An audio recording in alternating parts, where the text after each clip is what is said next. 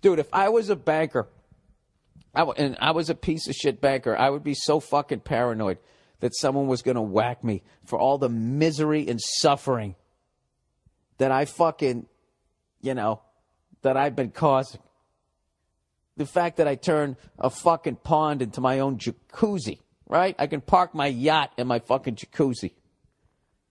And I just sit there, eating fucking crab legs and caviar every fucking day, standing on fucking dead babies' heads. There's no fucking way I would ever get in a fucking town car. There's no way. There's no way.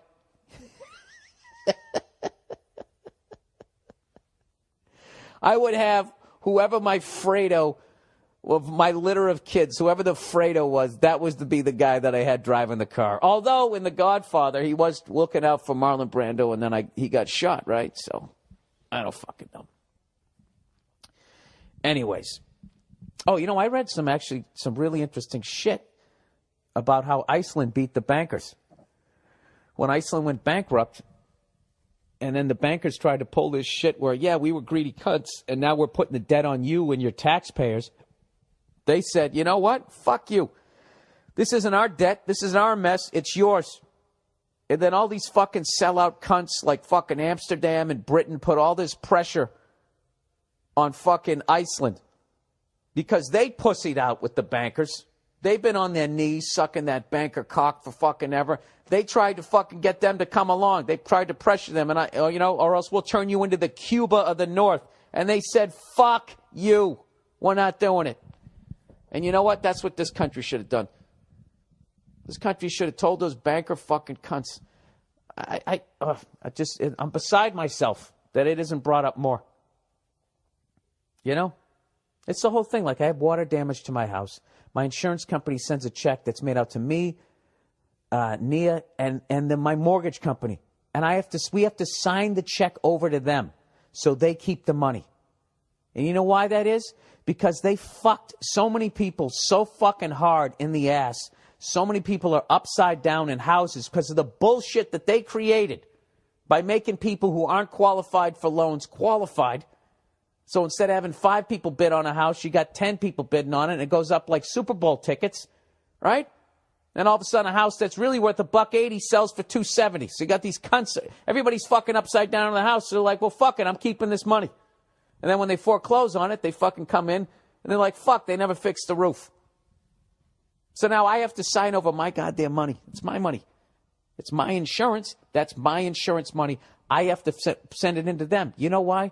Because, people, it's not my house. It's their fucking house. It's theirs. All right? And if I ever pay this fucker off, which I'm gonna, I drive a 6-year-old hybrid. All right? I don't give a fuck. I dress like Malcolm Young because I'm getting these cunts out of my life. And this is what's going to happen. I'm going to pay off this fucking house. And you think when I die, I can just give it to somebody else? It's my house, right? If I can fucking give away all my other shit, why can't I give the house? The house is going to have all taxes and all these penalties and all this bullshit. And whoever I fucking leave it to is going to be like, you know what? It's just going to be easier to sell it. And then they sell it.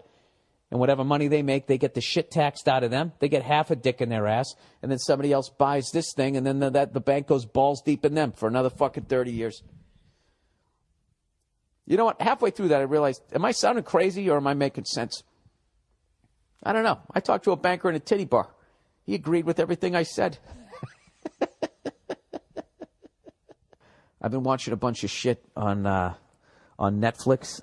I'm big on I like documentaries, and I watched 1.5 last night before I fell asleep. I watched this thing called The Queen of Versailles, which you have to see, and it's basically about this guy, 75 years old. 75 years old. He married Miss Florida in 1993, so he's fucking balling. Has 7 kids with her, right? And he's got this, he sells timeshares, which, is really a shady fucking business. Hey, I don't, what is it, fucking timeshare? It's a fucking overpriced hotel room, isn't it? I mean, I don't know. What am I buying? If I spend all that money, I don't want to be laying in a bed that somebody else has been fucking in. I want a brand new bed, okay? That's deal number one. Because other than that, I can go lay in a bed that everybody else fucked in all year long. It's called a hotel, right? But this guy was the biggest timeshare company in the world, according to him. And he was in the middle of building the biggest house in America, and it had 10 kitchens. There's fucking 9 people in their family. They have one more kitchen than they have people in their family. All right? You have to watch just to see them. I mean, it's not finished yet because in 2008 they got caught up on all the banker shit. And but you just have to see when his wife walks in with her friend, and when they walk up these stairs, I'm telling you, these fucking stairs are wider than the stairs at Grand Central Station in New York City. They go upstairs, and the fucking friend of the Miss 1993 Florida is like, because they haven't like put the walls up, it's just the framing of it. She goes, "Oh my God." She goes, "Is that your bedroom?" And she goes, "No, it's my closet." It's But if you really want to see, okay, now a lot of people will watch the Queen of Versailles and go, "Look at these two selfish fucking people and all the waste and all that." Abso-fucking-lutely. That's on the fucking surface. But underneath all of it, you see a guy who doesn't want to declare bankruptcy and put that money on the American people and wants to fight his way out of it, and the bankers won't do it. Like, he had a building out in fucking Vegas. He put $350 million of his own fucking money in, and now he can't make the payments. So he wants the bankers to try and, give him some of the bailout money, and they kept all of it. Because this is the thing. If they get him to default on that, they get to keep his $350 million and sell the fucking building all over again. And obviously this guy, he got overextended. He made the mistake of not realizing, what bankers are and what it is that they do. They're not your friends. They're not trying to help you grow your fucking business. They're trying to make every fucking dime off you as they can. And when it's over, you bust the joint out. I just started thinking about the fucking Goodfellas. Well, they start burning it down. But rather than burning the place down, it's you. The Ray Liotta and fucking Joe Pesci are fucking tying those little candle things to you. Trying to bang this fucking Jew broad over here. You can't help me out? What's the world coming to? And then you burn to the ground. That's it. But the building's still standing. And then they get some other group to go in there. And then they fuck them in the ass. I'm telling you. We should all, as civilians, you remember the ending of Scarface when they were coming over the wall? That's what we should be doing right now in gated communities, going to bankers' fucking houses. We should be dragging them out by the tassels of their fucking wingtips. New house. Dearest Billy Boy, keeping it short and sweet due to your undying hatred for reading out loud. I actually don't mind it. I hate sounding stupid. My fiance and I are moving into our first house on Friday. Any last-minute advice? Yes. Well, it's too late. You already bought a fucking house. My first thing would be drive less of a car. Wear less clothes. Everything less. And start knocking out the principal. All right? You got to start knocking that fucking thing down. And once you knock it down to a certain point, then they're going to come at you and be like, "Hey, do you want to refinance? You want to refinance? Look, your mortgage payment will go from $1,500 down to $1,200. That'll save you $300 a month." That's all a fucking scam. Okay? Do you really think there's somebody who works at the bank and his job, and he's sitting there going, "How can this bank make less money?" Oh, I know what. I mean, how long would that guy work there before he got fired? It's a scam. Because what happens is if you're like 4 or 5 years into your mortgage, they're going to refinance it, and your payment doesn't go down $300 and you're still 5 years in. It starts back at zero. All right? Now you have that payment for 30 years, and you're starting all fucking over again. So the $300 that you're saving each month, they're making more in the fucking interest in the long run because they sent you back to square one. It's all a fucking scam. I'm telling you, go to the gated communities and go over the fucking wall. Don't really do that, all right? I don't want to be held responsible for that. These are all jokes. Wink, wink, nudge, nudge. Oh, here's a nice creepy thing. It's really not a nice creepy thing. It's just sort of a fucking creepy thing. So we rented this car when we drove up to Edmonton from Calgary. And we had the thing. Actually, we picked it up at the airport. And, we were driving over to the casino. That's what it was. Driving over to the casino. And I just look on the dashboard. I'm like, what the fuck is that? What is that on the I'm like, is that a camera? I think it was a camera. And I think it was pointed at us because there was nothing in the front. I don't know if it was the GPS antenna. I don't know what the fuck it was, but it was really creepy. So I, of course, threw a fucking newspaper over the goddamn thing. And when I got back to the hotel, I looked up about cars and cameras, and I found this article here. It says, is your rental car company spying on you and your driving? Here's how they do it. All right. Rental car giant Hertz has admitted it has cameras installed in about 1 in 8 of its cars in the United States, but those cameras built into Hertz's never-lost dashboard assistant that offers routing help and local city guides have never been turned on. Give me a fucking... Really? You spent all that money and you never turned them on, you lying cunts? Hertz has said loudly and repeatedly they've never turned them on. Understand that Neverlost 6 was launched by Hertz in early 2014. The product has been out there for over a year, and only now is it causing flap, probably because most renters began noticing a creepy camera pointed at them. Understand, too, there are excellent reasons to worry about car rental companies spying on drivers, but very probably Neverlost 6 is not one of them. Hertz said it lacked the bandwidth to use the cameras anyway, but it is scorched so severely in the media flap of the past weeks that industry experts indicated that Hertz now would be just about the last company to spy on its customers. Does any of that make any sense? That you'd put a camera in there and then you wouldn't use it? You'd install a camera and, we're just a little mom and pop place. We don't have the fucking bandwidth for it. Some of this shit's funny. They actually find some people like hundreds, sometimes thousands of dollars using this shit. And basically, when you rent a car and they go, okay, you got to stay in the tri-state area or you're not leaving California, right? Some fucking guy, he left California, went to Nevada and then Arizona, and then they gave him I don't know where the fuck it was. He was slapped with a bill of $3,405.05 by adding $1 per mile to each of the 2874 miles he had driven because he had crossed the California state line into Nevada. To me, that's funny. Okay? Because that guy's a piece of shit. He lied to the car company. All right? I'm not just saying Hertz is a piece of shit. People who buy rental cars and they treat them like shit are also pieces of shit. But but to sit there and film people and then, they're going to start recording conversations. Do you understand, like, in the future, okay, you go to run for president, like, what could, like, bring you down is some fucked up thing you said, some argument you had in the car with some girlfriend you're not even with 20 years earlier. And they just bring that up in the middle of the debate. Like, I think in the future, like, once you become a public figure, they will just have on a disc, and it's all going to be logged.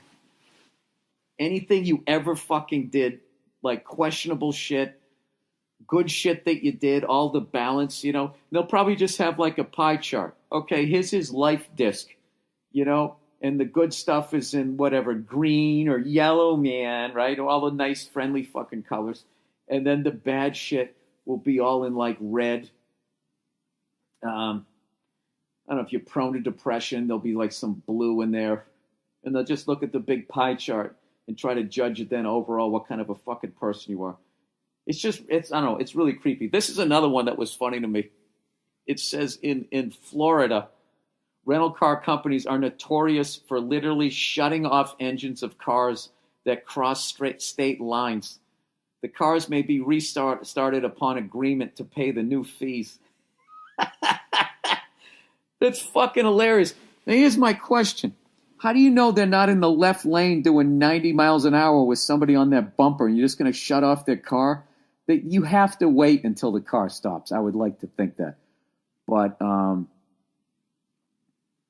don't know. Part of me, I don't mind if they track you with the GPS as far as that, and if you leave the state lines. I mean, that's only fair. You're fucking lying to them and the technology exists. But that shit to start recording conversations and videotaping you is like, I don't know, man. That really crosses a line. I don't know. Some people say, well, what about all these assholes texting and driving? They're killing people and that type of shit. There has to be a better way. What do you guys think? There's got to be a better way to keep. I mean, I don't even know how safe you have to make the world. I mean, there's too many fucking people. Can you let some people die? I mean, I know that's really morbid to say that shit, but I don't know. I'm kind of a fucked up person. So why would you listen to me? Why would you listen to this podcast?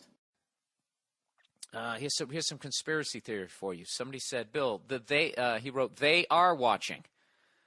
And I got trashed for talking about conspiracy theory. I've been trashed for talking about those automated checkout lines in the grocery store and saying that I'm paranoid and I'm afraid of technology and all this technology is just going to help my life and make my life more easier. And why don't you trust these big fucking corporations, basically. It's the shit that people are giving me. So after getting trashed for all, talking shit about all these corporations and actually having the audacity to think that bankers were all trying to team up and have one world bank, to become the loan sharks for not only individual, but actual countries. Okay?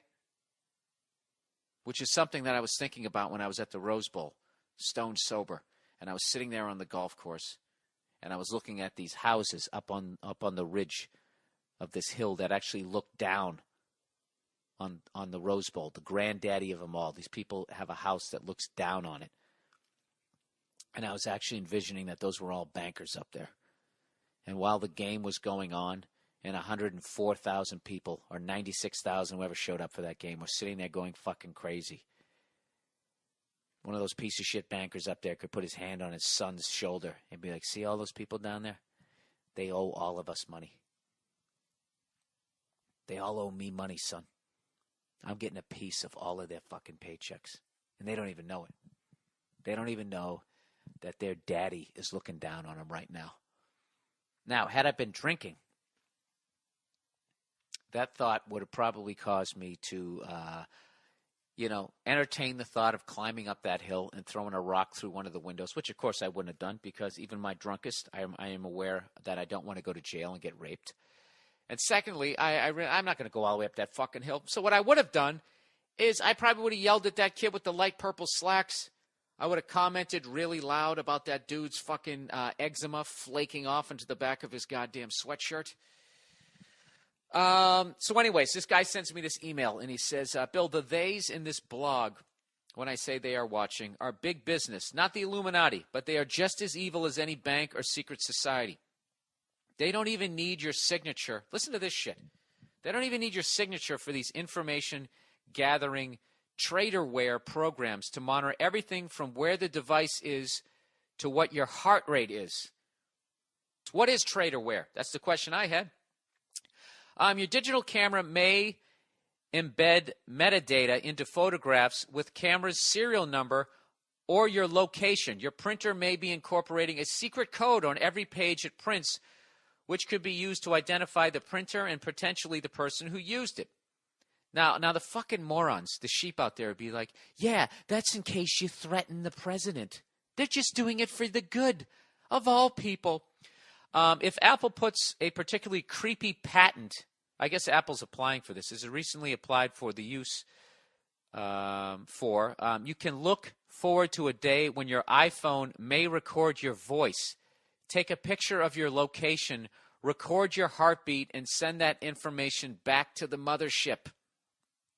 This is traderware, devices that act behind your back and betray your privacy. Now, this is what the moron sheep are going to be to say. Well, if you ain't doing nothing wrong, what's the problem? That's the philosophy. That was the philosophy behind why they can record your phone calls now. If you ain't doing nothing, we're chasing you. Come on, frogs. If you ain't doing nothing wrong. Do you realize how fucking dumb that mindset is?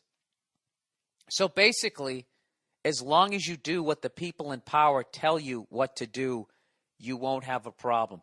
Do you understand how dangerous that is? Do you understand how fucking stupid it is to have that level of faith in the people who rule you? You know what I mean?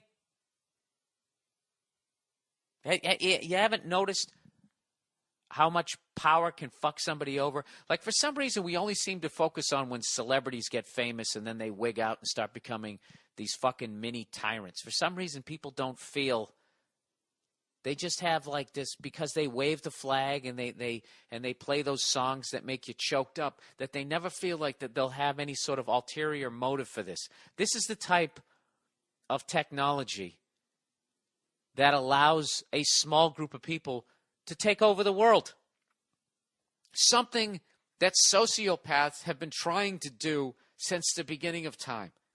And they were never able to do it because at some point your army would be stretched too thin. Right? The Germans, the fucking Roman Empire, all that shit. At some point, the fucking Japanese, all of them.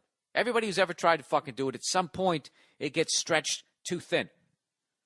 So America, what we've done is we've done the we're putting this base here to protect you thing, that brilliant thing. That's how we got our world empire.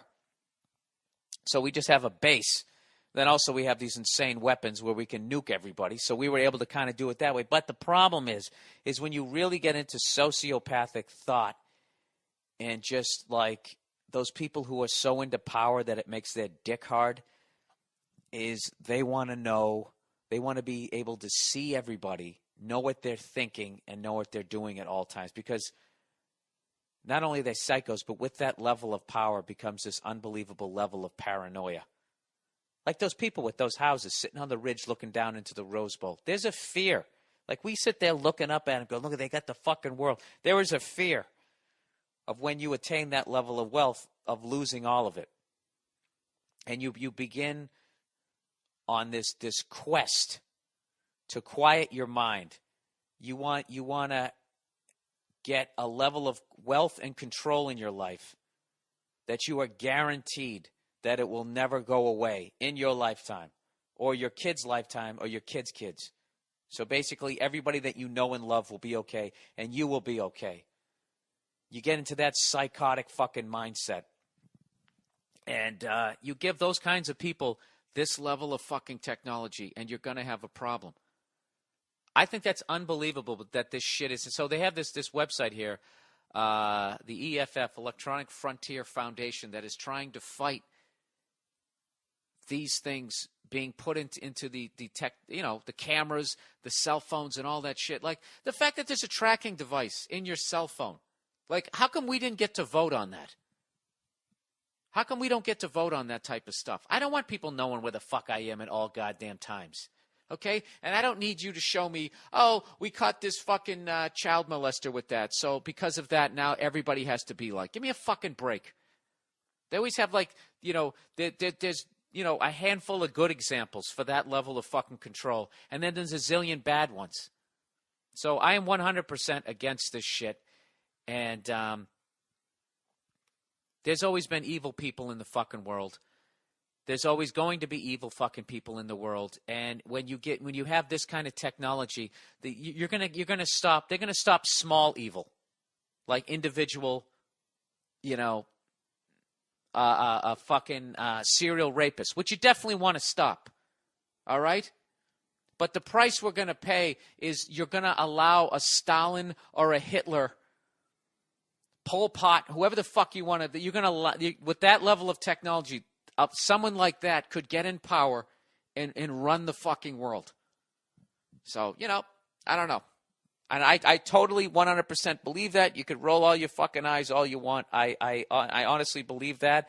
And I also believe that the reason why there's so many of us right now and that the people at the top are not fucking concerned about it is because we're all expendable. And when the waters rise up, the temperatures goes up and everything, they're not going to be the ones who are drowning. You can guarantee that they're using our taxpayer money to build some sort of something to make sure that they're okay. And I think that their bailout plan, because they know they can't stop people from fucking because it feels too goddamn good, and dicks and pussies are readily available to anyone. It's like air, you know? So I think what they're going to gradually do is phase us out with robots and automated shit, which is why I refuse to use it. Now, how fucking crazy do I sound right now? Has there been anything funny in the last fucking 5? This is shit that I truly believe. You know, corporations own like the DNA of a grizzly bear. That's why they don't give a fuck that they're cutting down its habitat. They're like, I will fucking grow another one in a petri dish. We're trying to take over everything. And then wipe out, I think they're going to try to wipe out the poor and the middle class. Keep a couple of us, like a small handful of us, you know, the way that pandas are only in like zoos at this point or some shit. I don't know. Maybe I picked the wrong fucking animal, but that's the direction I think it's going. All right? There's your first crazy rant, which was based mainly in gut feelings and a couple of emails. But I truly believe that. Dear Bill, recently I had to return some items at the mall. It was the day after Christmas, and I was with a girl I was dating. With the girl that I was dating. She wanted to return some shoes. So we went to the Journey store where the shoes were bought. When she got to the counter to return the shoes, the girl behind the counter asked her for her name, address, email, and phone number. Oh, my God. The amount of fucking people who actually give out that information. My girlfriend just gave the information over as soon as the girl asked for it. We were leaving the store. I remarked that I thought it was bullshit that she had to give away personal information to return a pair of shoes. She said it was not a big deal, but I didn't like it. All right. Why the fuck would you give somebody all that information? And just in case you're new to my podcast, just say, you can say no. Can I, I go out to buy shit all the time. Can I have your phone number? No. I don't even try to make it nice. I just say no. And then they go, oh, okay. Why do you feel like you got to give them their information? You're trying to buy something. I'm sorry, I can't sell you this unless I get your information. Well, then go fuck yourself. I'll buy it somewhere else. I don't even need it anyways. So anyways, he goes, next we go to American Eagle. You guys hit all the hot spot, huh? Then we went to Cinnabon. Next we went to American Eagle, where I had to return a shirt that was a gift. There was a long line for returns. Why'd you return the shirt? Huh? Did it not fit, or was it ugly as hell, or was it both? As I was waiting in line, one of the employees comes up to me with a clipboard with a little form to fill out. Now, is anybody else kind of getting the prison camp vibe here? You're standing in line to get processed, and there's a guy coming up. And what is your name, please? Your phone number? I stopped the employee and asked her why she needed this information. And she says that it was to verify my purchase. How fucking dumb are people? You going to verify my purchase? Well, here's the sales slips there, sweetheart. This verifies it. That's it. I don't know what to tell you. Why don't you and your clipboard, why don't you hold that clipboard between your little fucking beef curtains and take a fucking walk down the street? How about that, huh, sweetheart? Sir, there's no reason to use that type of language. Go fuck yourself. Huh? How about I fucking grab that ponytail and just... No, let's keep it clean this week, shall we, people? Anyway, he goes, before I could protest further, she said that I could just put my name on it. Oh, on the clipboard? When she walked away, I pulled out the gift receipt and said to my girlfriend, oh, here it is. Yeah, this is what verifies my purchase. Exactly. The clipboard employee wasn't as far away as I thought she was and heard me say, did I read that wrong? Yeah, heard me say this, and she began to explain further why I needed to give over the information. This is the part of the email I hate. He goes, I apologized and told her I realized it wasn't her and that it was just her company's policy that she was enforcing. She walked away again. I felt bad, so the next time I saw her, I apologized and said I realized that she was just doing her job, but she ignored me. She was probably pissed because it was the day after Christmas and I was causing her grief, but she could at least accept my apology, you bitch. I love how you go from being totally liberal and seeing somebody's fucking side of it to being, yeah, man up, you cunt. Anyway, I got up to the counter, and there wasn't any further problems. The guy at the register just took my name and didn't ask me for anything. I felt as though I had a small victory against the big corporations. Then this week, I had to go back to the store to return a hat my girlfriend got. Did you guys not make Christmas lists? Or are all your relatives blind? This seems to be a lot of returning of gifts. This is hilarious. You're returning a hat that your girlfriend got you. Dude, how horrific was that hat? Can you please send me a picture of it if you took one before you returned it?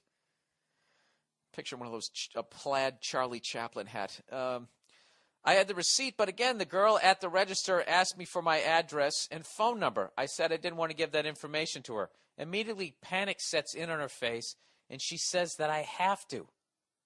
I said that I didn't have to the day after Christmas, and I wasn't going to now. Good for you. She calls over a coworker, and they both get defensive and hold to the idea that I have to give over my information in order to return a stupid hat, even though I had my receipt. I asked why, and they let me slide.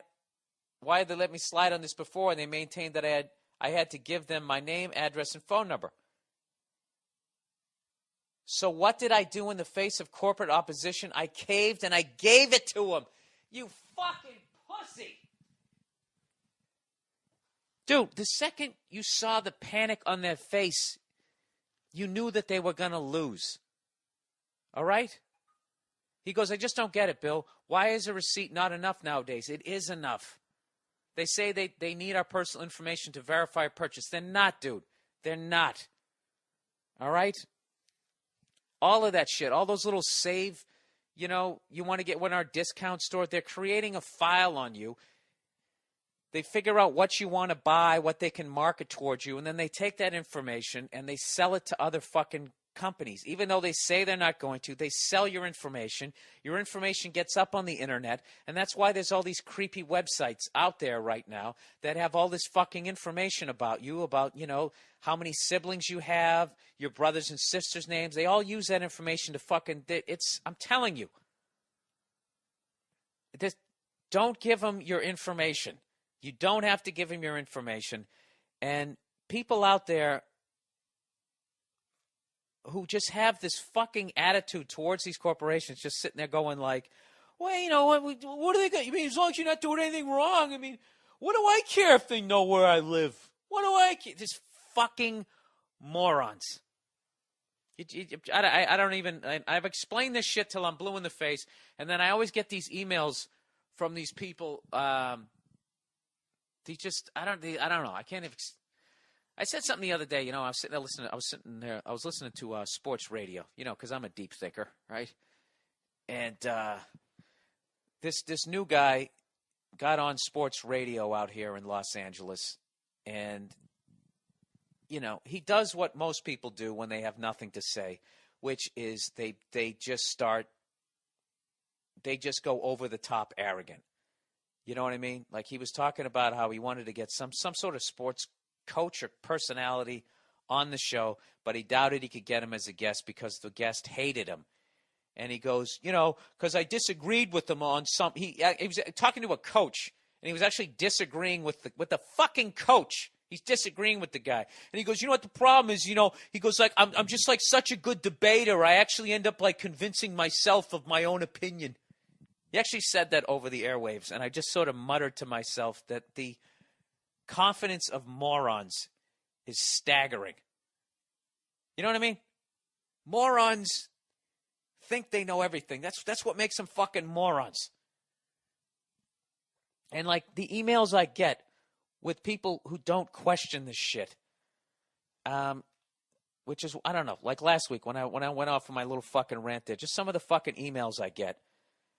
It's like people are sending me shit that kind of is backing up what I'm saying and then telling me that I sound like I have tinfoil on my fucking head, which obviously I am out of my fucking mind on some level, but I'm not out of my mind when I don't trust corporations, and I don't trust them when they say we're not going to do anything with this information. The other day I was in CVS and I go to buy something, and the lady asked me, did I have a save card? And I said no. She said, do you want one? And I said no. And she goes, well, that's okay. And she swiped the fucking thing anyways. And I was like, lady, what did I just say to you? Now, see, if I use my credit card, they'd have my name and then to match up to that fucking number and what the hell I just bought and just a little bit more information about me. And my question to all you people who have this faith in these corporations, why does that person do that? Why are they so hell-bent on trying to make that corporation less money in that moment? They give me this card. You know, like everybody has those cards, so you're not saving any fucking money.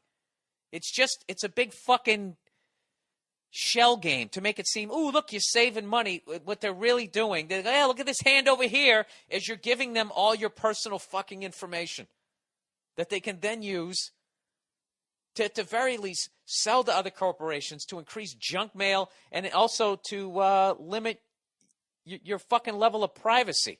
The fact that they can put all that shit up in the goddamn internet. People have been sending me these random websites where they have like your name and your address, where you fucking live and all this type of shit. It's like, how do you think that they get all that information? Do you think there's somebody sitting there with a phone book and just typing all of this shit in? I don't know. I don't fucking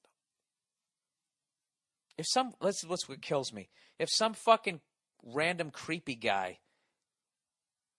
you know, you're standing there waiting for the subway, came up to you, asked you what your name, your phone number, and your address was, would you give it to him? No.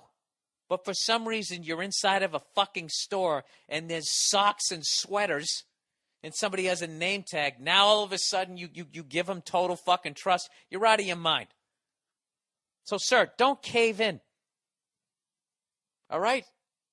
All you just say that's unacceptable. That's unacceptable.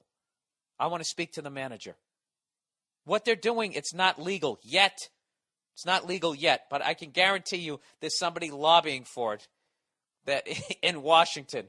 There's some sort of fucking high-powered lobbying group, I swear to God, is probably lobbying that from here on out, we need to have a law that if you're going to return a hat, you have to give us your name, your address, and your social security number, just so there's not another 9/11. Can guarantee it. So, yeah, you don't have to.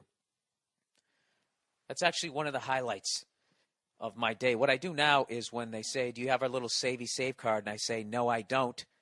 Would you like one? No, I don't. I then say, and please don't swipe another one. You know? And then I try to pay with cash. I love cash. Cash is fucking anonymous. All you guys out there who are sitting there watching these commercials where they make it look like credit cards are so fucking easy, you're idiots. You're buying into exactly what they want you to buy into, which is a cashless society so they can keep track of where you are at all fucking times and every last fucking dime that you make so they can get their greedy little fucking hands on it. You're out of your mind, and you're giving up an unbelievable amount of fucking privacy by creating a paper trail everywhere you go. Everywhere you go, what you're doing, where you're at, you know? And the sea of morons who are going to sit there and go, well, if you ain't doing anything wrong. I mean, I guess maybe I'm a paranoid psycho.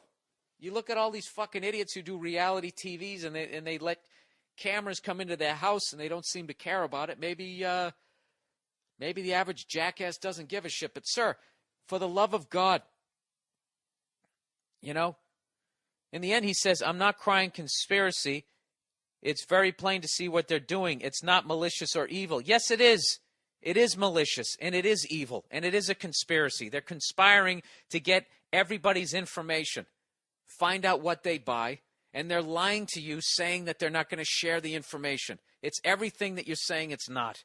It is.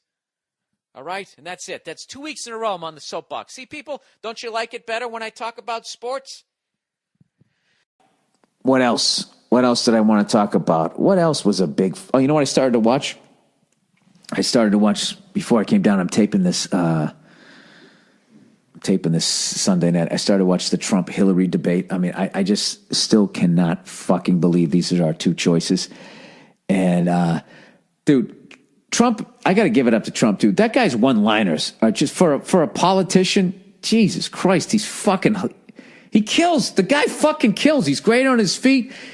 He'd make a terrible president. He's got no idea what the fuck he's doing or what he's even talking about. It's just like the dope versus the devil. You know, and I know everybody, that whole fucking, that shit that he said, I just go up, I grab him by the pussy. I mean, nobody just does that. I felt bad for Billy Bush. He was just sitting there. He's sitting there, some fucking unknown, 2005, he's still kind of unknown, Billy Bush, I'm going to talk about people who are in movies. He's not in a movie, he's a talking head. Cut the guy a little slack. He's sitting there with the Don. The Don's talking shit. He's talking about women, as guys do. I just walk right up and I kiss him.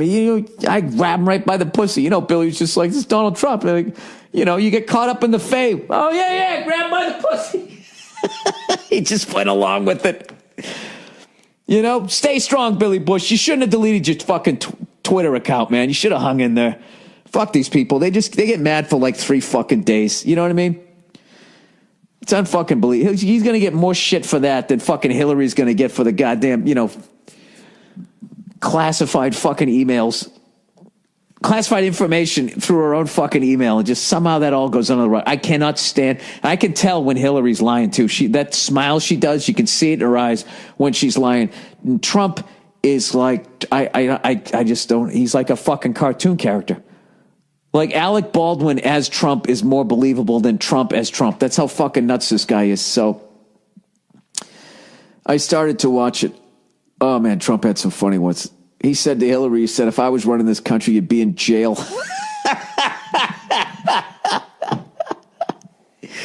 You know what's funny? To really see how hard Donald Trump goes, there's a clip. I don't know if you can still find it. The first time Donald Trump was on Letterman, and Rosie O'Donnell had said something about him, and he went off on Rosie O'Donnell. And he goes, well, she's a degenerate. And it was just so over the top. Letterman was laughing, just going like, Donald, you just can't go around saying that about people. And he's just like, it's true. She's overweight. He just fucking just no filter, just went right after him. And he hasn't changed at all since he's become a politician. Having said that, doesn't mean he's going to make a good president. He's just, I can't get past how many overtly racist people love the guy. And that's always a major red flag. You know what the fuck it is with this fucking election? It's like you either got the guy that's going to rally up the fucking neo-Nazis, the guy that rallies up the white guys that think that there's something being taken away from them, or you got Hillary, but he's actually, or you got Hillary who's actually she's gonna be in bed with the corporate cunts up at the fuck. It's like a lose-lose. Either you got somebody rallying up this fucking cesspool of people at the bottom, as far as mental. I'm not talking financially, mentally speaking. Or you got Hillary who's just, she's gonna give them their wars. She's gonna let the fucking robots be made and all that I don't know. I don't know what that. Oh my God. It's just fucking, and her fucking pantsuits. That's the only thing I like about her. I love the pantsuit. If I was a chick, I would wear fucking pantsuits. I mean, you got to go with it. At some point, as a woman, you reach your pantsuit age, and you just got to give into it. That's like a man. At some point, you got to stop wearing your tank tops, and you got to put on a sport coat. All right? Try to keep the carbs low. Do the best you can. At some point, you just get to that fucking age. That I see. I do have to say, though, this presidential election and these two choices is one of the most depressing fucking things I've been around in a long fucking time. I just can't fucking believe it's a reality TV show star or the fucking devil. Ooh. Oh boy. All right, Ministry of Truth. Hey there, Billy. Hey there, Billy of Rights. I'm sorry, guys. I'm so fucking jet lagged here. This podcast is really just fucking lagging here. Dragging, I should say. Lots of people are comparing Trump to Hitler. But back in December, Obama tried to quietly pass a bill that would allow the government Yeah, I saw this. Have jurisdiction over news and outgoing information on all channels, i.e. TV, internet, radio. That includes you. You can read the fine print in the article below. Also, fuck all the people listening who haven't read the legislation but are already up in arms because it goes against who they cheer for. Amen to that. Amen to that. Everybody, like last night, all these fucking guys at this fucking award show, everybody trashing Donald Trump. Nobody brings up the fact that Obama basically signed something that is going to implement an incredible level of fucking censorship. Like they're basically going to decide what is real news and what is fake news. I mean, I'd like to think, because I openly admit that I don't read, and the shit that I say is just fucking absurd, that I would be, exempt. But who knows?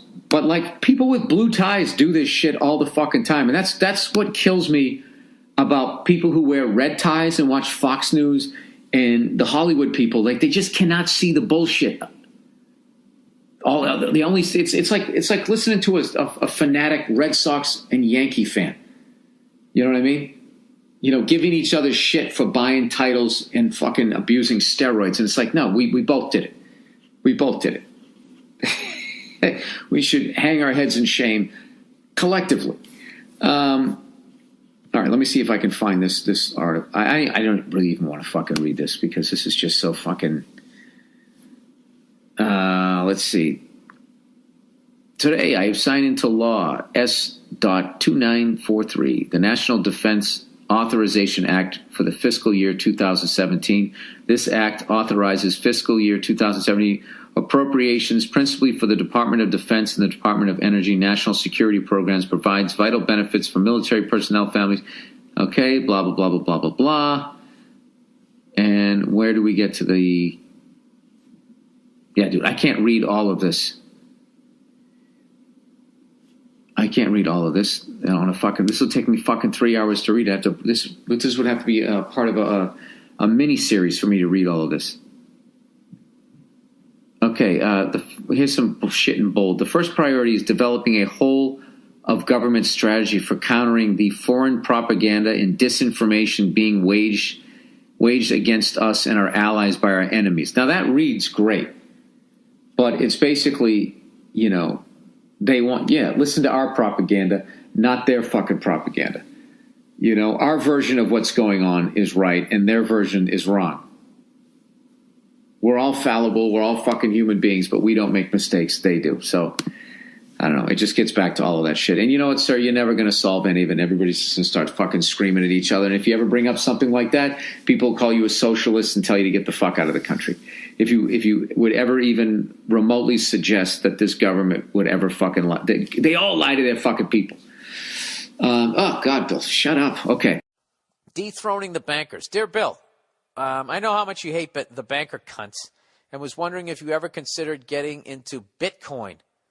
The decentralized nature of the currency creates no need for central banks controlling everything. I'd suggest creating a Bitcoin wallet and playing around with a small amount of Bitcoin to learn how the system works. It's the most exciting thing in technology and finance since the invention of the internet.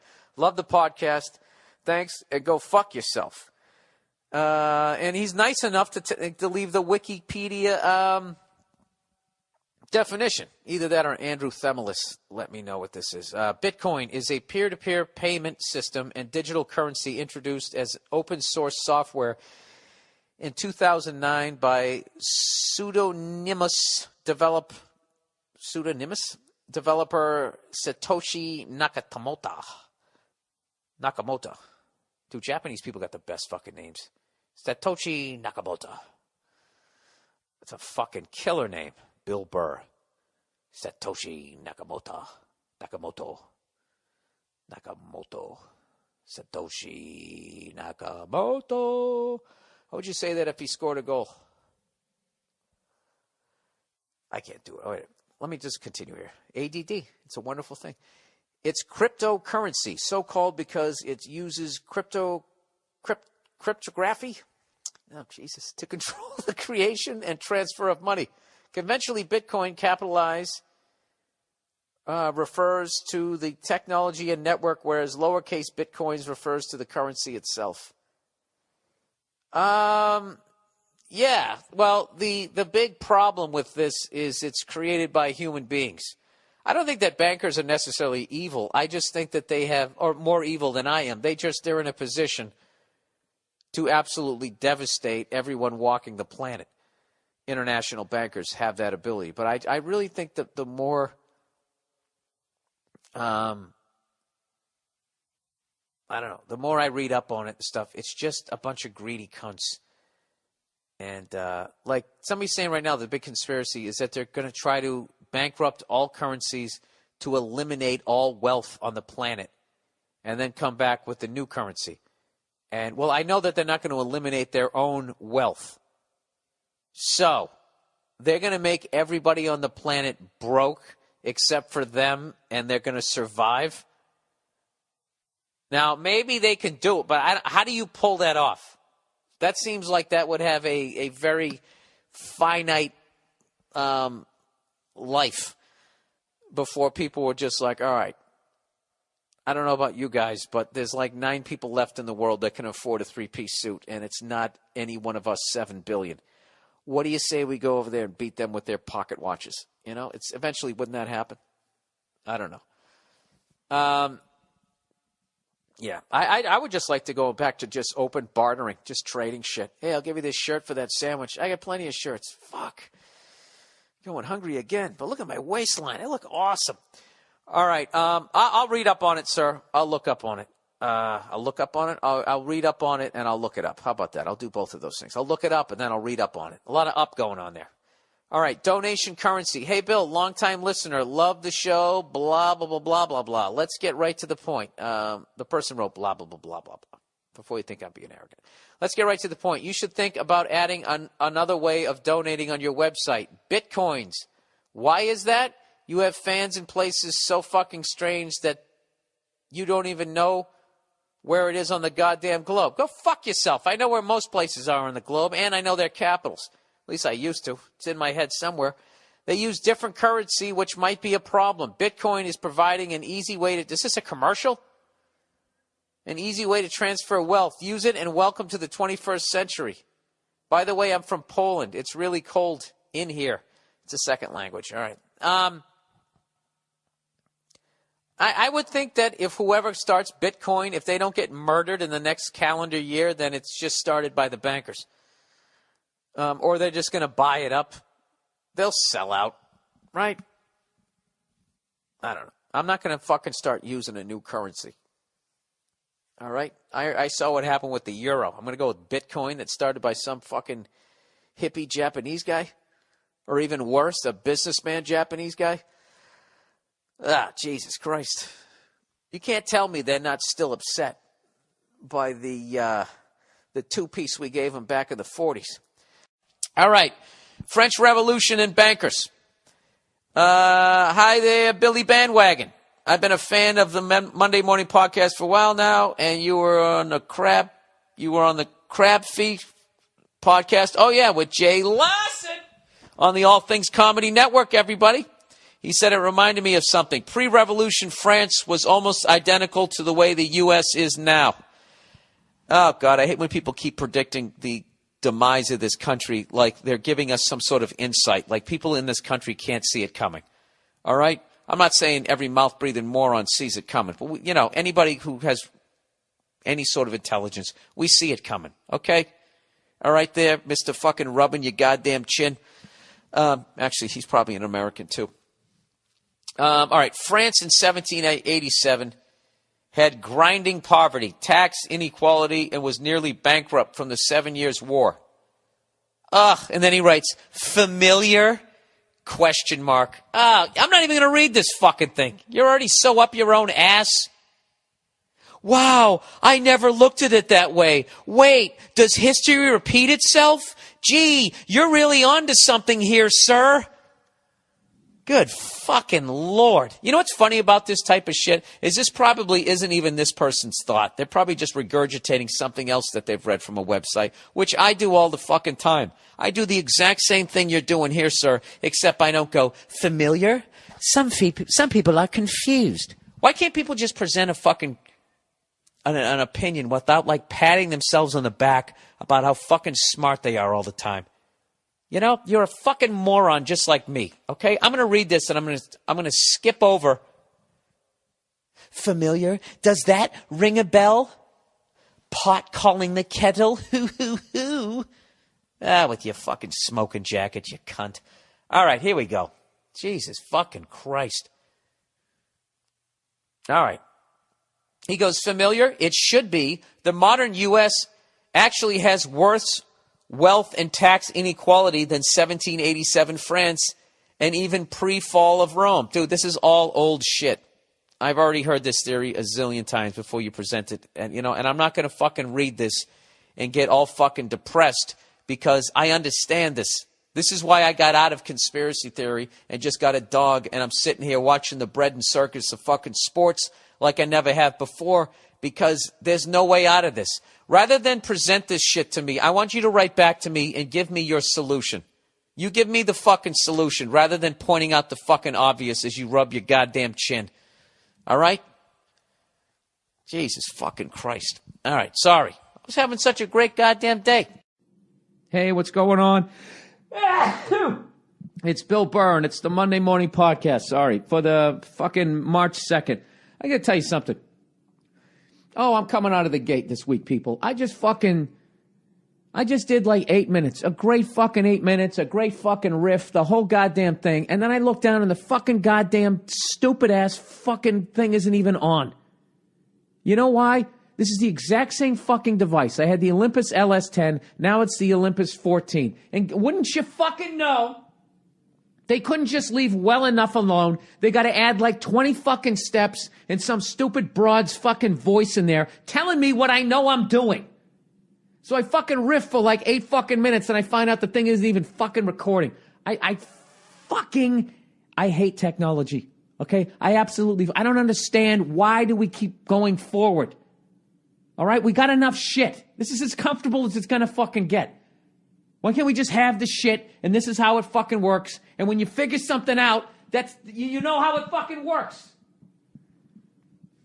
Jesus fucking Christ. I told you guys, and I fucking will never stop bitching about these things. I fucking was talking on my podcast saying how, you know, I needed a new pair of fucking headphones one week, right? So some fucking person who listens to the podcast ended up sending me a pair of fucking wireless fucking headphones. Wireless fucking headphones. And I gotta tell you, I've never had more fucking problems with something in my life. You fucking sitting there, my whole life, headphones fucking work. You plug them into something that's charged. The headphones never, the amount of fucking times I sat there with my phone listening to fucking music. My phone is charged and then the headphones went out and I couldn't listen. It's just fucking, why did you add that step? Electronic pencil sharpeners and all that shit. And now it's just something that's going to fucking, that drives me up the other one, the other pencil sharpener. You could buy a pencil sharpener once and you could have that thing for 100 fucking years. And little kids could walk up and be like, oh, this was my grandfather's. When he used to, you know, fucking sharpen pencils and when he built stuff. When we still had good wood in this country. Right? It wasn't all wet because it was brand new fucking trees. It was old shit. Oh, my God. I was in such a great fucking mood. It's completely changed the whole fucking vibe of this goddamn thing. Anyways, let me relax. Calm down. Let me try to get back to where I was. I was in such a fucking great mood because I'm back out here in Los Angeles. Let me make sure this thing's recording. Let me make sure everything's okay. The goddamn nerve center here, you know? Fuck. All right, from Turkey. I'm sick of being called a delusional conspiracy theorist by my family and my lady. He said, I live in the Republic of Turkey. Maybe you've heard that there was a coup here last year. Yes, I did. I put it in quotation because it was the most pathetic attempt in Turkish history. So it didn't go down like the Ukraine. Long conspiracy short, your guys were losing control of our guys, whom they installed here to have a nice little proxy to the lovely oil deserts downtown. I already love how this person is thinking. So they try to pull the carpet from under our guys because God knows they can't pass aggression wars in your Congress anymore since you American citizens are woke as fuck now, thankfully. I guess we're not because I don't know what any of this means. By the way, you don't write like you're from Turkey, like this is your second language. You're using like really high-level slang for someone who lives on the other side of the world. Anyways, this pathetic coup attempt created a lot of turmoil here. I mean, it would be less destructive if it succeeded, because now through their paranoia, they are going full apeshit, which turns Turkey to a bittersweet heaven for conspiracy theorists like myself with all the stuff going on.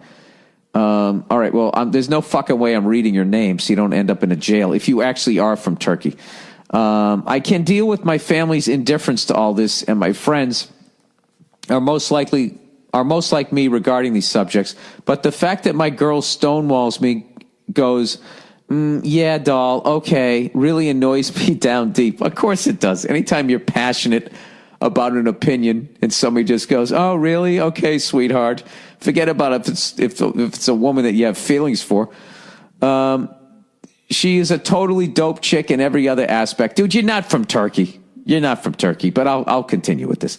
Fun to hang out, hates the movies and music I hate, has C-cup fun pillows that were sculpted by God himself for my palms, but I can't help lose respect for her when it comes to her not giving a single shit about politics and stuff. She's convinced she doesn't get affected by them for some reason, and it doesn't matter. I'm curious how you dealt with this feeling. Also, I'm very interested in how you reach information about the world and what news outlets you trust. From Turkey with love to you and Nia. All right, well, let's say you're from Turkey. Very impressive. Your English and your slang. You're actually better at my language than I am. All right, here's what you have to understand as a conspiracy theorist is that you're really you're a lot to deal with, and you really wear people out. This is what I learned when I went down the rabbit hole, which I got out of a good 2-3 years ago, is that as much as you don't trust what the fuck people are telling you, which is really common sense. And I'm not saying there's a bunch of fucking crazy people living under a mountain pulling the strings. But what I'm saying is that everybody is spinning this shit because everybody has their own agenda. So you don't, like if you fucking showed up to a 2-car accident, okay, both people are going to spin it in a way, even if one person was 100% right, they're still going to spin it. So there's no fucking way that, they can be perceived. They're going to spin it just because the other person is spinning it, just to offset their spinning of it. It's like listening to that whole fucking Russia hacked into our shit. You're going to listen to the Democrats spinning it, the Republicans spinning it, the CIA spinning it, and then fucking Russia, their spin on it. So at the end of it, who the fuck knows what happened? I just love how our country is acting like we don't spy on Russia and we don't try to influence elections around the fucking world, and we haven't placed people in power, taken people out, and all of that. It's fucking hilarious. All of a sudden it happens to us, and it's a big goddamn tragedy. So I would say respect the fact that she's not into politics. I'm envious of people that can then, I kind of did that after a while. Like, after a while, it's just like you're screaming into a tornado. All right? It's way bigger than you are.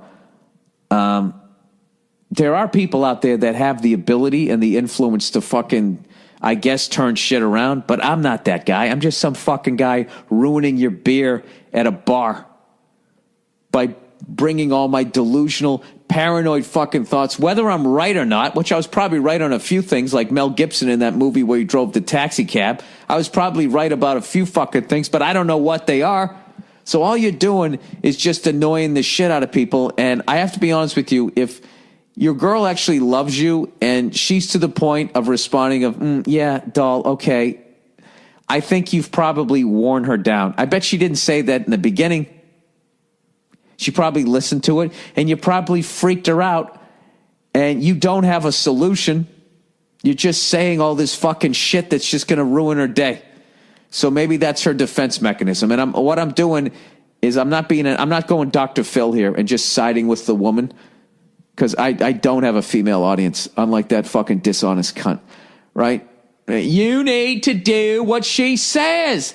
Woo!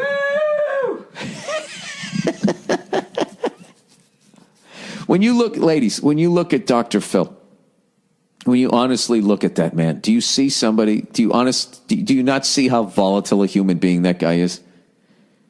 Can you just imagine living with that man when he loses his shit? Just imagine that semi-bald head and face just beet red screaming at you. His spittle getting caught in his mustache. Just imagine that. And he's a big man too, okay? I'm telling you. I know he's got that southern drawl and you just think everybody's a fucking gentleman. You know, the way women love a foreign fucking accent. I guess guys like it too. I don't know. I don't know what the fuck I'm talking about. Anyways, let's get back to this guy. To lose respect for the fact that somebody's not into what the fuck you're into is, that's a sign, you know. It'd be one thing if she just didn't give a fuck about, I don't know. I'd have to know who the fuck she was. That could just be a defense mechanism where it's just like, whatever, it doesn't affect my life. You know, I've done that with global warming and all of that type of shit. I've just started to block it out because there's nothing I can do to get people to, I don't even know what the fucking solution is. The only solution I have is to fucking exterminate most of us, 90% of us, and then just fucking everybody sits in a ball and hopes that everything that we've put into the earth and into the air kind of goes away after a while. That's the only solution I have, which I don't think that that's going to work. So, I don't know. I just, you know, I try to fucking do whatever the fuck I can do, which is, you know, I don't know. See, dude, this is why people don't like, see, you literally bringing this up has brought me to a dark fucking place. And your email alone just told me that, just got me to say that we need to exterminate 90% of the people on the fucking planet. How insane is that? How are you going to do that, Bill? You going to do that to babies too?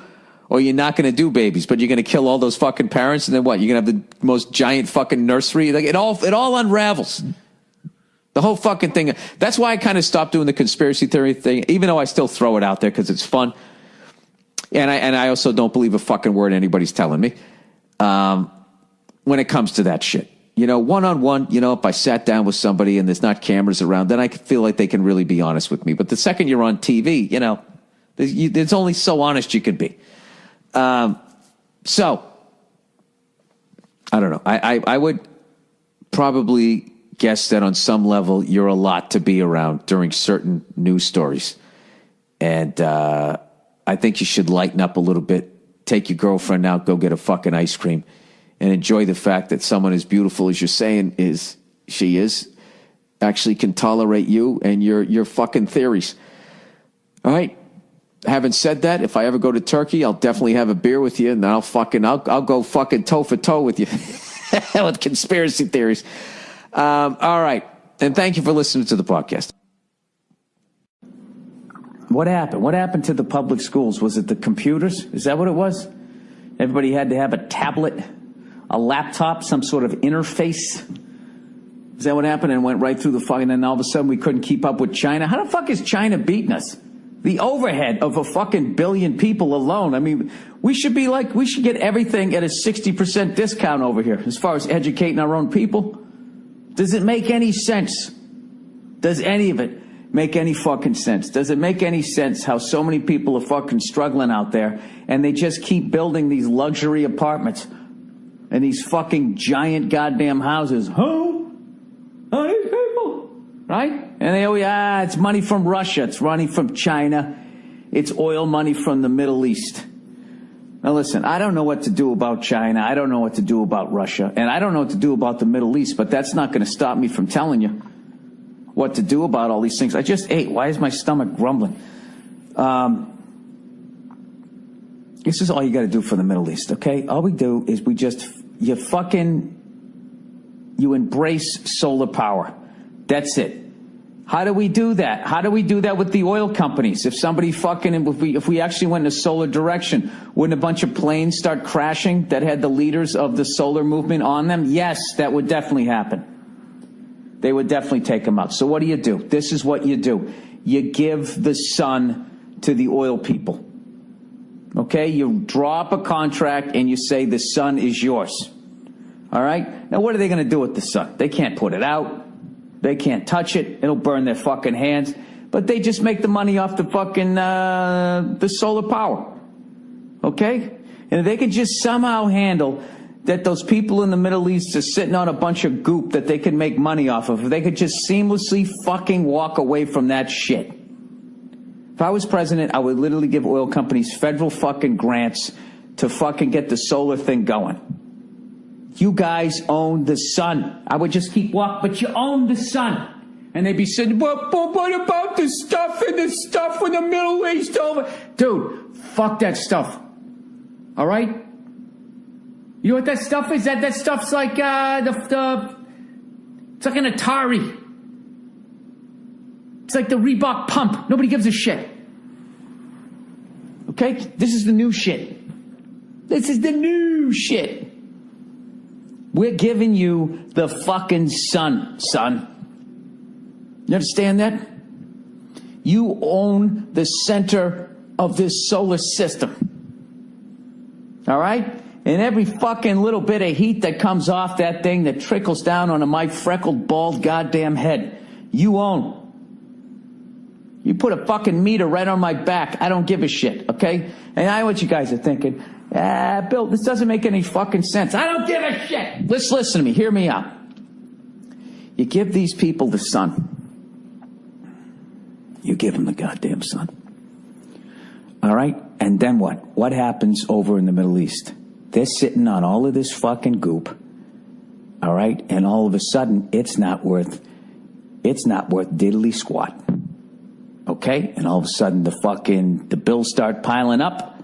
They don't know what to do. They start selling their properties over here. They want to give money to the terrorist groups. They don't got the money to do it.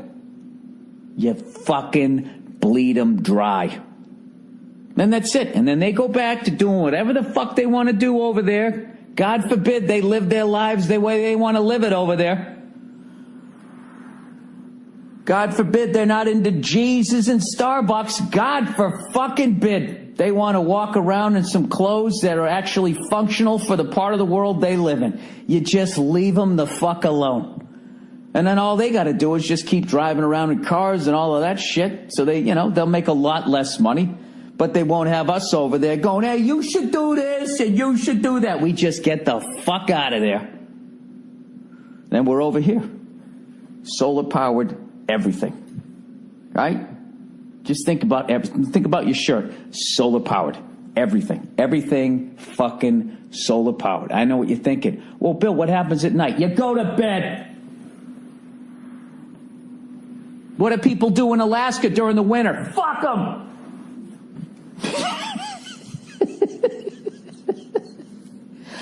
We gotta get out. We gotta get out of that place.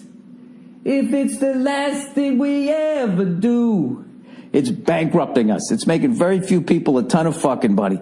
It is bankrupting us. You cannot solve that shit. Okay? So, now that we know you can't solve it, because I said you can't solve it without doing any research, now that I've established that as a fact on my own podcast, the only other reason to be over there is they're sitting on all that goop. But now we don't need the goop. The goop is on fire. We don't give a fuck. Keep it. Right? You give the sun to the oil companies. That's it. Just go total solar power. You know? Jimmy Carter, that Georgia peanut farmer, he said it 40 years ago. He said, we are addicted to oil. We just kept going and going and going. And now look at us. Now look at us. Spending all this fucking money over there. They're giving it to the cunts that are shooting shit at us, right? And then we're shooting back at them. They're making all this money. And then they come over here and they buy a 50,000 square foot house. Overlooking our shit. Hey. We overlook you. We're up on the hill, not the other way around. Huh? You give them the sun. Oh, God, you guys, I'm telling you.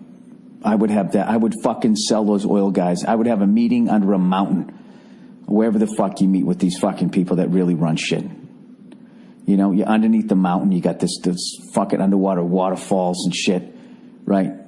There's like these Planet of the Apes fucking things walking or whatever the fuck goes on underneath that thing, right?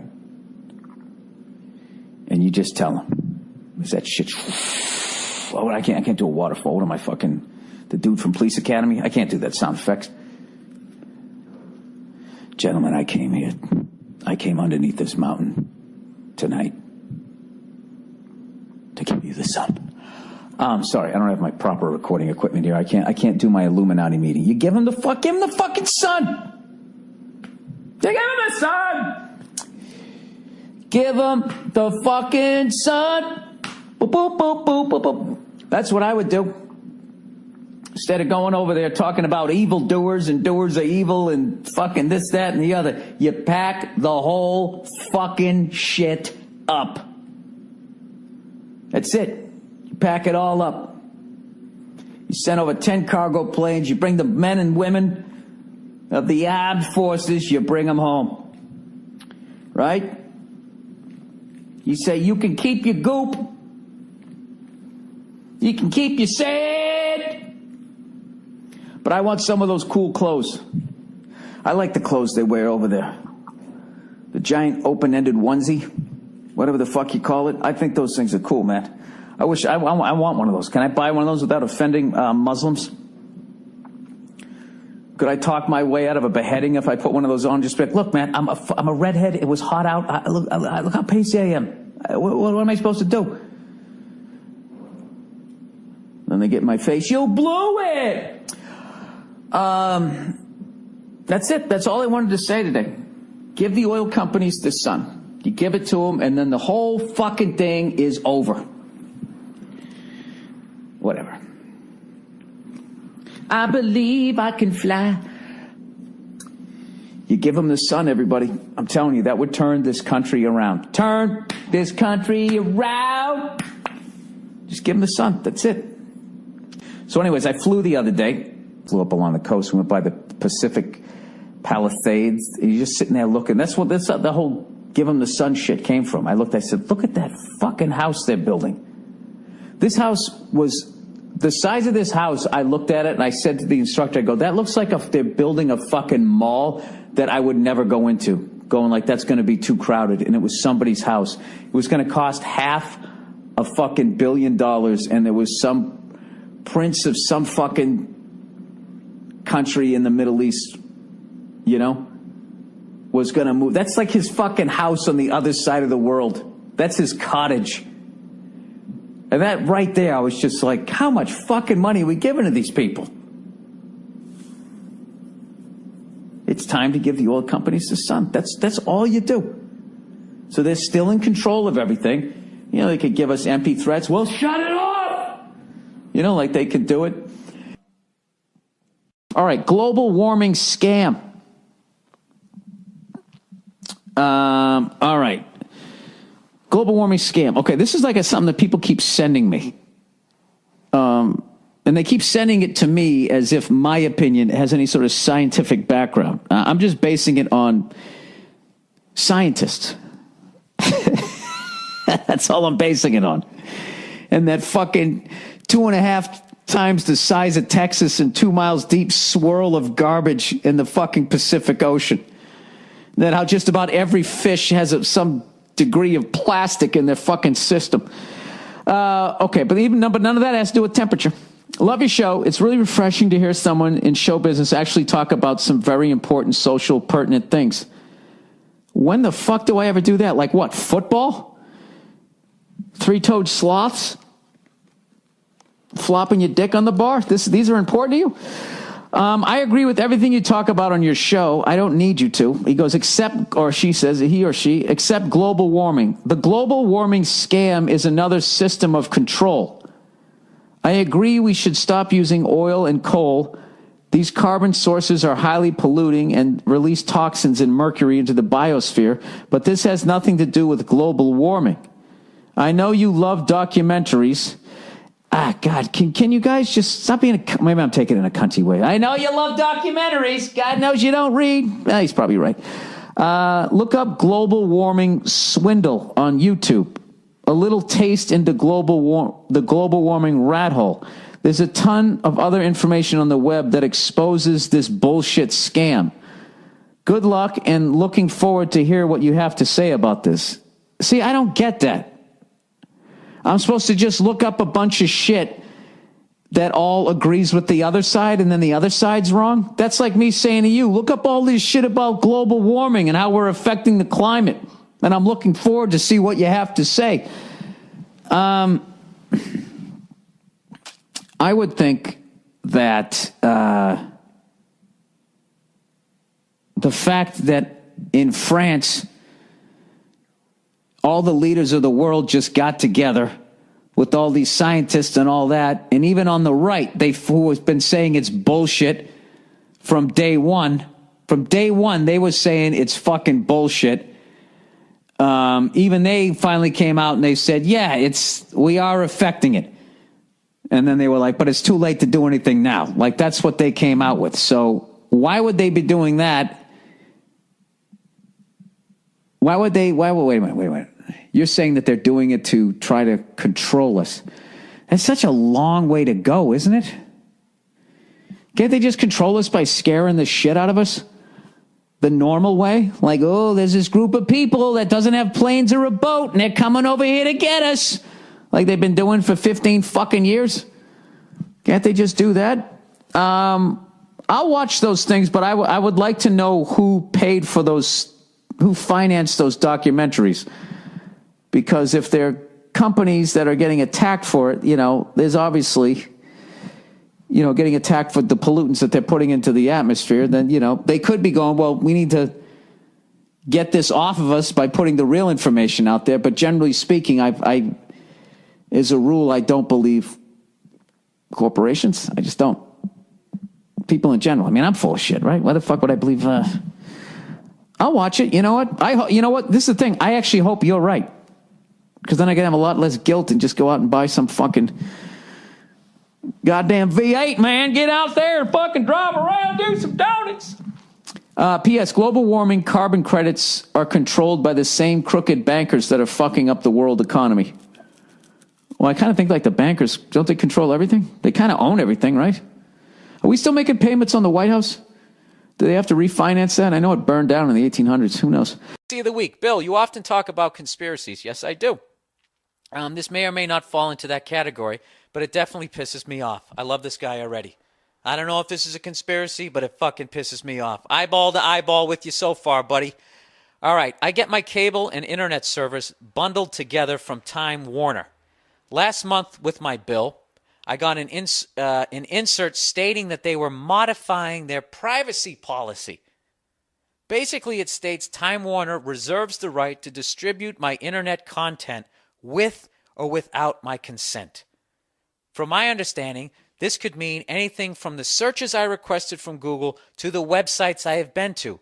What rights do we have in this country anymore? Just venting. All right, dude. Yeah, absolutely. Basically, what they've been doing the entire fucking time since the beginning of the internet is now becoming legal. So for all you people out there who always thought like I love when you watch like those talk shows and they talk about sexting, like your text messaging, I want to fuck you from behind, whatever. Why that's sexy, I have no idea. Do you think their thumbs tremble? But whatever, I'm not going to judge. Or like they talk about Skype sex. And they'll be like, why do these people do this? Why would somebody who would never... And they always bring a psychologist on, right? And they always have a beard, so you know that they majored in psychology, right? And then they always say the same shit. And they'll be just like, well, it's the anonymity of it. They feel anonymous. And in that situation, they do things that they normally wouldn't done. Well, first of all, people, it's not anonymous, you dumb fucks. It isn't. They're just saying it's anonymous. They just said it. You don't think that they're building a file on you? It's all these fucking morons who've lived a life of the straight and narrow, get on Skype, and they stick their junk right in the camera. You're an idiot. You're done. You're already done because they're building robots right now to fucking replace all of us. And what did you? But they're gonna keep some of us because somebody's got to oil their fucking robot joints. And what did you do? You stuck your dick in the camera. You're done. You're processed. It's over. It's over. You got to take the driver's test. I wouldn't even study. You're fucking finished. You're gonna get processed just like those people in that fucking movie with that guy who just died. I can never remember the name. What's the name of it? Patrick Swayze was in it. Blood Force Thunder. New America. What the fuck was it called? Here come the Russians. Piss in the radiator. All that hatred's gonna eat you up. Keeps me warm. Remember that?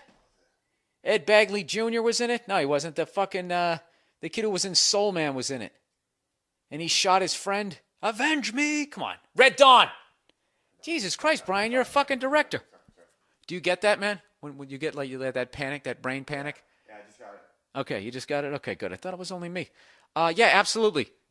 Know this, people. If you want to watch porn, like porn, the porn industry is going through what the music industry is going through right now, where all of a sudden the shit just became free.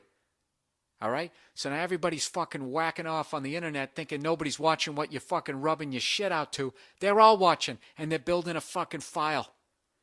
All right? You think already, haven't you noticed why the presidents keep getting worse and worse, and they keep fucking getting on their knees and blowing the banks more and more? It's because of the internet. All they got to do is break out their internet file and show them some of the shit that they know that they jerked off to, and it's over. It's fucking over. You got to do everything that they're going to say or they're going to expose you. They don't even need to take you to Dallas anymore. That's old school. That's why Kennedy got shot in the head. If there was an internet, he'd still be walking around talking right now, cutting a ribbon at his fucking library, shitting his pants. He would have gave the eulogy at Fathead Ted's fucking funeral. Yeah, so that's what I'm saying. Okay, if you want to jerk off to something freaky, I would say go to a porn store and just deal with the fact that the guy behind the counter is going to know what you got. Pay cash and walk away. It's a done deal. But if you're going to go on the internet and do some of the shit that you're doing, all you can hope now is that you're going to get lost in the shuffle. Actually, you can continue to do what you're doing as long as you never try to effectively effect change. You know what I mean? That's when they break out your internet file. Other than that, it just goes on a fucking database. But the second you start a movement going, you know what, dude? I'm sick of paying $25 for my first bag when I get on a plane. If you get enough people behind you, United will now go to Time Warner and be like, yeah, Russell Johnson. Yeah, open his file. What does he jerk? What's the most fucked up thing he's jerked off to? That is the end of the movement. Because then Fox News will get it, and they'll just be, it turns out Russell Johnson jerked off to a tranny and a midget last week. This is the guy who's going to lead us? I mean, don't get me wrong. I'm doing Glenn Beck. I don't. That fucking guy. Jesus Christ. I respect those guys because they're in show business. I just wish, maybe they can't admit that they're in show business. It's like wrestling. For the longest time, they couldn't say that it was fake. But now, at some point, come on, just say, look, we're doing fake news. We know who's going to win in the end of this shit. Oh, no, it's all horrible. All right, how much time are we up to here? Internet privacy, everybody. Hey, Billy, thought you might like this. A private internet access provider took out a full-page ad in the New York Times calling out 50 senators who voted to monitor the public's internet activity for financial gain. What? People care a lot about their public image, and I think this should be done more to combat assholes. Let me click on this thing. I can't click on it because I'm not on the internet. Hang on. Let me try and find this here. I got to see who the cunts are. Who are the cunts that signed onto this? All right. We are the cunts. We don't give a shit. All right. Hello, world. These are the 50 senators who voted to monitor your internet activity. Oh, Jesus Christ. I can't read them. They're too fucking small. All right. Oh, Jesus. What are they, all Republicans? Dude, the way they vote, man, because there was probably something else that was pro-conservative. That's the only reason why the fucking Democrats didn't. It's so fucking Hatfield and McCoy's. It's basically, it's all Republicans. Representative from Tennessee, Alexander. Representative from Wyoming, Barrasso. Blunt from Missouri. Boozman from Arkansas. Burr from North Carolina, you fucking piece of shit. Ruining the name. Caputo from West Virginia. Cassidy from Louisiana. Cochran from Mississippi. Collins from Maine. Corker from Tennessee. You know what? I'm gonna just retweet this fucking picture. Jesus Christ, Republicans, all Republicans. Cruz from Texas. Crapo from Idaho. Some hell of a names. Dames from Montana. Another one from Wyoming. Enzi from Wyoming. Ernst from Iowa. This is all of this shit. All Rubio from Florida. Perdue from Georgia. Portman from Ohio. This is all saying it's fake news. It's all fake news. You know, it's basically, who's kidding who? News, it's propaganda. It's bullshit. It's bullshit. But what they want is their bullshit in your brain. That's what they want. So what they want to do is gradually take control of this shit. And they're going to make fake news. Basically, your opinion of what's going on, they're going to make that like illegal to do. And they're probably looking over at China going like, hey, China, how the fuck did you do this? And China's going like, all right, this is how we did it. So they gradually do that, much like the Nazis were looking at us going like, hey, how did you do that shit to the Native Americans? Because we want to do that to the Jews. Now we're going to do that probably looking. I bet the fucking higher up 1% cunts, the people who make profit off of war and everybody's misery, I bet they are envious of the internet in Red China the way, you or I is envious when somebody drives down the street by you in a fucking Ferrari. I don't know. All right. Well, I'm good for that person that put that up there. That's fucking disgusting. I wonder what was linked to it, though. You know what I mean? Because it's never just, in defense of all of those fucking people, it's never just one thing, which is another bullshit thing. When they vote for something, shouldn't it just be one thing? Should we or should we not vote for solar power? It should just be about that. But then they tag all this other shit onto the bill, which is fucking, that's how they get everything through. And then it's always like, something completely fucked up. And then when that person goes to run for office, they voted for the bill because they're into solar power. But then the thing that the appendix that they put onto it, they can be like, this guy doesn't think kids should have ice cream. He voted against that. It's like, no, I voted for alternative sources of energy to bankrupt the terrorists. Yeah, I got to be honest with you. I don't read up on a lot of the environmental stuff because it's too fucking depressing. I love animals, man. I love the earth, man. I don't want to see fucking sea life dying and all that shit. I don't know. I don't know what there's just too many of us. It's just like, I think a plague is coming, or I actually think that the robots will be in control of the upper 1%ers, and they will gradually take all of us out.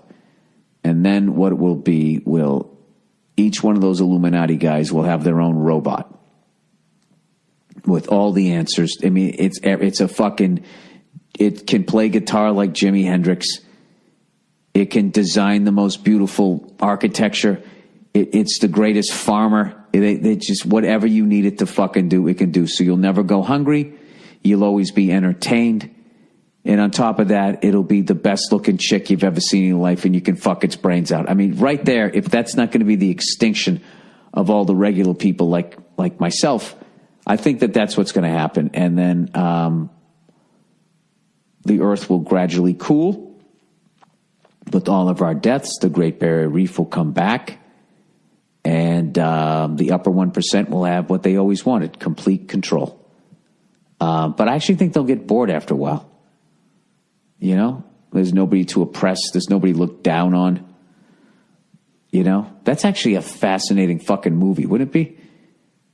Like, there's just no more challenge, right? And those robots know how to, like, you know, they can, like, grow an ear in a petri dish. Eventually, they'll be able to grow all vitals.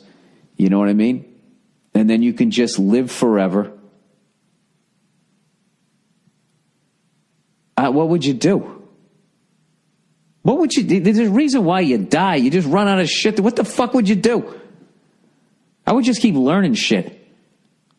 It's like, all right, for the next 80, like every 80 years, you just pick being something.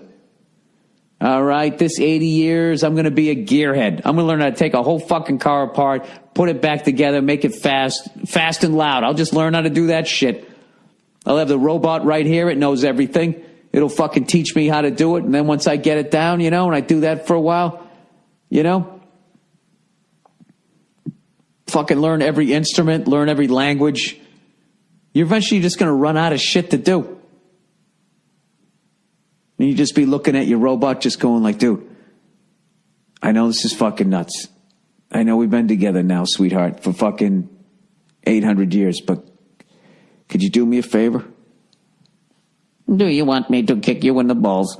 No, sweetheart, I don't. It'd be funny if even though it totally looked real, it totally felt like a real person, but they could never perfect the voice, so it still fucking talk like that. You are the best I've ever had.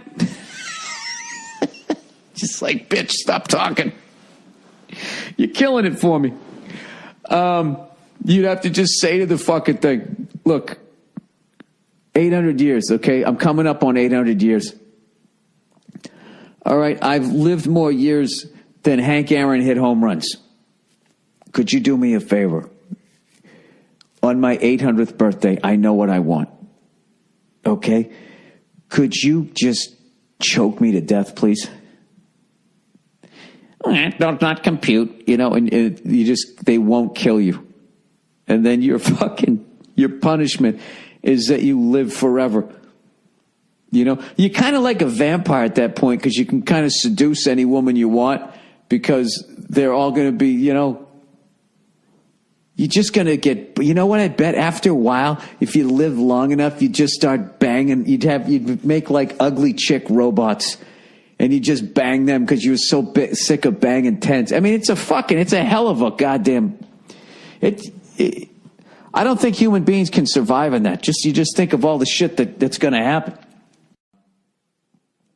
The more I vaguely pay attention to all that space shit, you know, I hate people who are into space, by the way. They're always talking about, you understand, man, just how insignificant fucking. It's like, yeah, I get it. You know what I understand is we've seen how gigantic it is, yet we haven't found anything. So I still think this place is pretty amazing. As fascinating as Mars is, there's nothing to do there. I don't understand these fucking people that want to go to Mars and live there. And it's like, and do what? Huh? Live in some fucking strip mall for the rest of your life? Some Star Trek looking strip mall? Fucking drinking Tang?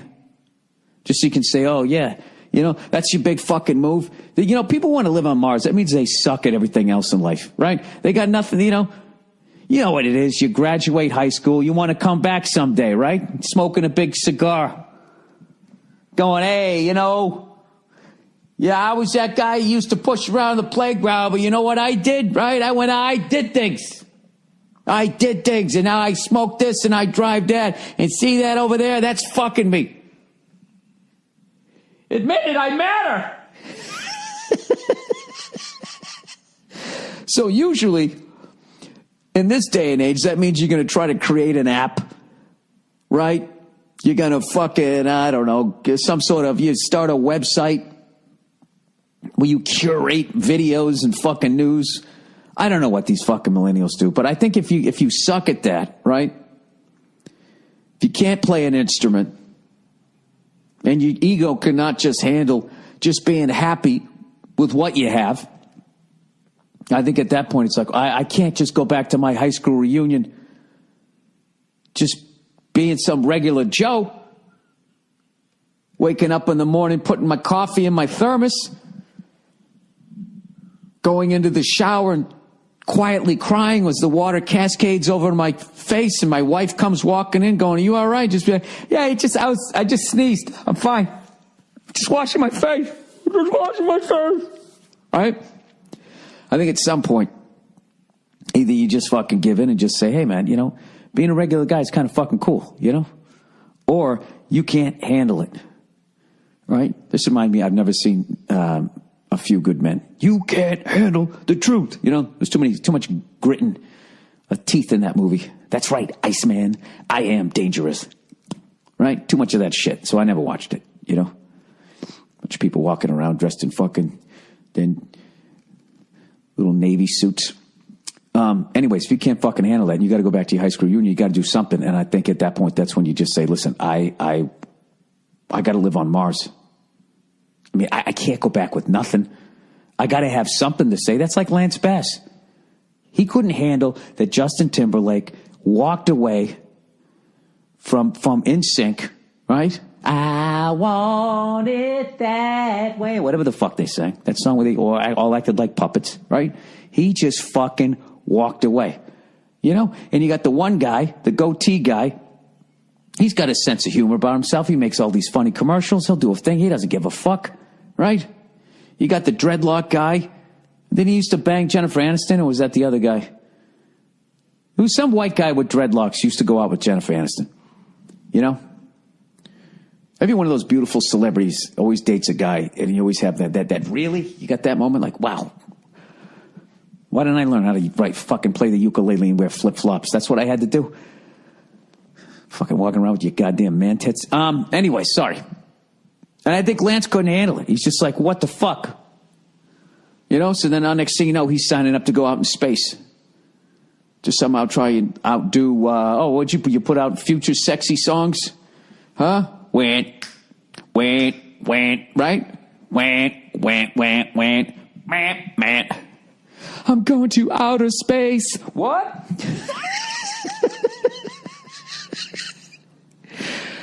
Oh, what is it about wearing your pajamas in the middle of the day that just fucking opens your mind up? You know what I mean? Anyways, here's something that somebody sent me. They're working on this microchip that will save your memory. Scientists set to implant device to preserve experiences into brains. A group of U.S. researchers believe that a microchip that will help create memories in damaged brains could be implemented into human volunteers in the next 2 years. The scientists from the University of Southern California, Wake Forest University, and others have been looking into the hippocampus, the part of the brain that is vital in forming long-term memories for around a decade. Okay, they've been doing this. So this is their way in. So these wonderful researchers at USC and Wake Forest, as always, their hearts are in the right place. But what kills me is it's like as they're creating this thing, I always wonder, do they sit around when they create something like this? And did they ever go, good Lord, what if this falls into the wrong hands? What if somebody like Dick Cheney or Donald Rumsfeld or any one of those other guys that looks like they don't even have a fucking heartbeat, what if it falls into their hands? What are they going to do with this shit? I'm telling you. We're all going to be, I might not be microchipped in my lifetime, but I will tell you this. At some point in my lifetime, and I figure they're going to do it through some sort of, they're going to scare the fuck out of people that their babies are going to get kidnapped. All right? And that what they're going to do is eventually they're going to pass a law that all babies born from this day on, for their own safety and their own protection, will be microchipped. All right? It's going to creep out a guy like me who isn't microchipped, but I'm going to die off. And then what's going to happen is just people from day one are going to have a microchip in them, and they're not going to question it. And occasionally, somebody will question it, and then they'll just be like, what are you, a fucking conspiracy theorist? Do you realize that if every human being was microchipped, do you realize the ability to revolt, how limited it is? If you ever were to be suddenly under an oppressive power, if everybody was microchipped, you know, and this is what kills me is I know most of you are rolling your eyes going, this sounds like crazy talk. You know why? Because you would never do something like that. You know? Microchipping says Revelation 13:17. It's called Mark of the Beast. Now, sorry for this click here. This is going to be loud. Block your ears. 3, 2, 1, click. Where the fuck is it? I know I looked it up. Here we go. Revelation. This is the exact reason why I don't read the Bible. Library. Revelation 3:17. Let's see if I can get this here. The temple of God was opened in heaven, and there was seen in his temple the ark of his testament. The ark of God's testament is the Holy of Holies, the second apartment of the sanctuary. You already lost me. Okay, evidently you can rent a room out in his church. Or he has one other tenant. In the ministration of the early tabernacle, which served unto the example and shadow of heavenly things. This apartment was opened only by the great day of atonement for the cleansing of the sanctuary. Therefore, the announcement that the temple of God was opened. Oh, okay, well, there you go. So I guess that explains microchipping. Thank you, Bible. That really is the good book. I mean, I think I understand like computers more than I get the Bible. Why can't they just write it in fucking today's English? They do that with every other book of lies. No kidding. All right. I work for the microchip company in Wisconsin. Okay. Some stick fuck offered my boss a TV show. What the fuck are they going to call it? How to shed your employees' rights? Thanks, asshole. Sorry, just venting. Love your stuff. Thank God for your gifts.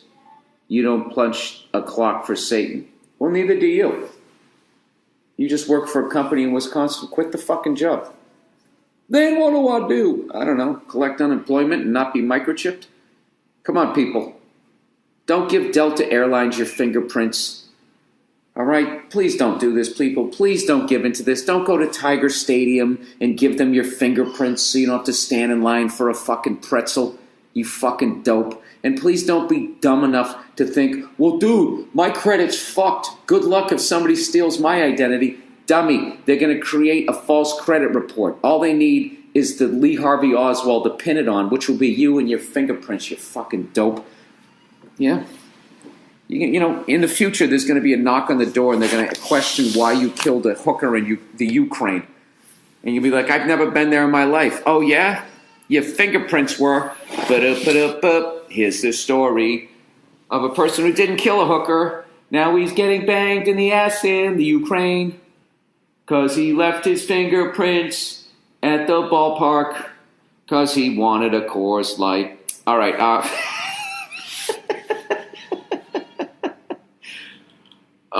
Sorry. India taking cash out of circulation. Oh, Jesus Christ. Bill, just read an article about India and it freaked me out a little bit. Last November, India removed 86% of the country's cash from circulation. Most people are now using mobile payment options, and the Artici, I don't know what that means, also goes on to say, the article, sorry, I got the laptop on the floor, I thought that was ATRCI. The article also goes on to say that ATM machines and bank cards would be obsolete as early as 2020 in India. Not having physical money and only using a phone for buying stuff really makes me uncomfortable. Any thoughts? Yeah, they're on their way to microchipping all of us. And once again, everybody's going to think that's fucking crazy. And you can go on the internet, you can look at shitheads who work for corporations that are like proud of their fucking microchip and their level of security clearance that they have. No, they're going to phase out fucking everything. There's going to be cameras everywhere. You're going to be fucking microchipped. And this is the thing. It's still not going to be enough control. for them. They still won't feel comfortable that they have. That's how bad they're fucking you over, that they need to have that level of fucking surveillance on you. That's how fucking weird they are, and they want to see what you talk about, what you jerk off to, and all this shit. It's fucking beyond creepy, and I hate when something like that gets brought up on like the fucking news. And the best the news anchor can do is kind of widen their eyes, like, okay, that's kind of, that's going to be interesting. And then they immediately go to talk to us about some fucking old lady that, just, made her own jam or some shit. That's the feel-good story to get out of it. No, it's unbelievably fucking creepy. And I don't know. I have no idea how to stop it. I have no idea how to fucking stop it, because no matter what you do, people just sit there. Like, I watched this thing on the news, and they showed a robot talking to a little 5-year-old kid, and the robot was going like, if you put me in the closet, that would make me sad. And like the robot is preying on the fucking emotions of a 5-year-old kid. Like, that thing should be illegal. Like, do you realize how fucked up that is? I mean, I guess they've always done that with products, preying on the emotions of kids, but to just see it in that level of raw form and just sit there and having this robot lying to a 5-year-old like it has fucking feelings. I don't know. Does it mean, or does everything seem like it's just really sped up and we're just heading right over the fucking waterfall? That's what I think's gonna. I don't know. That's what I believe, anyways. This is my theory. I believe that there's the upper 1%, and that they're gonna get us all microchipped. And when they get sick of that shit, they're gonna sick the robots on us. They're gonna take us all out, and then eventually the robots will take over the upper 1%. And not in the way you think. They're not gonna kill them. They're just gonna be like all looking like supermodels. And human beings won't bang each other anymore, because it's gonna be way more difficult. You know what I mean? Be way more fucking difficult than banging a real fucking human being, and then we'll just become extinct. All right, microchipping. Oh God, don't even get me started on this. I just cannot fucking, but like, I just can't fucking believe this shit. Do you know Delta Airlines wants to start using people's fingerprints as a way for you to get on the fucking plane? And do you know that most people won't have a problem with it? They're so fucking stupid. It's like, there's so many people out in the world. It's almost like, you know what, dude? Why don't you just become a fucking slave? Like, how much are you going to give to these people? How underpaid are politicians that they will not stand up to these people? These corporations, I swear to God, they're sitting there wasting all this fucking time with ISIS and all this other bullshit. These fucking corporations, the shit that they're doing to their own goddamn countrymen, which they really don't have because they're fucking global. They don't give a shit about anything, about just trying to make more fucking money. And, dude, they're going to start microchipping people? This Wisconsin company to implant microchips in employees. And like 5 people already agreed to it. They're going to take something foreign that's not natural to your body, and they're going to stick it underneath your fucking skin. They're going to know where you are at all fucking times. And all these fucking adults, well, hey, if you're not doing anything wrong, what's your fucking problem? Here's the fucking problem, okay? Just because you're a fucking dope doesn't mean the rest of the world is. Okay? I think it's safe to say that me and everybody else listening to this thing, for the most part, was not as smart as fucking George Washington. Right? Fair enough. Okay? Well, here's the deal. If George Washington was microchipped and all his fucking buddies were microchipped, this fucking country wouldn't exist. Because they would have known where he was, they would have gone over there, and they would have fucking killed him, and that would have been the end of the fucking rebellion. So what you're doing is you're having faith that these fucking people at the top, who have not even remotely demonstrated on any fucking level at any point in history that they give a flying fuck about anybody other than themselves, you're gonna turn over that level of power. You're gonna get fingerprinted by Delta fucking Airlines like you've committed some sort of a fucking crime. A fucking airline is gonna have your fucking fingerprints? Who in the fuck did they think they are? Do you know when I went to buy my car, they asked for my thumbprint? I was like, I'm not giving my fucking fingerprints to you're a car dealership. They go, well, this is to protect you. No, it isn't, you douche. You're going to sell this to somebody. It's part of my profile. I think they're all sharing information about you, what you buy, where you live, what your social security number is, your fucking fingerprints. They're going to get it all the way down to your fucking DNA. I don't know. And these politicians will not push back on any level because the president makes $500,000 a year. That's the highest paid political office, is $500 fucking grand a year. And they need $100 million to get the job. I don't have $100 million. You don't have $100 million. Corporations do, and that's who they owe it to. So they just look the other fucking way. And what do? They sit there and they shit on fucking comedians, constantly going after. Do you hear what he said about Caitlyn Jenner? And they look the other way with pharmaceutical companies handing out fucking opiates like they're giving out flyers to some sort of jam band. And now we got this heroin fucking problem. They don't give a fuck. They don't say anything about it. Sorry, I know I'm fucking losing my shit here, but like, what they've done to the food supply, what the fuck what the bankers have done, left all these people upside down in their own fucking houses, what they've done to the water supply, fracking, causing earthquakes in parts of the world that never had fucking earthquakes, fucking up the drinking water.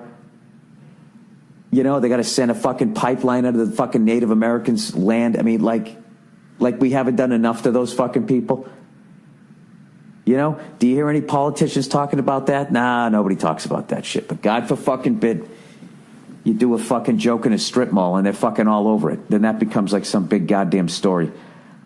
This is fucking horrific, and it makes me happy that I'm 49 years of age.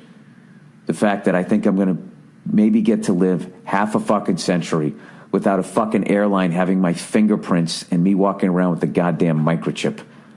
You know, I love that I lived 50 years before the fucking... Oh, Jesus. She's up, huh?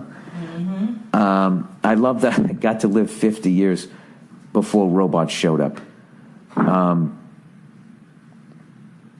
It's just greed and power, completely 100% out of control. And I hate, like, I'm reading this is Eyewitness, ABC News. So these guys are all bought and paid for. CNN's bought and paid for. Fox News is bought and paid for. They're all fucking bought and paid for because the same people I just brought up, they advertise on their fucking networks. So they have to watch what they say because they don't want to lose their ad money because that's how they get paid, right? So they always have like, oh, geez, this is a little unsettling. You know, when they always come back from it, when they show some fucking robot. You've ever seen that? You watch like the local news? Or they show somebody getting microchip, and they always come back to the anchors, and they kind of do that, ooh, that's kind of, and then they just move on to the next thing. But some fucking old lady who makes her own jam, like that's supposed to make you feel better at the end of the fucking newscast. Or some puppy that they thought was lost and fucking sniffed its way back to the station wagon 3 towns away, right? Whatever the fuck they leave you on. No, corporations are completely out of control. They've been out of control my entire life, and now it's reaching a level that it's like you're watching a bad sci-fi movie. I think it's fucking insane. Why the fuck do you need my fingerprints as a fucking airline? Who the fuck are you? You're not the FBI. You're not the government. You're a fucking airline. Your fingerprints. And this is the thing. People will fucking do all of this so they don't have to stand in a line. They'll let them scan their fucking retina. They'll give them a fucking baby just so they can be pre-checked. That's all you got to do. You just hold a little cookie out, and the average fucking mouth-breathing fucking moron. But you know something? I swear to God, I mean, this is really cynical, but you walk around, and I swear to God, half the fucking people should be microchipped. You should know where these fucking idiots are. I'll never forget that guy galloping sideways on that Trump rally, screaming at all these stupid liberals, going, fuck political correctness, build the wall, as he's fucking galloping, like that was going to make his life better. Like that was what was holding him back. I swear to God, like, I don't give a fuck how dumb you are. You have to know, as a white dude, if you were born in the United States of America, okay, you're not going to get a better starting block than that. All right? And if you can't figure out some sort of game, I mean, if you're going to fucking blame anybody, why are you going to look down? You got to go up. That's what's fucking you over. Democrats and Republicans. fucking you over. I just don't get how people don't see that. But I'm like most people. I feel like my ideas are right and no one else has a good point.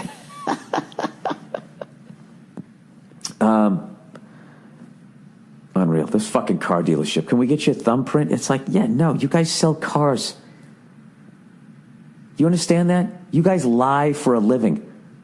Other salesmen who lie for a living turn the other way. Turn the other way when they see a car salesman. You're like the bottom of the barrel fucking salesman. I'm going to give you my fingerprint. You know why they say they wanted my fingerprint? They go, just in case somebody comes in and is an imposter and pretends that they're you and tries to buy a car. And I just looked at the guy and I was like, you know what? I'm going to take my chances on that.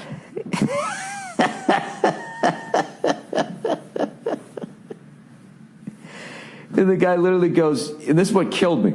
He goes, you're the first person we've ever have say no to that.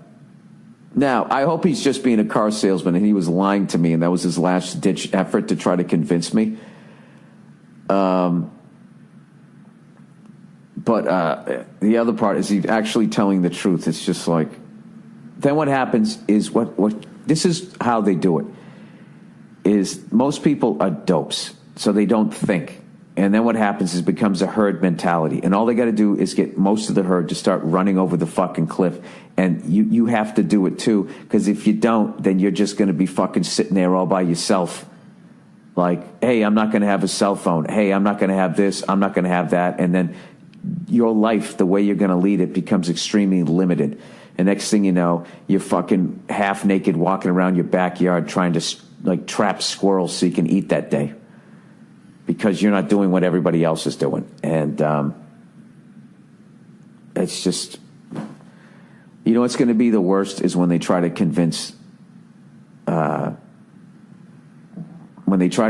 people to do it, right? There's going to be some politician getting it with that fucking smile on his face where he's like, I don't want to do this, but I have to do this.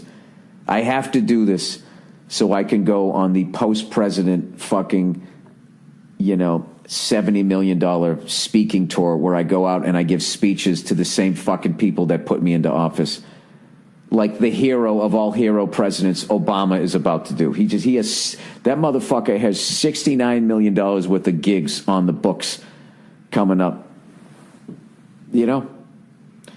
I will never for the life of me understand why that guy, liberals look at that guy like he fucking did something for him. I will never get that. It's like that guy had his face in the pig trough just like everybody else. I mean, I don't know what it is. I think it's because he's sandwiched between two of the worst public speakers of all time, Bush and fucking Trump. You know what I mean? I think if he came after Clinton, where Clinton wasn't the greatest, but he I don't know. The women fucking loved him. I will never get that either.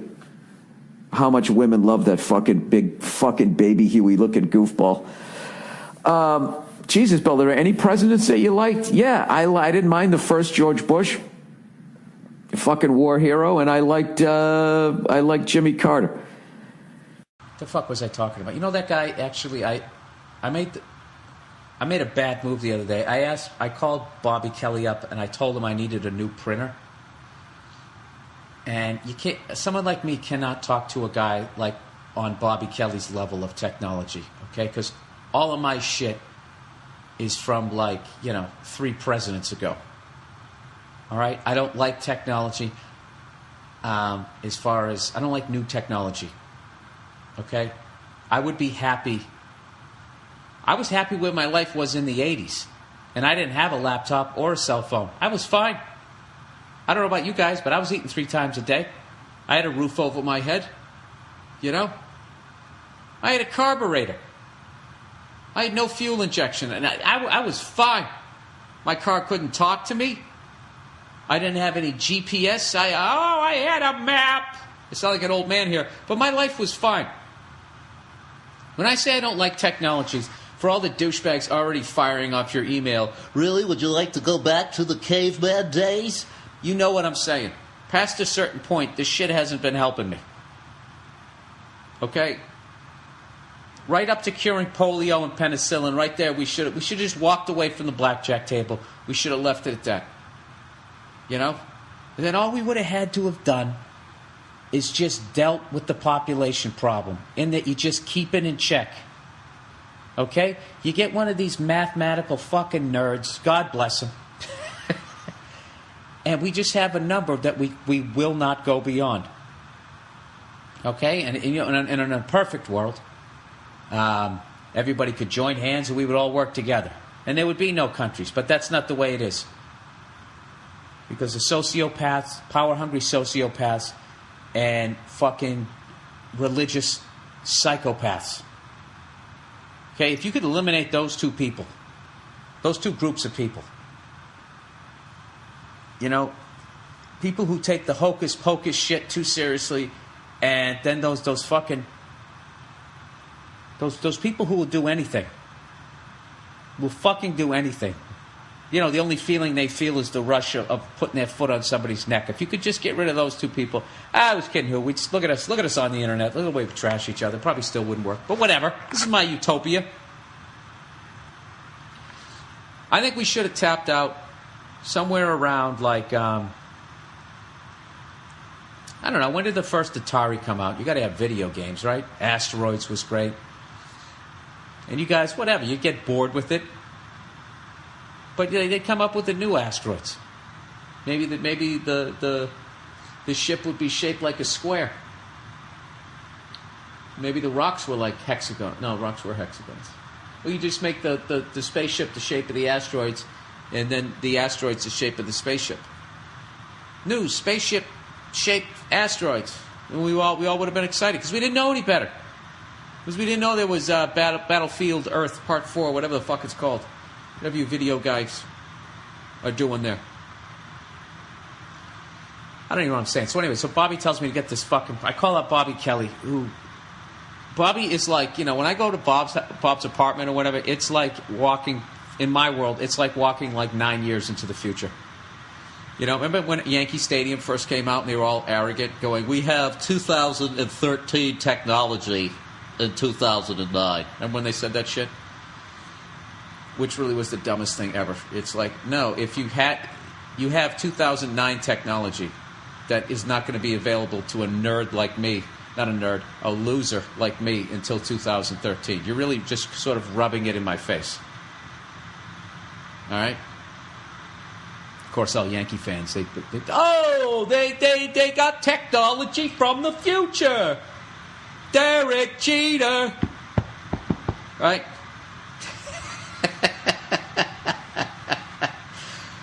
Oh, with your fucking Yankee jersey that you can't button anymore.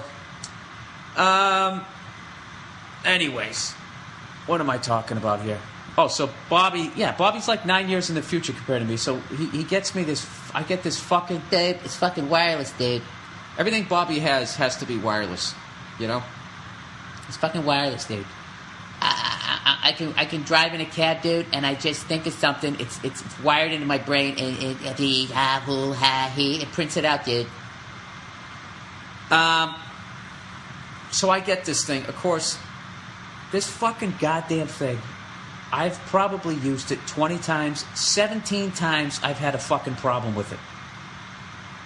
One time, for no reason, I would hit print, and it would go through the entire stack of paper that I had, printing nothing, just printing ho ha he ha ho ha he ha ho ha, and I'm going, what the fuck's going on? He ha ho ha he ha, right? And then finally, the last 2 pages, it would just print a bunch of code. And you know, I don't give a fuck. Just at some point in that 5-minute exercise, ho ha he ha, fucking print when I'm trying to print. Never does it. So then I got to call Bobby up. Bob, this fucking printer sucks, dude. It doesn't suck, dude. Just tell me what. Go into properties or whatever. Click on the Apple, dude. And I'm on the phone for like 45 minutes. I like my old printer. It had a wire. It was tethered to reality. And I plugged it into my fucking laptop. You know? I like that real shit. I'm like, it's in the air, man. I don't know what's going on. I can't figure that shit out. So anyways, I don't know what the fuck I'm even talking about here. What am I really saying? Why can't stuff be easy? Why can't stuff... What I really want is for nothing to change so I don't have to learn anything new. I think that's what I'm really trying to say here. You know what's funny about the fucking New World Order? You know what makes me chuckle about it? Is it's completely, on paper, it's totally fucking necessary. I have come full circle. I understand why I'm going to be eliminated. So if anybody in a fucking hood, a cloaked hood or whatever, you know, if you're listening in while you're dripping fucking hot wax on a goddamn Maltese Falcon, whatever the fuck you're doing in your weird-ass little ritual, I don't need to be re-educated. I get it. Just get on with the killing. You know? I'm going to be the only guy going to a death camp like playing a banjo. You know, with a folk tune called I Get It.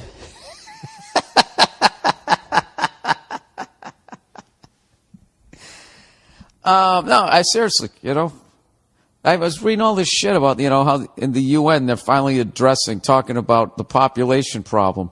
And a lot of people are coming up with this shit where they're just like, look, we got to get rid of 90% of the population, you know, and to do it in a way that, like, you know, doesn't make every other fucking genocide like look. What am I trying to say here? The only way you can fucking do that. What am I trying to fucking say here? Jesus Christ. Okay, so they go, all right, if everybody just has one kid from here on out, we can get the population down to like 3.5 billion by 2075. But the problem is like most things, we just treated it like a term paper. It's too fucking late. So you got other people like going, no, we got to fucking, you know. You got the other people, they're acting like, you know, the host of that Hoarder show where they're just like, throw it all out. It's all shit, right? I think that's what they're going to do. So I guess if you want to survive, what you have to do is you got to up what you're bringing to the game. You know, because if you're like me and you're kind of like the human equivalent to a stack of newspapers with a dead cat underneath it. You know, you're gonna be out. You're gonna be out the fucking window, all right? I wonder if they're gonna let you choose how you want to die. How would you do it? You know, what do I do? You know what I would like? I would like to fucking be on some sort of bungee cord that goes fucking, instead of up and down, it goes side to side, and I just swing on it. They bring me back like a giant slingshot. And just get shot to that giant TV at Cowboys game during like a Monday Night Football game. You know, knowing that I'm going to die, but I set it up like it's going to be this stunt where I'm going to go over it, you know, and I just horrify some kids. That'll be like my last thing as I bounce off that turf right next to Tony Romo. I'm sorry, people. I've been alone all fucking week. This is the shit I'm thinking about. This is the Monday Morning Podcast, everybody. This is the uplifting MMP. Talking about eliminating 90% of the people, the world's population, as you sit there eating a fucking eclair. Huh? Who had one already? Who already had a fucking eclair this week? Huh? Who? Why do people eat eclairs? Who eats a fucking eclair? You know what I mean? With that fucking goddamn jizz in the middle of it. I mean, if like it wasn't disgusting enough, you got to get like a donut facial. That's got to be like one of the, you know, like the low points when you just have like total, like just self-hatred. I would think as a fat person, if you just bought a dozen eclairs, when you're polishing off like the 8th or 9th one, if you had a big fuzzy beard, it's all in your mustache, and you look like you're in some donut bukkake movie, you just got to be like, what happened? You know, I used to climb trees. I used to do cartwheels. I can't wait to get to this fucking thing later on in this podcast where this guy is trying to claim that the Earth can sustain 100 billion people. I really cannot. I cannot wait. I just glanced at it and looked at it, and it's just I just how the fuck you arrived at that number. And I actually tried to find shit. I started looking up how many fucking people the Earth can sustain. And what I immediately found was that nobody could say for certain, but the numbers estimated were nowhere near 100 million fucking people. 100 billion, sorry. So I cannot wait to read this guy somehow claiming that there's enough farmland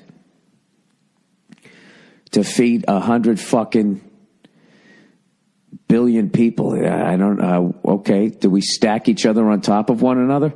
And even then, do elephants get to roam free anymore? Where are all the fucking animals?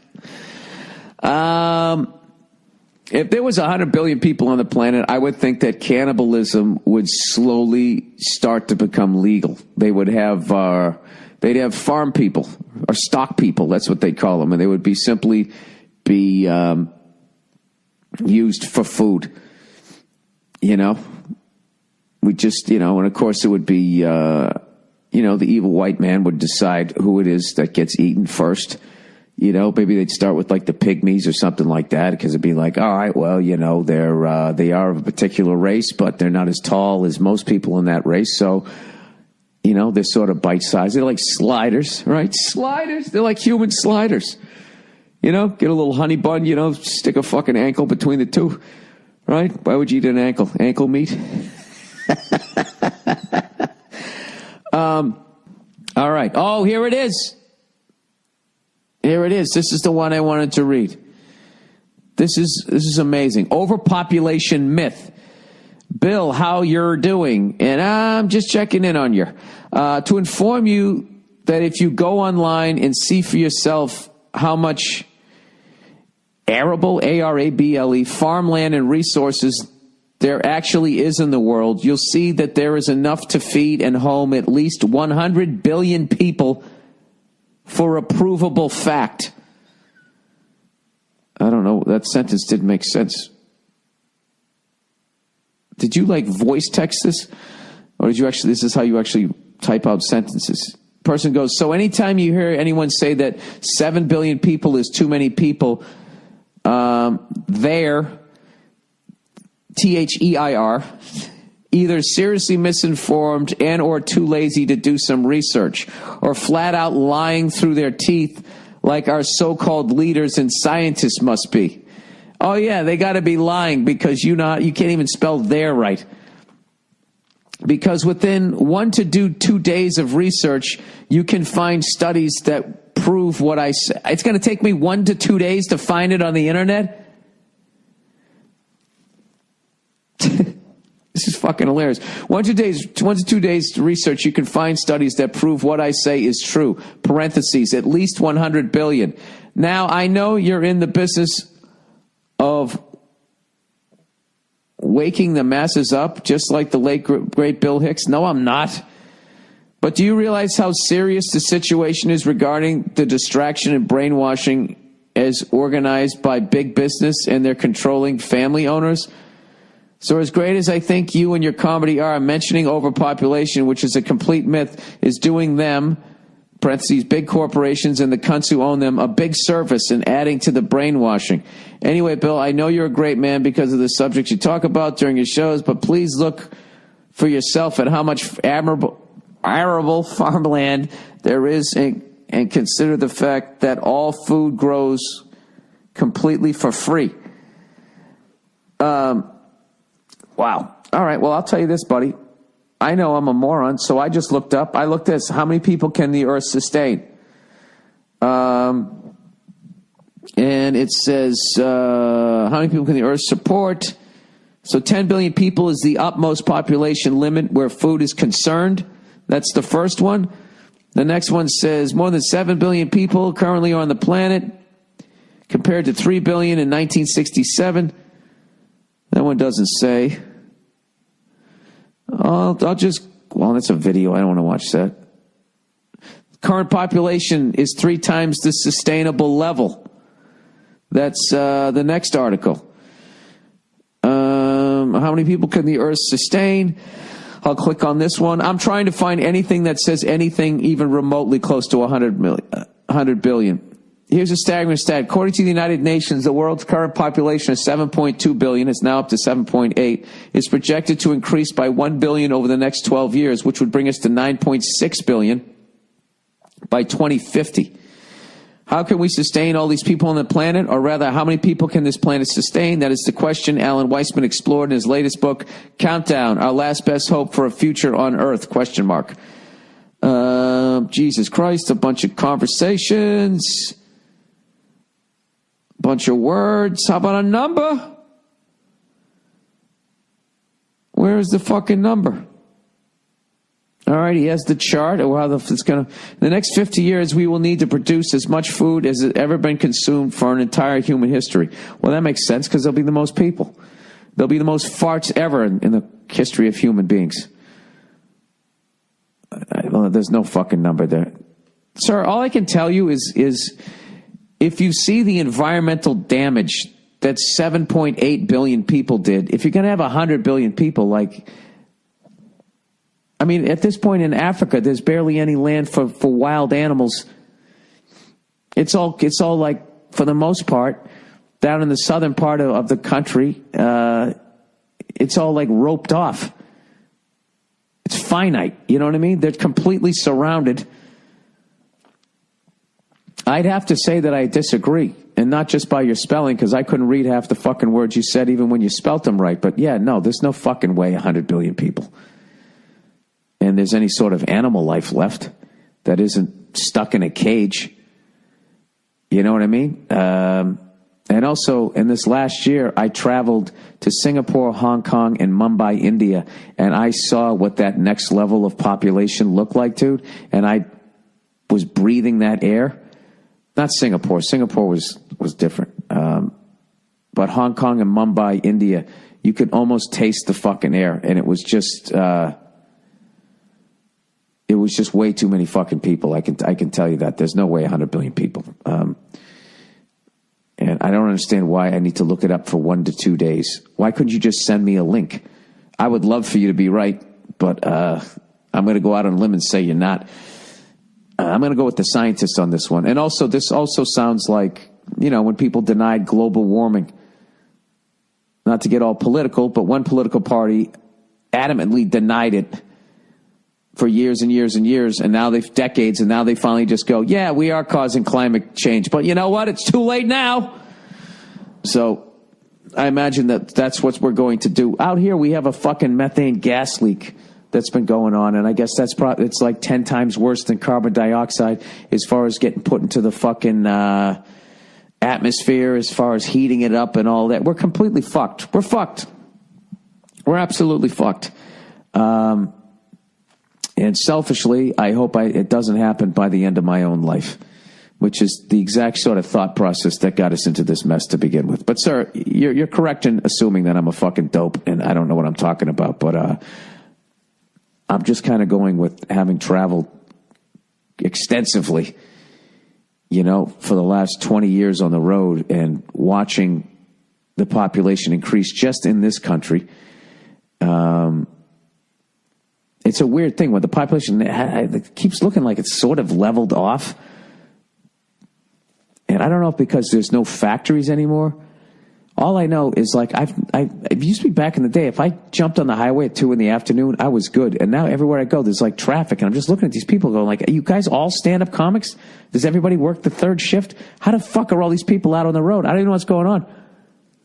Do a lot of people work from home and they're all driving out to get a sandwich at that time? I don't know. You know what? Let me look up. I heard the U.S. population has kind of leveled off, which has excited me. That's exciting to me, U.S. population. Oh, Jesus Christ, Bill. Can you fucking population by year? Let's do this. All right, let's see what we got here. U.S. population by year. Right. Let's go back to 1997. There was 2.7265 million, and now there's 322.07 million. So it's gone up by like 50 million. Is that enough to notice? Well, that's actually, that's significant, right? That's like a 20% increase. I think I'm making some points. Anyways, I forgot to tell you guys this shit. I almost forgot this fucking story. So I've been trying to work out when I've been here. 2 out of 3 days I've worked out, right? So I go to the gym the first day. It's right down the street from my apartment. There's no fucking problems. I walk in. The guy behind the counter is cool. There's nobody else there. No manager, just some cool guy. He goes, hey, by the way, it's $15, but if you go on the internet and you look this shit up, it only costs you $5. I said, dude, I'm old. I suck at the internet. Okay, just generally speaking, I'm not good at it. He goes, I'm just saying, it's money. I was like, all right, man, I'll try to find the fucking page and I'll come back the next day. I'll only pay $5. So he goes, cool. No problems. No fucking problems. I have a great workout. I fucking throw the weights around. Classic shit. Comedian. I go to the gym in the middle of the day. It's great. There's nobody fucking there. Okay? A couple of trophy wives on treadmills, fucking looking at their Instagram as they walk fucking half a mile an hour. And then you come walking in, and I don't give a fuck what time of day you walk into a gym. If you have to do chest that day, all the benches are going to be taken up. You know what I mean? Nobody's ever doing squats. You can walk into a gym Saturday. Fucking Saturday. Like, what's it busy? Like, early in the morning when people come in, whatever, 9 a.m., whatever, fucking the busiest time, right after work. 6 o'clock at night. Okay, you can go walk into a gym and you can just immediately just start doing squats. Nobody does fucking legs.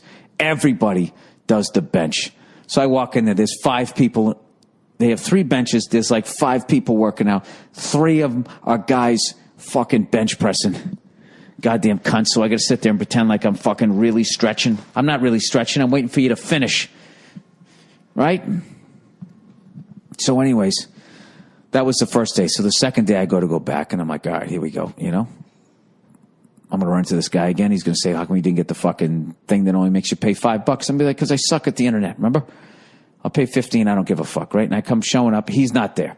There's some lady there. And then this fucking manager buzzing around. Hey, how long are you in town for? Would you like to get a membership? Blah, blah. I said, no, dude, I just want to work out today. He goes, all right, fill out this form. So it's name, address, phone number, email, all of this shit. So I write down a fake name and I say I'm from Alaska, and that's it, right? So he goes, no, I'm sorry, sir. You got to fill out the rest of this, where all the address is. Now, all I had to do was just fill out a fucking fake address, but, it's not how I'm wired. I got to make a point. I go, dude, I have to give you my home address? He goes, yes. I go, dude, I'm not trying to be a jerk, but I'm not going to give you my home address. I'm not going to tell you where I live so I can work out one day at a gym. And he goes, well, you have to fill it out. I go, why? Why do you need to know where I live? And he hems and haws, and I just keep going, why do you need to know where I live? Okay, it's $15 to work out. I have the $15. I'm going to give it to you, and I'm going to work out at the gym. Why do you need to know where I live? So finally he goes, well, sir, God forbid if you have some sort of incident happens and we need to get in contact with somebody. I said, so you're telling me that God forbid, to use your expression, God forbid I keel over on the elliptical. You're not gonna dial 911. You're gonna go drive to my house and knock on the door and hope somebody's there. That's what you're gonna do. You're not gonna do that. You're gonna call 911 like everybody else. And he just keeps going, who are we going to contact? It's like, what the fuck do you care? Who to contact? I just said, look, if you can tell me why I need to put down my home address, I'll write it down. But other than that, I'll give you a phone number, somebody to call if something happens to me. But don't call them. They're not a doctor. Call 911.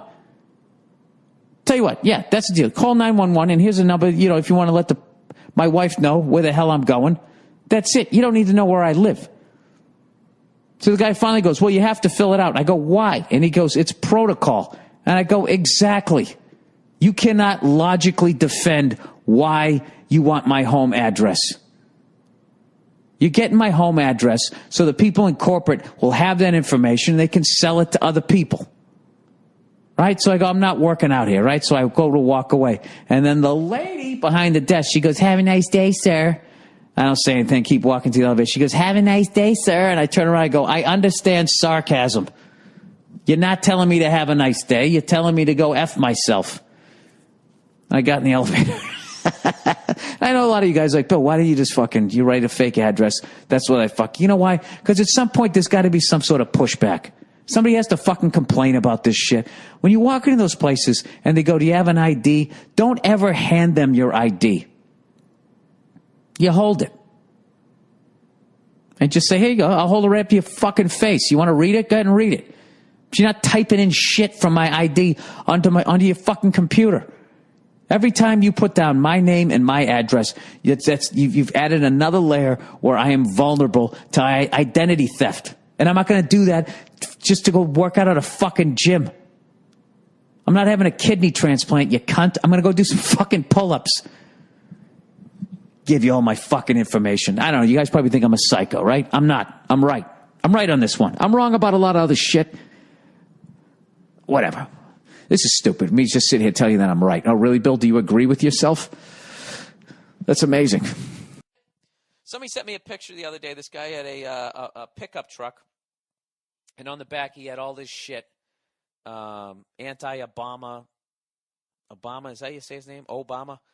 And at one point he had this. This is what fascinates me about people who are straight up Democrat or straight up Republican. It reminds me of people who are into like fucking organized religion, just like the blinders that they have on. This is the bumper sticker this guy had. It said, recession, your neighbor loses his job. Depression, you lose your job. Recovery, Obama loses his job. You know? And it's just like, those fucking people, it's like, how do you not see that they all kind of do the same thing? And they're all on their knees blowing the same fucking... I mean, don't you see? Okay, Clinton, Democrat, liberal, right? Bleeding heart liberal. What does he do? The bleeding heart liberal. He's for the fucking everyday Joe. He's just going to give it away to the broke people. What does he do? He helps deregulate the banks. All right? George Bush comes in, right? He wants to help out fucking major corporations and all that type of shit. Doesn't give them one war, he gives them 2 wars. $1 billion a fucking month or whatever the hell it is going into those fucking cunts' pockets. God, and the combination of those 2 fucking moves, the deregulation of banks, trying to fight 2 fucking wars, 2 away games, by the way, on the other side of the fucking planet, bankrupts this goddamn country. Obama comes in, right? Bleeding heart fucking liberal. What the fuck does he do? Gets us out of Iraq and then escalates the shit in Afghanistan. Has he taken any of these bankers to task? They stole $1 trillion. They can't even say where the fuck it is or who got it. Is he going after those people? No. They're not. It's the same fucking people, which is why I resent people when they tell me when I vote for a Ron Paul or anybody else, you know, like of that ilk, who's saying that these bankers and these corporations are completely out of fucking control, and we need to audit the Federal Reserve or maybe even close, shut the fucking thing down, and they're not allowed to debate, and they're just considered a crazy person. And then you go out there and you basically make a decision between the 2 fucking guys that they're giving you to vote for. That you feel like, oh, we made these choices. You didn't. You didn't. It's all the same fucking guy. How you didn't figure that out in 2004 when your choice was 2 white guys who both went to Yale, who were both a member of that fucking group, the Skulls or whatever. It was the same fucking guy. And I love how the fucking Democrats somehow get away with being like, they're all like millionaires. Like John Kerry was a fucking goddamn millionaire. Somehow he's going to be a man of the people. I don't fucking know. I think at a lower level, I think you can actually affect change in political office. But I think once you go past a certain level, I think when you get to like if you were like a senator of your state, I just don't feel that, I don't know. I think Obama said a bunch of shit that he was going to do, got into office, saw how shit worked, and right now he's trying to prevent getting shot in the fucking head like everybody else who gets that job, and you just do what they want you to do. That's my fucking 2 cents. But these fucking morons who will come along and just sit there and blame the current president, if they're not a member of their party, it's just beyond me. It's just fucking beyond me. Like I don't know. But like I said, I feel like I've talked about that enough on this fucking podcast. People are still coming at me, not understanding what I'm saying about these automated checkout machines at the grocery stores. Once again, this guy writes me like a 5-page fucking email talking about pulleys and levers and inventions from back in time, like I'm against fucking progress. And he's comparing all of this like I'm sitting there going, fuck airplanes, we should be back riding horses.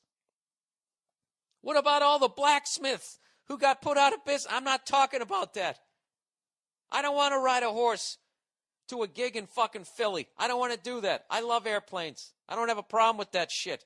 I'm not talking about progress. I'm talking about something that makes me have to work for somebody for free. That's what I'm saying. All right? If they came out with those automated checkout machines and it got rid of people's fucking jobs, but I walked up there and it was like this thing that just magically could tell me what I fucking owed without me having to do the actual fucking job that the other person was just doing, I wouldn't have a problem with it. But those fucking all they did was turn the cash register around. And now I have to do it and bag my own shit. How the fuck is that progress? Somebody else was trying to tell me that it's all part of this movement of it was really a spiritual thing, so that we'll have all these robots, man, and they'll be doing all these jobs, and then life will just be all about, just exploring life because you won't have to do a fucking job. It's like, dude, you're completely ignoring sociopaths. All right? Which is why, like, when as much as I lean left, I don't go all the way to the left, because that's the big flaw in psycho level of liberal thought, is you completely ignore sociopaths. If everybody was just nice to everybody, everything would be nice. No, it wouldn't. There'd still be Charlie Manson. There'd still be those guys. There'd still be that guy who couldn't handle not fucking having more than somebody else. Or the person who can't feel anything unless he's fucking poking the eyes of a squirrel out. So I don't know. My theory has always been that fucking it hasn't always been that way. Just through the fucked up shit that I've read, and God knows if it's even right, is that sociopaths basically run the fucking world. They have the balls to just go out and take, and they have the I don't know if it's a chemical makeup, psychological makeup, whatever it is, to feel absolutely no fucking guilt. They could give a fuck about other human beings. They could give a fuck about nature. They could give a fuck. They could give a fuck. So, Jesus Christ, I'm so on my goddamn soapbox. I don't even know what the fuck I was talking about. Oh, getting back to that shit. So that is my I don't have a problem with ATMs. Okay? ATMs, I basically became my own fucking teller, but here's the big difference, is I then had access to my money 24/7. You gave me a little something. I don't have a fucking problem with that. But I walk into a grocery store, and now I'm standing behind a fucking plumber trying to scan a week's worth of goddamn groceries. It's not quicker. It's not, it sucks. Fuck you. Okay, stop sending me fucking emails about pulleys and levers. Jesus fucking Christ. The advent of the wheel. He's fucking 40 BC. Ugh. I'm not working for fucking free. I'm not doing that. Those goddamn automated things there when you go into a parking garage. Now I got to stand in 2 fucking lines. I got to stand behind somebody as they try to stuff their crinkled up dollar bill in trying to pay for their parking. And then I got to drive, then I drive down waiting to leave, and they don't get to just fucking leave because they got to make sure they paid. All you did was create an extra line, and you eliminated the fucking parking garage guy. And now I got to sit there and wait for the person to, where the fuck did I put the ticket that said I paid? Twice as goddamn long. That's what I'm talking about, pulley and lever guy. That's what I'm talking about. I'm talking about inventions that do not make my life easier. They just make me work for fucking free. And the time that I spend in the store is not any shorter, and a lot of times it's a little bit fucking longer. That's what I'm talking about, sir. But, I don't apologize to the guy at the bank. I owe taxes, right? I owe taxes up in fucking Canada. So my accountant goes, you have to go to the bank. I'm going to send you an email with all the fucking account information. They can wire it up there. Bing, bang, boom, done. So I say, fine. So I go up, I download the thing. I bring my laptop. I fucking get this David Blaine looking dude to, at the bank to help me out, right? So we walk into his cubicle area. We sit down. I have all the information on the computer screen. He starts going, read me the VIN number. I know it's not that, but you know what I mean. And I'm like, what number? He's like, that number there. Read that to me. So I read it to him. He goes, all right, read me the next number. I go, which number? He goes, read me that number. And then I just finally look at him. I go, what do I work here? He's like, excuse me? I go, I feel like I work here right now. I'm like, look, just turn it around. Here's all the information. Type it in. And he goes, well, it's going to go quicker. Or something like that. And then he just kind of got quiet, right? I'm just fucking sitting there. And then after a couple minutes, he just kind of goes like, I don't understand like why you got upset there. I go, well, I'm not upset. I'm just calling you out on the fact you start treating me like your secretary. I don't work here. He goes, I'm not treating you like your secretary. I go, yeah, you are. You got me like reading off numbers and stuff. He goes, I'm just doing that because it'll be faster. And I go, well, I disagree. Well, what the fuck am I? You understand? You work at the bank. You're at the bank. You work at the bank. You get paid to work at the fucking bank. I'm the customer. This is what I need you to do. Do the fucking transaction. Jesus fucking Christ. These fucking goddamn, I'm going to say it. These kids today, everything about them it's interactive. Hey, man, like, hey, fucking reach out through the fucking interweb, man. Fuck off and do your job. But I didn't say any of that. I just said I disagree. That's the best I could do. But I just couldn't believe he was like, but he was, what kills me is he's walking around saying that I'm a dick, which I am. I admit to that, but I'm fucking right. I got to sit there and read off fucking numbers to you? He goes, can you read this? He didn't even say please. He starts talking to me like I'm like I was like, did I just get hired as your assistant, you fucking cunt? I didn't even know what he was talking about, all of those numbers. I'm not a fucking banker. Every time he told me to read off a number, he had to explain what the number is. Like, how is that quicker? Oh, Jesus.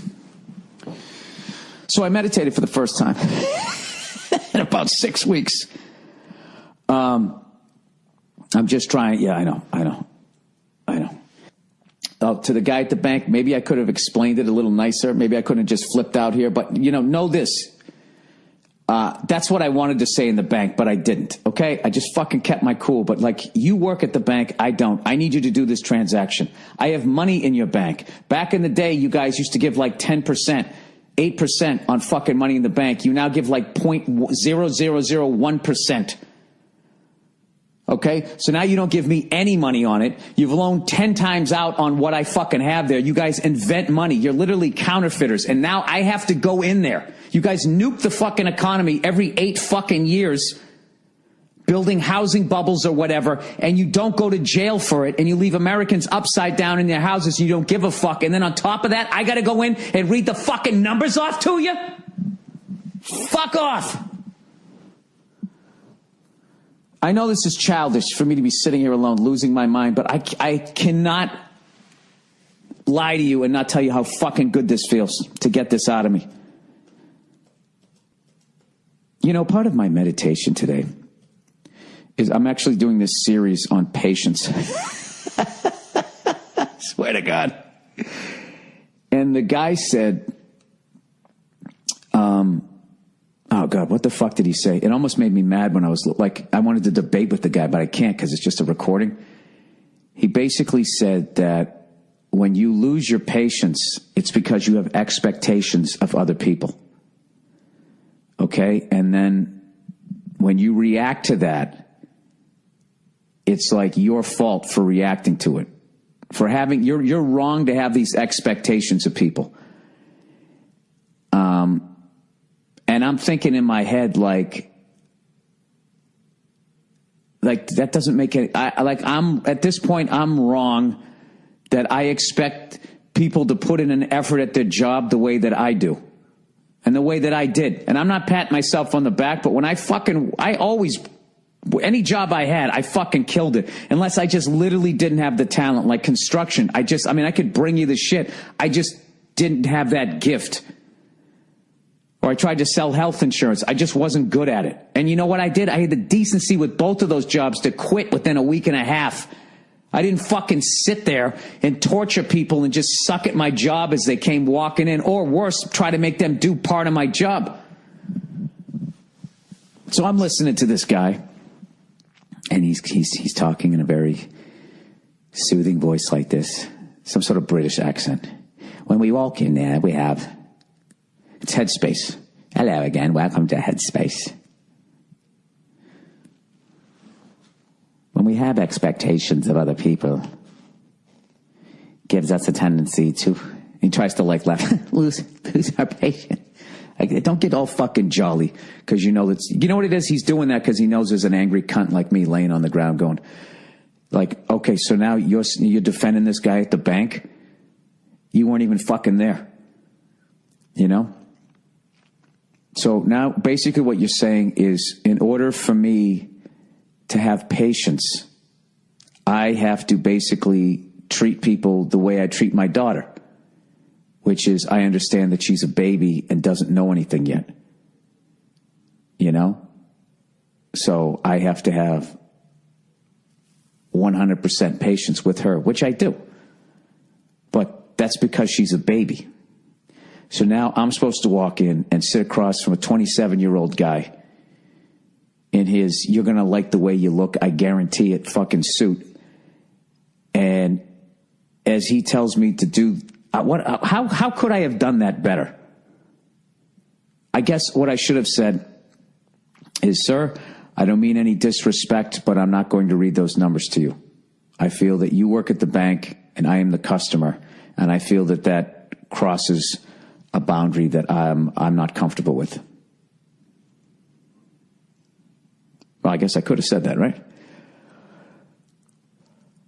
And when he exhaled, I probably should, like, when he exhaled, like, it was like someone fucking twisted a knife in my back. I wanted to fucking, like, did you just fucking exhale?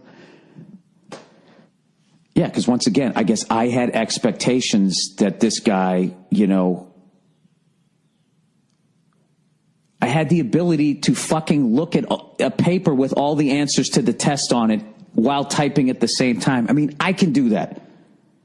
I could do that for half a page and I'll only make a couple of mistakes, and I taught myself how to do it. What the fuck?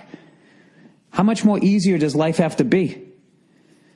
And then, I was also thinking when I left, it was like, you know something? My wife would have just read the numbers off to him. She would have read the numbers off to him, and then afterwards I would have said, like, why did you just do that? You did your job. She goes, well, you're right. You're right. I probably shouldn't have done that. But, it got it done quick, I just didn't want to have the argument, blah, blah, blah. She continues on, and she's a way, way happier person. On paper, I think. On paper. I don't know, something, the thing about women is the big red flag is the level of shopping that they do. And the amount of shit that they buy. Like, that's, I don't know. There's a fucking unhappiness there. There's something psychotic going on with just the sheer amount of clothes and shit that they buy and just stuff that they fucking buy. I don't see tranquility in it. I feel like that's like eating fucking, C's candies. They just love having that UPS driver showing up and, oh, it's a little package for me, I actually judge how well my relationship's going by how often the fucking UPS driver comes to the door. If he's coming a lot, then I need to take her out to dinner or something. if he's coming every once in a while, then it's just her doing the woman thing of basically, fucking kicking our retirement right in the seats. All right, I didn't need to go. Okay. Whatever. I apologize to everybody. I apologize to that first guy at the fucking Verizon store. I apologize for the way I conveyed what I was trying to say to the David Blaine looking dude at the bank. I don't know. Maybe it's a new world. Maybe I'm just a fucking old guy.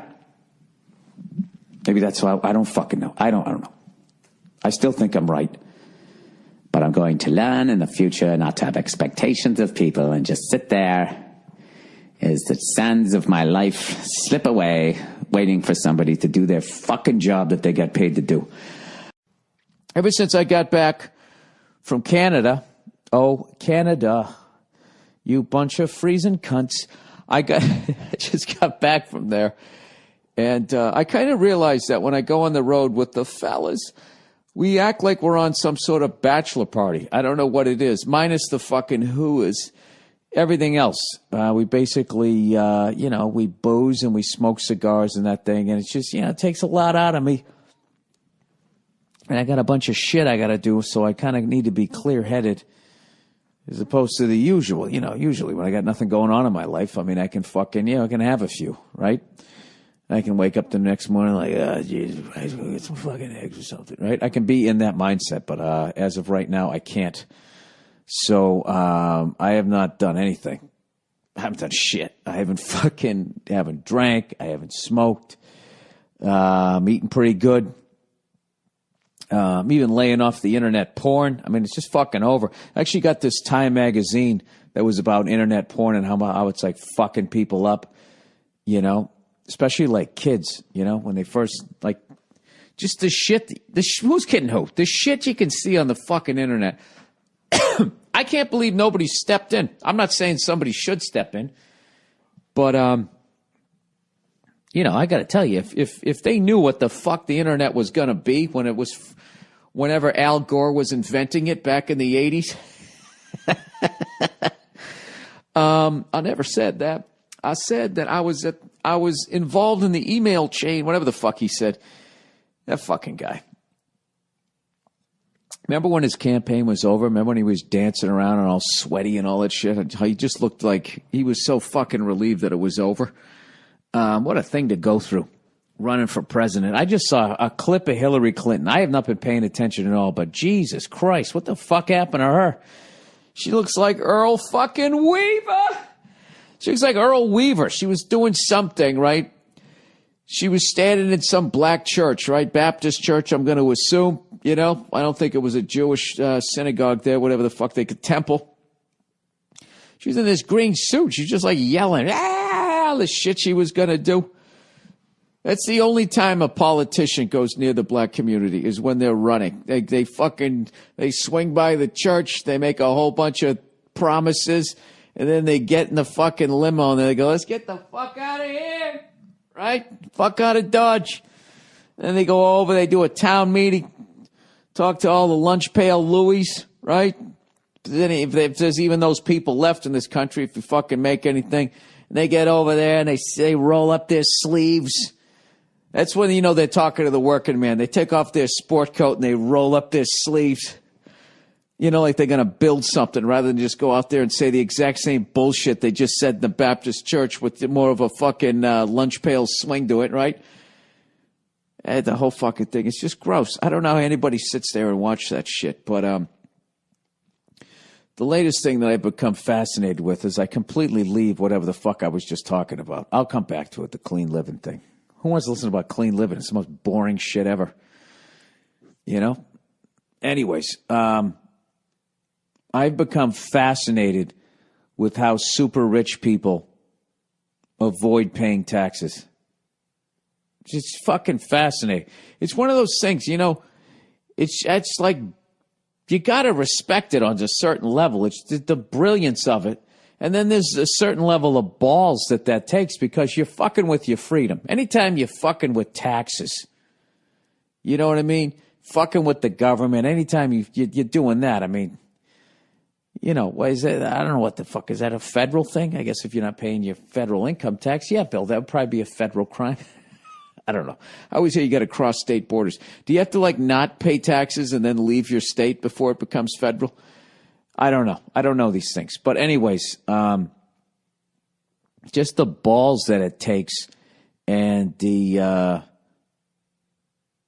don't know. I don't like people physically hurting other people, that type of crime. But when there's something like robbing banks or tax evasion or even a good old-fashioned fucking scam,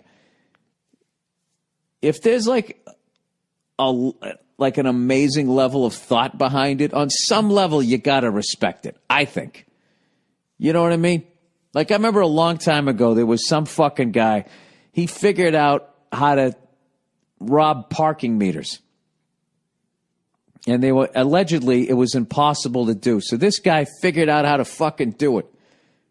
It's amazing. And he did this shit. This is back in the 80s or some shit. This guy figured out how to do it. So it was way, way, way easier to not have everybody breathing down your fucking throat. People be having eggs watching you fucking robbing a parking meter. They didn't have a fucking smartphone on them. They just be sitting there going, look at this fucking guy is that guy robbing a parking meter? Holy shit! The fucking guy just robbed the parking. Did you see that? Anybody see that? That was it. That's all that fucking happened. Rather than some douche sitting there filming you and you're arrested before you even get home. Right? And then the fucking local newscasters, they always got to do some sort of fucking bad pun. You know what I mean? I'll tell you, this guy's life, his freedom is now going to change. They do that. Somehow they get away with that in fucking newspapers. They can have the biggest fucking puns ever and everybody thinks it's great. I don't know. I can't even think of one right now, but whatever. You sit at home and you think about it. You sit at your fucking cubicle instead of doing your goddamn work. You think of one. So anyways, this fucking guy figured out how to do this shit. And, of course, the parking meter guards were beside themselves. You know what I mean? It was like one of those sci-fi movies. Or like the Titanic movie. Not even God can sink it. That's what they were like. Not even God could get the fucking quarters out of this meter. This meter, right? They were talking all kinds of shit. So this fucking guy figured out how to do it. And you're thinking all right, whatever, man. What the fuck are you going to do with that? Well, dude, there's fucking meters all over the city. So this guy, anytime he wanted a drink, if he wanted a fucking sandwich, dude, he had it perfect. It was like his own ATM machine before ATM machines. He'd just walk up, bing, bang, boom. He had a sack of fucking quarters. You go down to the bank. You go, hey, can I get one of some of the roly fucking things there? Right? Yeah, sure. They don't give a shit. Nobody gave a fuck back then. Nobody was paying attention. They were trying to pay attention, but not to that type of shit. So this guy would roll the fucking quarters. Rolls enough quarters. Next thing you know, he gets himself out. How the fuck would you get all those quarters down to a car dealership? I have no fucking idea.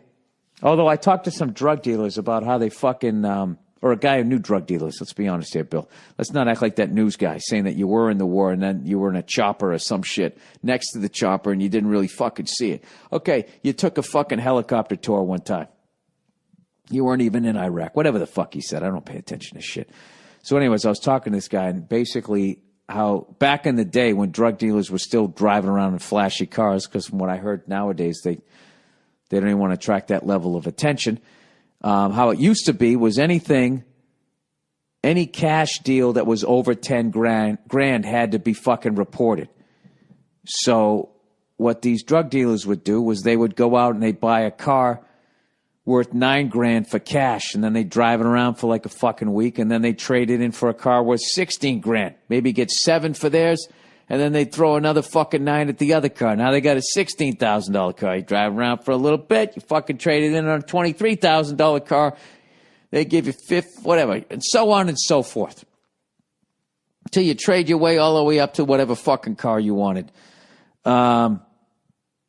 I just look at that shit. It's like, I mean, that's not the deepest thing, but that's the way my brain would work. I'd be like, well, I guess I got to drive a piece of shit then. What's the point of dealing drugs? Right? Or I'd just say, fuck it, I'm buying a Ferrari and I'm going to drive it until they catch me fucking 3 weeks later. By the way, the Ferrari I like is the Ferrari California. That's the old man one. The fucking GT, the Grand Touring one, right? I don't need to ride around in some Batmobile. Just give me one that's shaped like a fucking Jaguar from back in the day, you know? Or maybe a Toyota Supra. Remember those fucking things from the 80s? I remember this guy loaned me his. Well, he used my truck to move, and I ran and I beat the shit out of his car, and he beat the fuck out of my truck, and we both got our cars back, and he's smelling rubber, and I'm seeing all kinds of scratches all over my truck, and we just, it's kind of a fair deal, right? And then we both got arrested for drinking and driving months later. But that's a completely different story. I know, I'm all over the map. I'm doing this late night, and I don't want to be doing it right now, but I got shit to do in the morning. So anyways, this fucking guy, you know, if he had half a fucking brain, what you do is you keep your day job, right? You keep your fucking day job, and then, you know, for anything miscellaneous, you just go to the parking meters, right? And what you do is you start storing up on the quarters. Then every once in a while, right, you start washing the money with your fucking cat. I know what you do. You fucking, you go into stores and stuff. Who gives a fuck, right? You just use it to get yourself a better TV. But what does this dope do? He gets fucking greedy. I don't even remember how the fucking story goes. All I know is he just started hitting every fucking goddamn parking meter around. And next thing you know, he's sitting on like a fucking $2 million in quarters, and he ended up getting busted. But there was a part of it, I liked the guy, you know? So anyways, this gets me to the super rich on how, you know, all of that shit about the Panama Papers and all that type of stuff. I was talking to another friend of mine who's a fucking lawyer. And I was like, how does that work? Like, how do you get your money out of the country? And then once it's out of the country, how do you make sure nobody steals it? Like what happened to Johnny Depp's character in Blow. And then once you have it out of the country, how do you get it back in without just getting taxed all over again or busted? And he said, basically, this is it. And he broke the whole fucking thing down, all right? Or as far as I know, he broke an aspect of it down. I know all you guys are sitting there right now going, oh, Jesus, he's going to try to explain. I am. I'm going to try to explain some shit that was just explained to me, and I don't really know what the fuck I'm talking about. So let's get rid of one myth right out of the gate. I remember a long time ago, a friend of mine had a fucking landscaping business. And he already had a truck, and he went out and he bought this giant fucking, you know, one of those things with the dual wheels on the back and this fucking giant bed. Look like you put cattle in it, right? And I was like, holy fuck, man, how much does that thing cost? And, you know, it was like the 80s. It cost like $25,000, which was a lot of fucking money back then, right? For a truck, you know? It's like $10,000 more than you pay. $25,000, $30,000 or some shit, right? I was like, holy shit, man, you can afford that? And he was like, yeah, it's a write-off. That's what a lot of dopes say. And it is a write-off. But what they think is that they can write $30,000 off of their taxes. What you can't. What you can do is you can write off. It's a write-off as far as that $30,000 that you just spent on that truck is untaxable. All right? It's sitting in whatever. You made that money. You made $30,000. If it's just sitting there and you don't put it back into play as far as reinvesting into your business, the government will tax you at the end of the year, you know, on that $30,000. And let's say you're in like a fucking, 20% tax bracket, that you'd have to give the government fucking $6,000. Right? That's it. So people, morons think, oh, I get to write 30, in the end of the year, if I owed $40,000 in taxes and I bought a $30,000 truck, I get to take $30,000 off of my taxes. You wouldn't. You'd just be able to knock off $6,000. Right? You're not even knocking it off. You're just not getting taxed on that. Does that make sense? Probably doesn't, because I explained it. So anyways, when you have your own business, what you're trying to do is you're trying to come up with as many fucking write-offs as you possibly can. Many expenses, everything you possibly can to lower your basic, whatever your income as far as what is going to be taxable. So say you made fucking $100,000, all right? You grossed $100,000. The net is what you're left with after your expenses. You try to fucking come up with as many goddamn expenses as you can to get that $100,000 as far down as zero as possible, Ideally, you wouldn't want to pay any fucking taxes as far as these people look. But the bottom line is, you can only do it so much, and if you write off too much, the IRS is going to show up and be like, what's this fucking, 60 grand for fucking cheeseburgers, blah, blah, blah, you tried to write off, and you're going to get busted. All right? So what these fucking super rich people do is, the first thing they do is they get the fucking money out of the country, because the IRS's jurisdiction doesn't go beyond the borders. So what they do is they just create a company that doesn't exist. It's just on paper, right? So say you make $100 million, right? What you do is you go to a country that doesn't give a shit about America and lets you use it as a tax shelter. You just come up with some incorporated thing, like Who Gives a Fuck Inc., right? And then you just have that company bill your company a consulting fee for $100 million or whatever, of the 100 million, 30, 40, 50, whatever you don't want to pay taxes on, whatever. And then you write a check to that company that doesn't exist, that's really you. And then you send it out. So now it's out of the fucking country. And then what they do is they open up like 10 other these fucking shell companies, and they have those other companies build the first company, and then the third one builds the second one, the fourth one, and it's just gone. The money's fucking gone. Now the IRS can come at you and be like, what the fuck did you pay somebody $100 million consulting fee? And then you're telling me you paid somebody $100 million as a consulting fee? And then you just look at them and go, yes.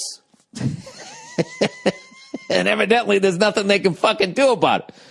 So then I go, all right, so now it's out of the country, and then it's in this other country. How the fuck do you protect it? And he goes, well, those countries where these tax shelters are, they're in on the scam. So you just kick them 10% of the 100 million. You give them 10. Here's fucking whatever you can negotiate. We'll just make it easy. Here's $10 million. So, I'll give you 10 million rather than giving the government fucking 50, 55, 60 million of that 100 million. I'm still fucking up 45 million. All right. So then I was like, all right, so now how do you get the money back? Because if, you bring the money back, you stick it to the bank, they're going to consider that earned income. Like, where the fuck did you get it? And this guy was like, they bring it back into the country in the form of a loan. Loans aren't taxable, right? Like if you get a fucking loan because you're already paying interest on it and everything, they don't tax you. So they just bring it back in the form of a loan, whatever the fuck you want to do. I want to buy a $10 million house. You have this shell company that's 10 times removed from the one that you paid from the consulting fee, right? And they can't follow the paper trail because it's in a different country, right? You just bring it back into the country in the form of a loan. And then you go buy a fucking house. And I guess, I don't know, you pretend to make payments, or the loan is forgiven by this shell company that's still you.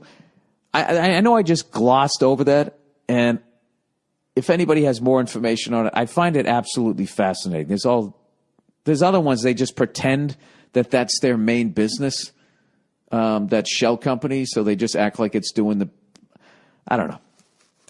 That's as far as I can remember that what he told me, and I found that shit absolutely fucking fascinating, because at the end of the fucking day, as far as what they're doing, I know they're fucking over you and me because, the school systems go down the shitter because they don't have enough money. There's a lot of potholes. There's all kinds of stuff. You can't take care of homeless people.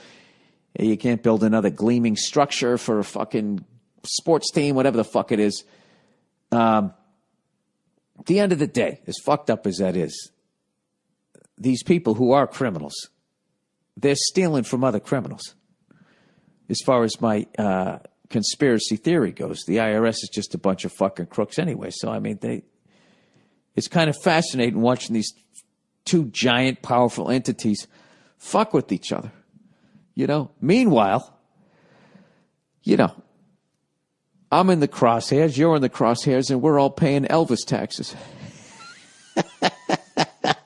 And there goes Hillary Clinton screaming in some Baptist church. Is she talking about that shit? Of course she isn't. Because when you bring the fucking money back in, you just don't bring it in and go out and buy yourself your fucking Ferrari, California. What you do is, you do that, but what you also do is you walk around with nice wad of cash and you go, oh, hey, chief of police. Oh, look at that birdie over there. And as he looks over, you stuff a fucking wad of cash in his pocket, And then, oh, is it an election year? Yeah, let me get, I'll take $2 million on Trump. Give me 2.5 on Hillary, and fuck it. Give me $500,000 on Bernie Sanders. What do you mean he's not taking any money from guys like me? Oh, is that right? Well, whatever. He won't get in. And if he does, I'll give $3 million to, silence him. That's what the fuck they do. And that's how they I'm convinced of that. I'm convinced as far as like stand-up comedy goes, you know why they're always giving us shit? Is because if stand-up comedians just organized, okay, and we donated to the campaigns of people running to the Democratic and the Republican parties, right? And then we bought a little ad time on CNN and on Fox News and all these major networks. If we did that, you'd never see another comedian getting in trouble for doing a fucking Caitlyn Jenner joke. Anyways, if anybody has any more information on that or they can talk about it, I don't like if it's really dry. I just like, I'm fascinated with people that do shit like that and then they go to bed knowing what the fuck they're doing. And they got to be thinking at some point, like, the wolf's got to be coming to the door at some point. Hang on one second. I got to answer this. All right, so I'm back. Of course, I completely forget what the fuck where I ended off. But what I really learned when I was, listening to this lawyer telling me all this shit. I know I say in the balls that takes to go to bed at night, knowing at any point, like, all of a sudden the fucking feds are going to kick in your fucking door. But I think that these guys are like the smarter ones. And when you watch like American Greed, what I noticed when I watched them, all of their fuckery was within the borders of the United States, which if you're too dumb to know, you don't realize you're not going to get away with it forever. But like once after talking to this guy, it just seems like anybody who just tries to have their entire illegal entity within the borders of one country is you're just on borrowed time. So I think when you watch American Greed, what you're really seeing is the hacks of, you always see these fucking idiots. They buy a house, they get all these fucking cars, and they have some strippers come over. Oh, my fucking laptop. Oh, that was a laptop hitting hardwood floors. Come on, baby. Come on, come around. You're all right. Hang in there. Help is on the way. Fuck. Oh, you fucking motherfucker. Steve Jobs is laughing somewhere right now. He's laughing at me because I got to give him money, and he also knows there's going to be another little kid's got to put it together. All right, it's saved. It's saved. So anyways, let's read a little bit of fucking ad shit here before my screen goes dark. Hang on a second. I find that shit, I find all that stuff fucking amazing. It's really, really interesting. If you just remove yourself from it, the humanity of it or whatever, and all the people that it's affecting and kids not getting better school books and shit, if you just look at the fucking game that's going on, it's really fucking interesting. All right, 60 Minutes, everybody. All right, hey, Bill. I saw your tweet about 60 Minutes about the talking robot piece. Yeah, Charlie Rose was sitting there talking to this artificial intelligent robot that really moved bad. Speaking of fucking Westworld, right? And he asked the robot what its goals were. First of all, that a robot would have goals like a person, okay? And the robot said, my goal is to one day be smarter than human beings. So I tweeted, I basically tweeted, please unplug that fucking thing. All right? So he goes, I come somewhere between unplug it and fuck it. It seems like everyone knows the machines will be our doom, but I feel like everyone involved and even everyone else just looking on has but will they take over type of curiosity. My question, I don't know what you meant by all that. My question to you is that if in 10 years the robots are filling in as clerks at stores or working the lobby of hotels, would you be comfortable as a customer in those locations? Also, I highly recommend the new Westworld remake on HBO. Yes, I thought that was Netflix. My fault. HBO. It's totally up your alley, and I'm sure you remember the original with good old Yul Brynner. How funny is that? Yeah, you hit the nail on the head. I already talked about it. I loved it. This is what I think. I actually think that that those robots will make human beings obsolete. I know that sounds fucking crazy, but they will, okay? And they don't have to sleep. They don't have to fucking do anything. They'll outwork us and all that type of shit. And they're going to act like then we finally get to sit around and chill out, right? Like that was the big promise of all of this technology that was going to be coming out in the future. I mean, there's always technology, but the newer technology, the technology of the future, the 3-day work week. They used to make fun of that on the Jetsons. Oh, these 3-day work weeks are brutal. People are working more than they have ever worked in their fucking lives in this race to, I don't even know what the fuck. Why the fuck? Can somebody please tell me what the fuck we need robots for? What do we need any of this shit for? You know what I mean? Like, I feel like somewhere in like the mid-90s, like, that was good. We advanced enough with cars, travel. We advanced enough with medicine and that type of shit. I mean, basically from 1995 on, if you're fucking dying, then, I mean, I don't know, the amount of shit that you could sidestep, tuberculosis, polio, all of these fucking things, all those plagues from back in the day, they were all gone. I mean, something, I don't know, it's hard when it's somebody you know and love, or obviously if it's fucking you, but like, I don't know. I think the population, I've always talked about it. It's a major fucking problem. And I don't know how they go, like, I just feel like those things will come along and they'll just be like, well, you have those things that don't need to, they don't need a flat screen TV. They don't need any of that type of shit. They can do the work of 10 people. Or let's say they can do the work of 4 people. Then there's 3 extra people out there, isn't there? Or there's 4 extra people out there. Let's fucking cut this thing down by 25%. I mean, there's already too many fucking people walking around. You're going to have a bunch of robots walking around too? At some point, something's got to give. All right? And I can guarantee you one thing. Robots are never forming a union. All right? They're not going to. So I think they'll be smart enough to not get them to do that. But the greed of going after the dollar and making one that's just a little bit better, like these fucking iPhones, I think we could get ourselves into a tough situation. And here's a question I have. If you kill a robot in the future, like, is that going to be considered property damage? At what point will that actually be considered murder 1 or murder 2 or robot slaughter? They'll have to have all these new laws. You know what I mean? Like, what if they make them like what they're trying to do? Like, they're probably going to make them fuckable at some point, like that fucking movie I saw like a year ago, What if you go out and you fuck somebody else's robot, Like, hey, that's my robot. You just came in my fucking robot. What the fuck?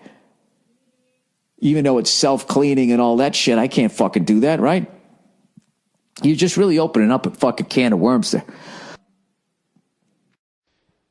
I went to that TED.com. Just look up robots and try to find the one where this lady is sitting there. She's fucking talking about, having robots around the house. You know what I mean? And it's the stupidest thing. Okay, first of all, she's whoring it up for no particular reason in the beginning. I don't know why. She's wearing like these hooker boots.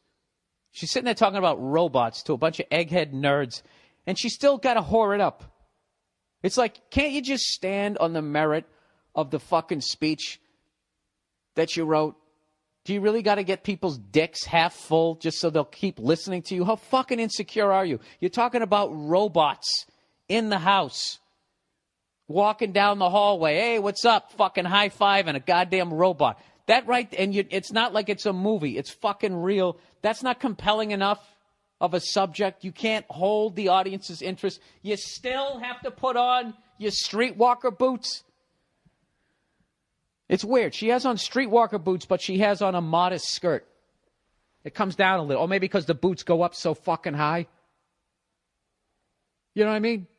Isn't that basically the rule? If you're going to wear the fucking thigh-high boots, you basically have to have on a miniskirt. All right? So she starts her speech, right? Not a whore, just dressed like a whore. Like she put on half of her Halloween costume and then, wait a minute, I have to give a speech. So she goes down there and she's just like, she actually sounds, what she's talking about is smart, but she doesn't sound that smart. So I don't know if some nerd wrote the fucking speech for her and got like, I don't know, fucking broke out in like hives right before the speech, so they sent her out instead. But she's just up there being like, when I was a little girl, I remember just seeing Star Wars and seeing C-3PO going, wouldn't that just be awesome to have like a robot? And not to like do Jaws, but just to like kind of talk to and like joke around with. And she starts talking about how she feels that robots should be in the fucking house because she wants her own C-3PO. Am I saying that right? Am I pausing at the wrong time? How come the C-3PO? C-3PO. C-3PO. I don't know, whatever. It's such a stupid fucking movie. It was one of the most overrated fucking goddamn motherfucking movies of all time. I would rather watch Muppets Take Manhattan. I think that holds up better because at least there's adult humor in there. You know? You know who totally ripped off, used the Force? Joel Osteen. That fucking squinty-eyed guy. Well, you want a T-shirt? Jesus wants you to have a T-shirt. Just think about it. It's going to happen. He totally stole that whole vibe. I don't even know if that makes sense. You know, furthermore, I don't care. Plowing ahead. So this lady sitting there talking about these fucking robots. You got to watch the video. And about, 10, 11 minutes in, I can't remember where the fuck it is, they cut to somebody shooting the shit with a robot. And it looks like it's basically a head coming out of a giant VCR. And he's like sitting there like, and it'd be like if you had a VCR with a head coming out of it, but like a robot head, like bolts for eyes and shit. But it has like eyelashes for some stupid reason, like blinking. Like it needs to blink, right? And he's sitting at it like he's at his desk, like almost face to face with the thing. He's just like, hey, fucking R2-D2, look what my girlfriend bought me. And he showed some sort of fucking, I don't know what the hell, it's some macho chain or a watch. I can't remember what the fuck it was. And then the robot's just like, oh my God, that's really interesting. Did she? And it's moving its fucking head. Can I ask, either this might be the dumbest question ever or just painfully obvious. Why the fuck would I need that? Why would I need that? Like, why wouldn't I just talk to my friend? You know what I'm saying? It's like the baseball kid from way back in the day. Remember that shit? I talked about it here in the podcast one of these Mondays. They used to have the baseball kid. It's called Baseball Kid, the baseball kid. If baseball's what you want to do, baseball kid will pitch to you. And it was a cardboard cutout of a friend, basically, that you don't have throwing a fucking baseball to you. You know, it was basically for the kid with no friends. So now they've upgraded it to the person who has no fucking friends. You know what's great? Is that I bet that guy didn't even have a girlfriend. I bet he bought the watch for himself. And now part of the sickness is he just fucking lies to this robot about this life that he doesn't have. And you know, once you start doing that, it's an inevitability. It's a fucking cirrhosis of the liver that guy's eventually going to stick his fucking human dick in that robot mouth. And the second that fucking happens, that's it. It's the end of the fucking human race. I'll tell you right now, there's scientists out there fucking robots right now. They're out there banging robots, you know, under the whole platform of fucking research. It's real scary. Like, go watch this shit on TED.com. They got another one showing how we're fighting wars now. And like these guys sit in Arizona, they go to work, they go to war, and then they come home after fucking blowing up some bad guys.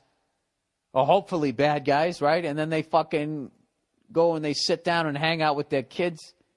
And they're sitting there talking about how, you know, now the bad guys are getting the robots and blah, blah, blah. It's fucking inevitable. All those drones, they're basically eventually, all the shit they're using over there, I think eventually they're going to use over here. You know? In the future, there'll be no more skipping jury duty. The second you skip it, you're going to wake up in the morning, peek out the window, and there's going to be a fucking drone just hovering there. You have 7 minutes to get to court or you will be vaporized. It's going to be one of those fucking things. Is this the least interesting thing you ever heard in your life? I mean, didn't I just basically do every science fiction movie? Has there ever been a science fiction movie where they predict something great? That's what I'm going to do. I'm going to be original here for once in my fucking life. Let's go the other way. It's going to be a friendly drone. It's going to be outside the window. Go back to sleep. It's okay. We set your clone to go down to the jury duty. Now we don't need you. So you will be vaporized. You will be vaporized. That's the way to do it.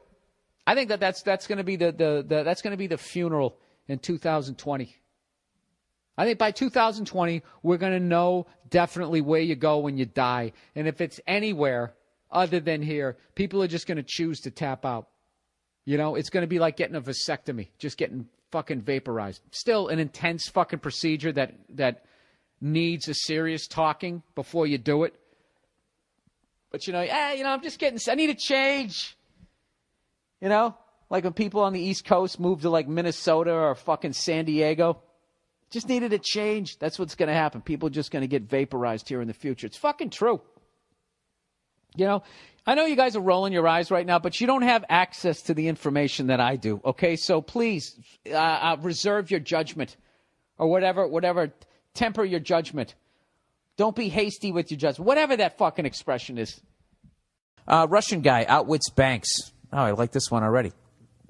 Hey, Bill, thought you might enjoy reading this article about a Russian man who outwitted a bank by writing his own terms into their credit card contract. Jesus Christ, that's fucking phenomenal. How the hell did... That's like beating Bruce Lee at karate or kung fu or Jing Feng Ku, whatever the fuck he did. Article, here we go. The idea of beating the banks at their own game may seem like a rich joke, but Dmitry Agarkov, I don't know, 42-year-old Russian man. Sounds like he plays for the Red Wings, doesn't he? 42-year-old Russian man may have managed to do it. Unhappy with the terms of an unsolicited credit card offer he received from an online bank, Tinkoff credit system, Agarkov, sorry if you're listening, and I'm butchering this, or if you're of Russian descent. He scanned the document, wrote in his own terms, and sent it through. The bank approved the contract without reading the amended fine print, unwittingly agreeing to a 0% interest rate, unlimited credit, and no fees, as well as a stipulation that the bank pay steep fines for changing or canceling the contract. The bank has so much money they'll be able to get around this. But that's fucking genius. What a hero. Agarkov used the card for 2 years, but the bank ultimately canceled it and sued Agarkov for $1,363. The bank said he owed them charges, interest, and late payment fees. A court ruled that because of the no fee, no interest stipulation Agarkov had written in, he owed only his unpaid $575 balance. Look at this. 2 minutes left in the game, people. Is he going to win this or what? Agarkov is now suing the bank for $727,000 for not honoring the contract's term, and the bank is hollering fraud. They signed the documents without looking. They said They said to me what usually their borrowers say in court. We've not read it. Agarkov's lawyer said, the shoe's on the other foot now. Sorry, I really butchered the ending of that reading. So, I got to pay attention to that. Well, they'll settle out of court. I don't know, man. That's a hard... I mean, the fact that you just got out of paying the fees. I got to put this in my computer here. I want to pay attention to that. Agarkov, Russian bank case. Okay, so it's still at that point. Hey, anybody in Russia listen to this thing? Can you please keep me abreast of this? I want to see if he gets any of that $727,000. All right? I'm going to do a little pregame analysis here. I'll tell you right now, I got to tell you, if I'm the bank, I got to be thinking, how did we end up in this situation? I would actually guess that they're not going to pay any of that. They probably got enough politicians and judges in their pockets. I mean, it's corrupt enough over here. I can't imagine what the fuck it's like over there. No offense, but it is what it is. Yeah, if anybody, I don't know, in Estonia, Latvia, if you're close enough, you can pay attention and let me know. I'd appreciate it. Lithuania, the Ukraine, Belarus, look at me. Huh? I've learned some shit. All right, I don't know if you guys know this, but I guess they're working on cars that are going to drive themselves in the future. I don't know why. I mean, how fucking lazy are people going to get? I mean, it's going to be great for drinking and driving. It'd just be drinking and riding, you know? You all of a sudden, you'll always have that fucking thing, right? I don't like this, man. I don't like how everything's becoming fucking automated. You know, I feel like rich people are gradually phasing us out, you know? Because you know goddamn well the only reason why they allow us to exist is because they need us to farm, right? They need us to deliver shit. They need us to do a bunch of shit. And I could add another example. I don't know, dance around like a monkey at a fucking casino. Come downstairs and say a couple of words at your little fucking Illuminati party in the basement. They need us to do that. But once everything is automated and it just handles its fucking self, do you think you could be a part of that group? What if you were a part of a group that was just going to slowly fucking just phase everybody else out, you know? And somehow it would happen in your lifetime. All right? Like, who would you keep? These are very Hitler-esque type questions, but this is the type of fucking madness that I think everybody's capable of, you know, especially, I don't know, if you travel on the road, some of the dopes you fucking meet out there, watching people getting stirred up, you know. In all honesty, I can't stand, like, the choices that we have for president right now, you know, as it starts to go towards, as a fucking torpedo, that fucking St. Bernard-looking guy, Bernie Sanders, right, his jowls, as they torpedo his fucking campaign, and all Democrats are walking around, he can't win, he can't win. I love that. I love it. Yeah, because you're too much of a pussy to fucking vote for him. That's why, right? So you're going to vote for this clammy fucking crook, or this guy who isn't saying anything. But, like, I really believe that, you know, you could talk people into fucking wiping out everybody on the planet. He's very easily. Just listening to Donald Trump, his speeches where he just says absolutely nothing. You know, he said today he was talking to college graduates, and he's literally going like, I'm going to bring jobs back to the United States. You wait. There's going to be more jobs here by the time I'm done. It's going to make your head spin. I'm going to have Apple bring manufacturing jobs back from China to here. Okay? And people clapped. He never has to say how he's going to do all. I'm going to plug up the hole in the ozone layer. Water's going to be clear. I'm going to get rid of all terrorism, and that's going to be the first week. Woo! I like this guy. This guy makes sense. He's making it great again. You know? And then you got Hillary out. She just talks through her fucking teeth. It's like, you know, she looks like she should be doing like a ventriloquist act, but the puppet isn't there. I just can't fucking... I don't know. I don't know. I don't fucking know. No idea. And I don't even know who the other guys are. I just heard a couple of them talking, trying to trash Donald Trump, and they sounded pathetic. Just not good speakers. This is a bad one. This is a bad one. You know? Like, I bet people watching, you know, if you got a great college program and a bunch of seniors fucking graduate, and you just go through a bad 4-year period. I think that's what we're coming through. We're coming out of right now. You know? I like this one guy who was saying he was going to get rid of Obamacare if he was elected. And people like applauding. Like, I don't fucking get it. I don't get why. I don't have Obamacare. I guess my tax dollars pay for it, but I don't have any problem with somebody like, I don't want my fellow countrymen walking around with a fucking toothache. You need your spleen removed. Fuck you. Figure it out for yourself.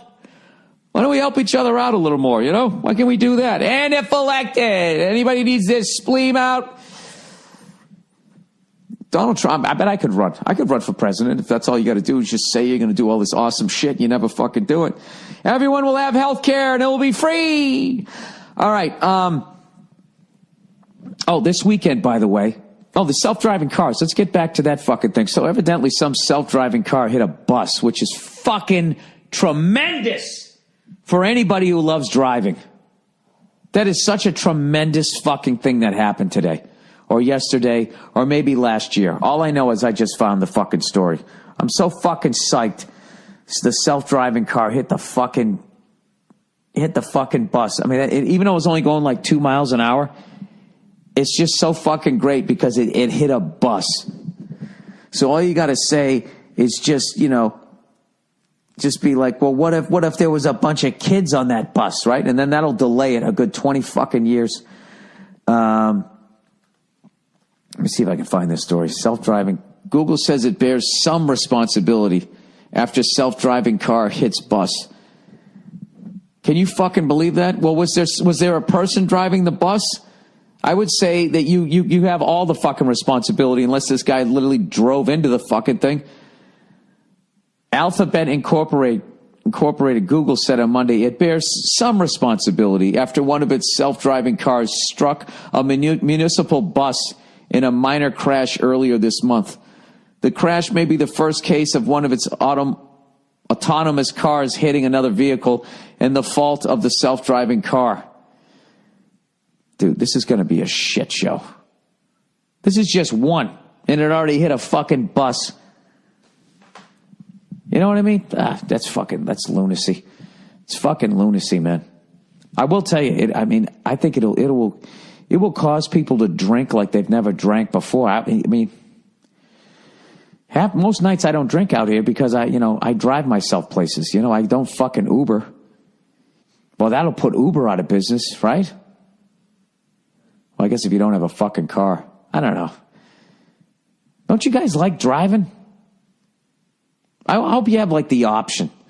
My thing is, how is the insurance going to work? Because goddamn well, there's no way the insurance company is going to take that fucking liability on. And they're claiming they're going to get rid of, there'll be no more deaths from car accidents. There's going to be no more accidents. It's going to be like just accident free. And this is amazing to me that it's gotten this fucking far, considering, that like the amount of times they tried to kill the electric car, right? And big oil companies, that type of thing. I mean, you're fucking with their blue blood money. You're not having that. Let's go electrocute an elephant to show how fucking dangerous these cars are, right? So, like, this is the only thing I can think. What these insurance companies, they're making enough money to go down there and whack somebody at ABC Incorporated, right? They fucking do shit like that. You go to a diner and all of a sudden you stagger out going, they poisoned me, and you do a face plant. Then your invention disappears. Oh, I'm going down the rabbit hole. This is why I think they're letting this one go through. Because they're eventually going to get rid of all of us. And when they do that, they're going to have no more limo drivers. So they're like, well, what are we going to do in the future if we want to ride somewhere? I mean, I'm not going to drive my car and soil my wealthy hands, am I? And then somebody's like, well, what if we just we'll just make the cars drive themselves? Oh, okay. Okay. Kill them all then. Yes, thank you. Poison them, remove them from the planet. I wonder if they got rid of everybody, how long it would take for this, to go back to normal. You have to take all the nuclear waste, right? Just send it out, out into fucking space, right? Send it towards Mars. Just make sure you don't hit the moon. And all you do is just fucking chill out in your little house. I wonder how long it would take to undo all this shit that people leave behind. The fuck are you going to do with all of that? That's all going to go into the soil. That'd take a little, it wouldn't happen in your lifetime. Jesus Christ, I am all over the place, man. What the fuck am I talking about here? Murdering people and self-driving cars. You should see this fucking car, by the way. This fucking self-driving car makes the Volkswagen Beetle look like a goddamn Lamborghini. People on The Simpsons drive a better looking car than that fucking thing. Ugh, they're all going to be the exact same fucking one, right? You'll have your options of like 3 different colors, like white, black, or beige. Oh man, this is not uplifting. Let's talk about these new Hillary Clinton fucking commercials, which of course none of, and the Trump ones, none of them talk about any sort of issue. They're just sort of talking about each other, about what assholes they are. You know, it's like two seventh grade girls just fucking starting rumors about each other. They're not talking about the nationwide heroin epidemic. They're not talking about fucking the pharmaceutical companies trying to fucking make weed not legal at a state level again because all the states where it's fucking legal. You know, the prescriptions are all down. They're losing money, so they're going to try to demonize it again, according to the person that I can't even remember who the fuck it is that told me that, and then I never read it to see if it's true, but now I'm telling it to you. They're not talking about any of that shit. Great Barrier Reef is dead. Who gives a fuck, right? All right, let's trash the Hillary one first. All right, the Hillary one about fucking Donald Trump is they're trying to go, your kids are watching this. What kind of president are they going to see? Okay, which I get. All right, there's kids that are into politics. But they show like 6-year-olds, like riveted to a fucking adult running for office. Do you remember when you were 6 years old? Remember I don't even what kids see nowadays. When I was a kid, remember when your parents put on the fucking news? Remember that feeling in your stomach? It was like they were making you eat spinach. You're like, oh my God, I got to get out of here. This is boring. Anytime there were adults on TV with suits talking, it was over. I wanted nothing to do with it. All I want, cartoons. I like sports. The Bionic Man. What else did they have back then? Little House on the Prairie I liked for a little while. And then it got all gross when fucking they brought that kid in who did he go deaf or did he go blind? I can't remember what the fuck the Adam kid or some shit. He started fucking the one with the pigtails. It just got gross, man. I don't know. I used to like watching the cowboy shit. I like that stuff. But anything that was remotely nightly news, politics. I vaguely remember Richard Nixon crying on the radio when I was riding. I was riding in the car with my mother, and she was trying to explain to me what was happening. And I was like, oh, okay. And I never thought like, wow, this guy lied to the nation. This is a president crying on the radio. I had no concept of any of that. I was just like, all right, can I get out of the car right now? Because it's sunny out. We've been driving for a while, and I think I'm going to throw up. That's all I was thinking because I was a fucking kid. Okay, people? Here's the deal. I mean, how fucking awful are you that you got to start talking about kids? Kids are watching this guy. And then the Hillary one, I don't even know what the fuck it was. It looked like a fucking Pink Floyd video. I was cooking, and I turned around. I had the game on, the one that Trump made about Hillary, which I want to say it was somebody dressed up like Hillary, holding a pickaxe or something. Like, I didn't even know. I never took a hallucinogen, but, you know, that commercial made me be like, you know, this would have been a great time to have done some acid, to just watch that and, like, you know, and if he somehow made it like feature length, that would have been fucking awesome. But anyways, I believe the election is this week. I want to say it's Wednesday, or is it Tuesday? Maybe it's fucking Tuesday. I have no idea. I know Wednesday the 9th I'm going to be on Conan O'Brien, and there will be a new president. Is it going to be the first lady? You know, which means Bill Clinton will be the first. What the fuck would he be? What would he be called? The first husband? The first husband? I knew I'd be groundbreaking. Jesus Christ! Can you imagine if that fucking cigar fucking sticking lunatic is back in there, and now he doesn't even have a fucking job? Jesus Christ! Hillary, the first day is going to be like, get all these broads the fuck out of here. I'm president. Get them. Anything with a twat, get it the fuck off Pennsylvania Avenue.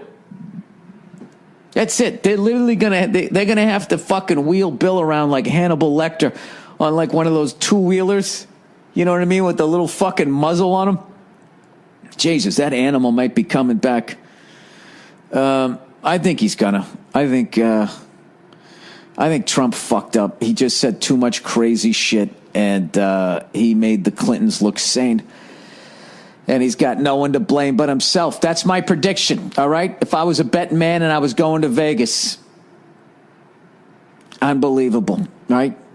And Bernie Sanders is like that school that should have been allowed into the playoff and didn't fucking get in, right? Because all these fucking cunts were too afraid to vote for him because there's no way he can win. I saw somebody the other day on TV. They did this whole they go, all right, well, Hillary you got to make a smart decision either because it's really hard. This decision is really hard because Hillary had a bunch of felonies and Trump, and then they listed like all the shit that Trump did for like a minute. This is like a TV show. I was just so fucking irresponsible, I feel. You know what I mean? You're supposed to try to be like impartial, right? I hope I'm being impartial. I don't fucking like either one of them. I just don't know how you trash one guy for fucking 90 goddamn seconds and then and all you say about the other person is just their felonies. Why don't you just talk about the felonies that were brought up? That the charges of those things. You could talk about that for fucking 19 hours. Oh, no, she has a blue bra, so therefore she must be a saint. All right, I'm off my fucking soapbox here. Good luck to you guys. I really mean that. Good luck to you, man. I hope somehow we come out of this. We somehow pick the fucking lesser of two fucking evils, whatever that is. And I hope everybody reads and rereads all the propositions and all the shit that's attached to them. I plan on fucking doing that. For the first time ever, I'm actually going to be an informed fucking voter when it comes to that shit because I don't think there's any winning at the presidential level. Oh, Jesus Christ. Anyways, whoever wins, it's going to be a rough 4 years of speeches before the next one. I mean, neither one of them are a good public speaker. Holy shit. I mean, Trump just goes out there and wings it. Like when Trump gives a speech, he sounds like he's waiting for the headliner. He's like stretching, waiting for the headliner to show up. Keeps looking at the back of the room, and they're still making that stretch. See, he's not here yet. They said he's on his way. Do another 10. And then Hillary with that whole bobblehead fucking thing that she does. Like I haven't seen anybody so outside their own fucking body since Al Gore. Remember Al Gore when he was fucking... I'll never forget, he was doing a debate with George Bush, and George Bush makes a point, and then for whatever reason, Al Gore stood up, walked all the way over to George Bush, and just goes, "My turn," in his ear, and Bush does like a double take, like, dude, what the fuck? Sort of a natural reaction to this guy coming out of... I mean, he could literally feel his fucking breath in his ear. He fucking did this double take looking at him, and the whole crowd laughed at Al Gore, and then Al Gore just... threw his head back and for whatever reason started laughing, just goes, ha, ha, ha, ha, ha, ha. And I'm like, what are you laughing at? Like, what the fuck are you doing? Like, he was, that guy. You know what, that guy read about his critics too much. Like, the first time they were like, he wasn't animated enough. And the next time he went out there, he was doing like this Fosse shit. Oh, Jesus. He redefined fucking flop sweat, that guy. All right, let's get out of politics. I don't even know what the fuck I'm talking anyways. Good luck with the voting, everybody. May the best piece of shit win. Have you guys seen this stuff about the all the suicides at the Apple plant? You know that really cunty commercial where they go, if you don't have an iPhone, then you don't have the iPhone. You know, and I wanted to get an iPhone until I saw those goddamn commercials, and they kept like it's the most bizarre advertising. It makes me angry at the iPhone. I never had any anger towards the iPhone or the people who had one. I never gave a shit. I was like, that phone's the shit. I heard it drops calls. I'll wait till it's on Verizon. And then right when it gets on Verizon and I'm all ready to jump on board, they come up with this na fucking cunty shit. Going, if you had an iPhone right now, you could be looking at the inside of your fucking throat and diagnosing your fucking throat cancer before it even happens. But if you don't have the iPhone, you don't have the iPhone. It's like, well, fuck you. I'm sticking with the Droid. So anyways, now I read they just had the 10th suicide at the Apple plant. Now, who's kidding who? We all know that everything that we're wearing, everything that we're using is made by some 4-year-old making 6 cents an hour somewhere. Well, evidently, these people have had enough.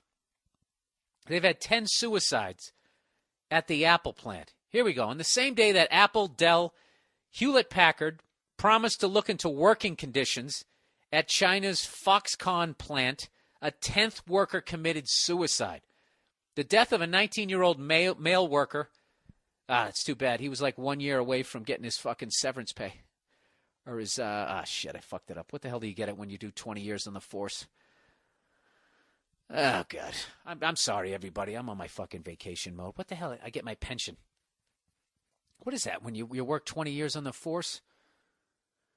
And he's only 19, you get it? Because he's been working since he was 2? Oh, Jesus. The death of a 19-year-old male worker also came just after the company's billionaire founder took the media on tour of the sprawling complex in response to accusations from labor groups that workers toiled in sweatshop-like conditions.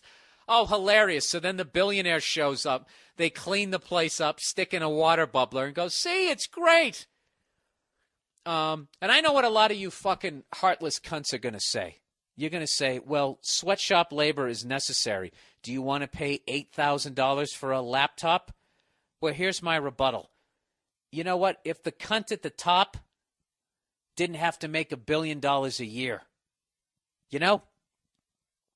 Kind of like when they were talking to the oil companies. They go, you're projected to make $350 billion. How about you just make $340 billion? Do you have to make that much money? That's the thing. The people at the top are taking way too much fucking money. There's no fucking way that the only reasonable way to make a laptop is to give people such shitty wages that suicide is a better fucking option. And you do it at the fucking plant to make some sort of political statement. There's just no fucking way. How about the people at the top? You mean, once you got $100 million, do you ever need to get another paycheck? I don't understand that. I don't understand that. And I'm not saying that the people at the top shouldn't be filthy, stinking rich because they came up with it, but you shouldn't be paying people. There shouldn't be sweatshops, everybody. That's all I'm saying. And what sucks is that we actually came up with unions in this country because of sweatshop-like conditions.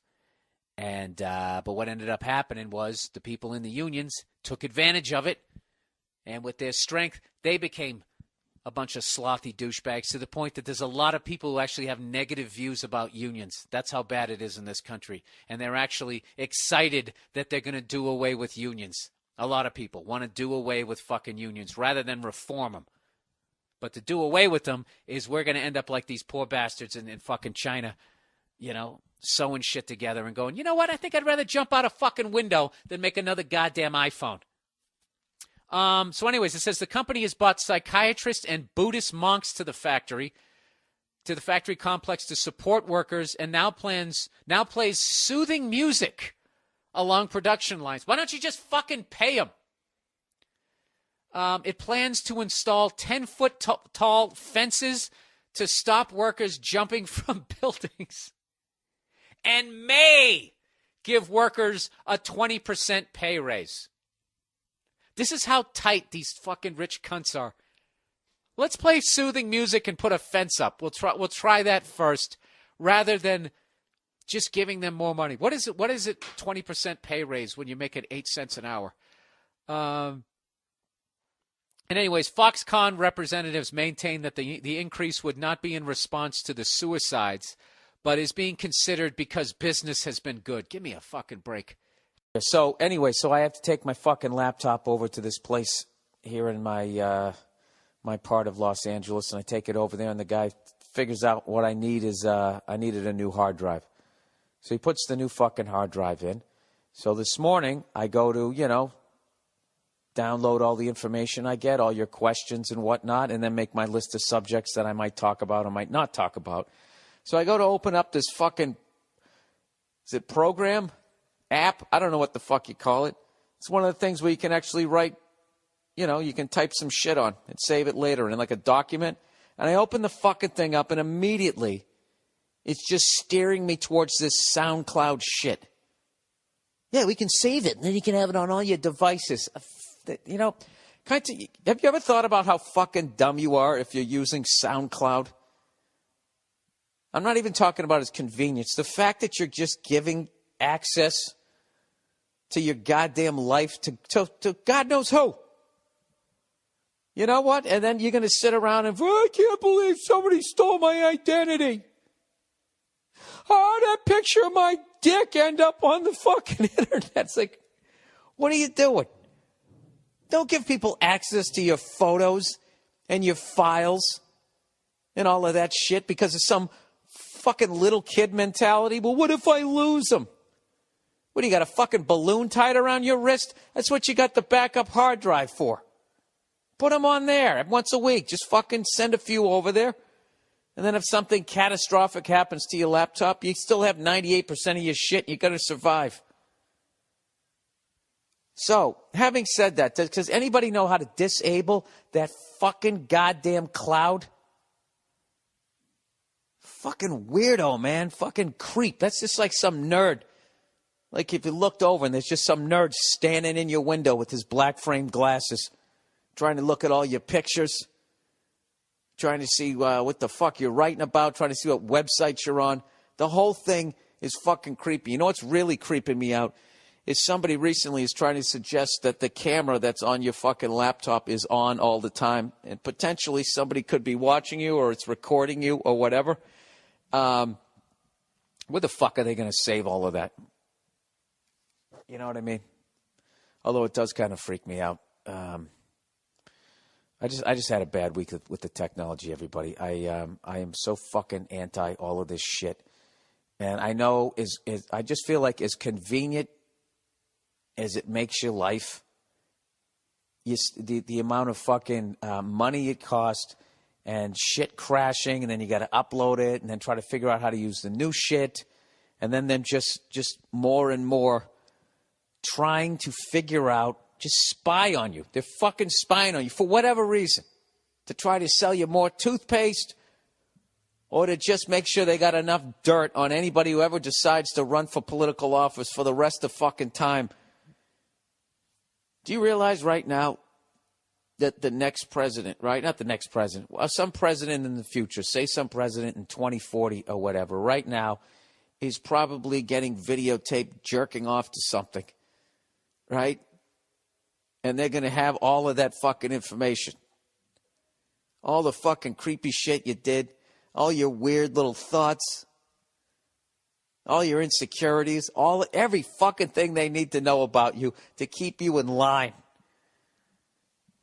I know, everybody thinks this is like paranoid thought. I know, it's not like this where J. Edgar... You know how much J. Edgar Hoover would fucking love the cloud? That fucking weirdo. He used to sit there going around Washington trying to just have dirt on everybody. So he could walk up and talk to you and just know shit about you. Who you were fucking, what you were doing, if you were secretly gay or anything. And he probably sat there talking to you, right? The weird look on his face. And you'd be like, this guy's just giving me the creeps. Why is this guy giving me the fucking creeps? It's because he knows about your life. And he's so excited about it. He's probably, his fucking dick is probably at half mast as he's talking to you. You know? J. Edgar Hoover. You know? And then they try to say that guy actually was, he used to walk around in a dress all day. You know, I don't understand that. I don't understand why you would want to walk around in a fucking dress as a man or a woman. Not really the dress. I can understand the dress. That's like having a bathrobe that doesn't open, right? Wearing one of those fucking things, you know? You're having on a smock. I just don't get the shoes. Why the fuck would you want to wear? I mean, they look good. They look good when the ladies prance around in them. But why the fuck would you? Why anybody in their right fucking mind would want to walk around in your tippy toes the whole goddamn day? Fucking up your back is beyond me. And you would think that if you're a dude, you're like, oh, good, I don't have to wear that shit. To go out of your way to actually wear it, you know, why would you do that to yourself? You know, why? If I gotta go ahead, dress up like a woman, but wear some flats, J. Edgar. You know, you're gonna fucking slip a disc. You're not exactly in shape. Let me scroll. Oh wait, McDonald's. Hey, did you guys see McDonald's is closing some? McDonald's had to start closing some stores. Did I already talk about this? I can't fucking remember. I was talking the other day how our food supply has basically become poison, and I got a couple people sending me, "Hey, Bill, care to send me some links to some of your research you did?" I understand. I'm worthy of that criticism, but also, if you're really going to sit there and try to tell me that I'm not at least half right on how fucked up our food supply is right now, all right, I'll give you this right now. I'll cite this source. When I was a kid, a chicken was like maybe 1 or 2 weight classes above a fucking pigeon. And I'm not talking about a Cornish hen. All right?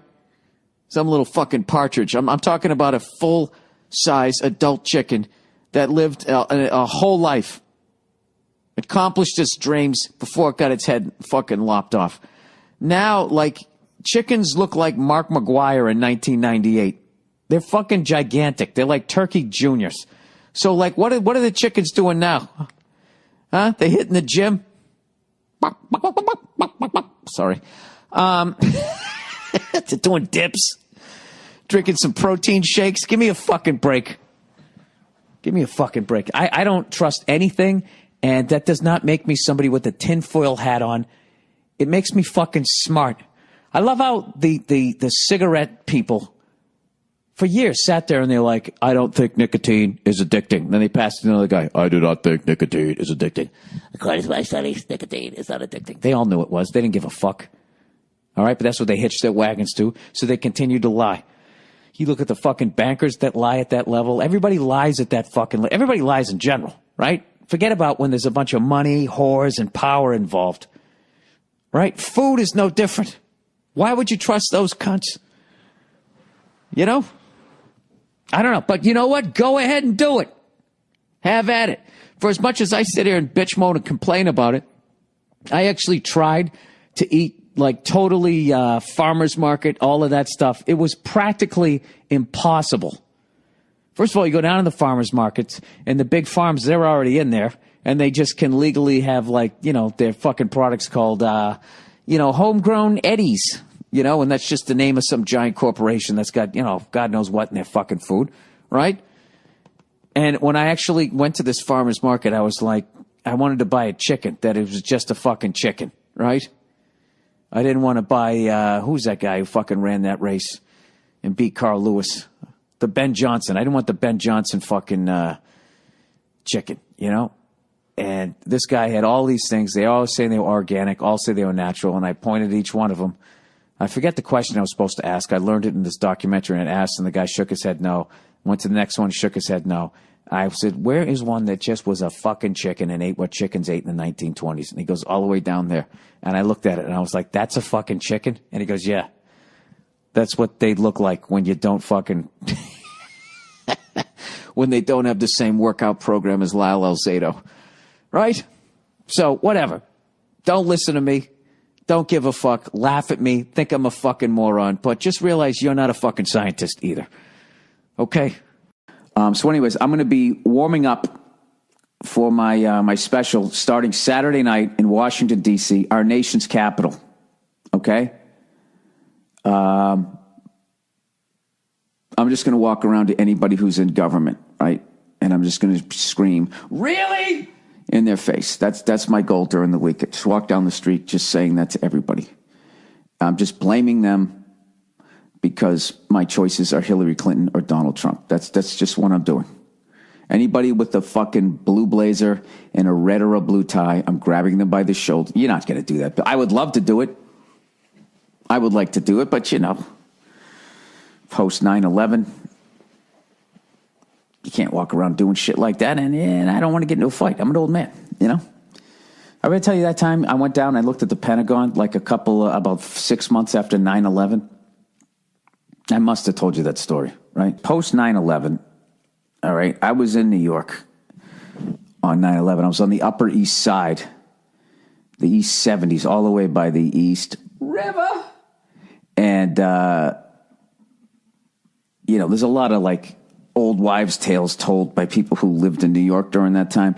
Dude, you wouldn't have known anything was going on. It was a fucking beautiful day. And even as it went down, as it collapsed and all that, when I walked outside, I didn't see anything in the air or anything. I mean, that was like a couple of miles away. And if it wasn't on television, I never would have even known that it happened. All I remember was walking around the Upper East Side trying to block out what the fuck just happened, like a typical German-Irish Catholic. Sad feelings, block them out, act like nothing's happening. And I just remember walking around up there and like there was people. It was so weird to me because Upper East Side, there are a bunch of, people who actually could afford to buy an apartment. A lot of them came from fucking money or what. I don't know what the hell they did.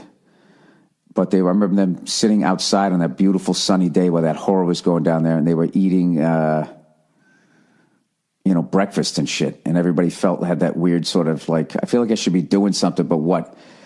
Can I get the salmon on the Eggs Benedict?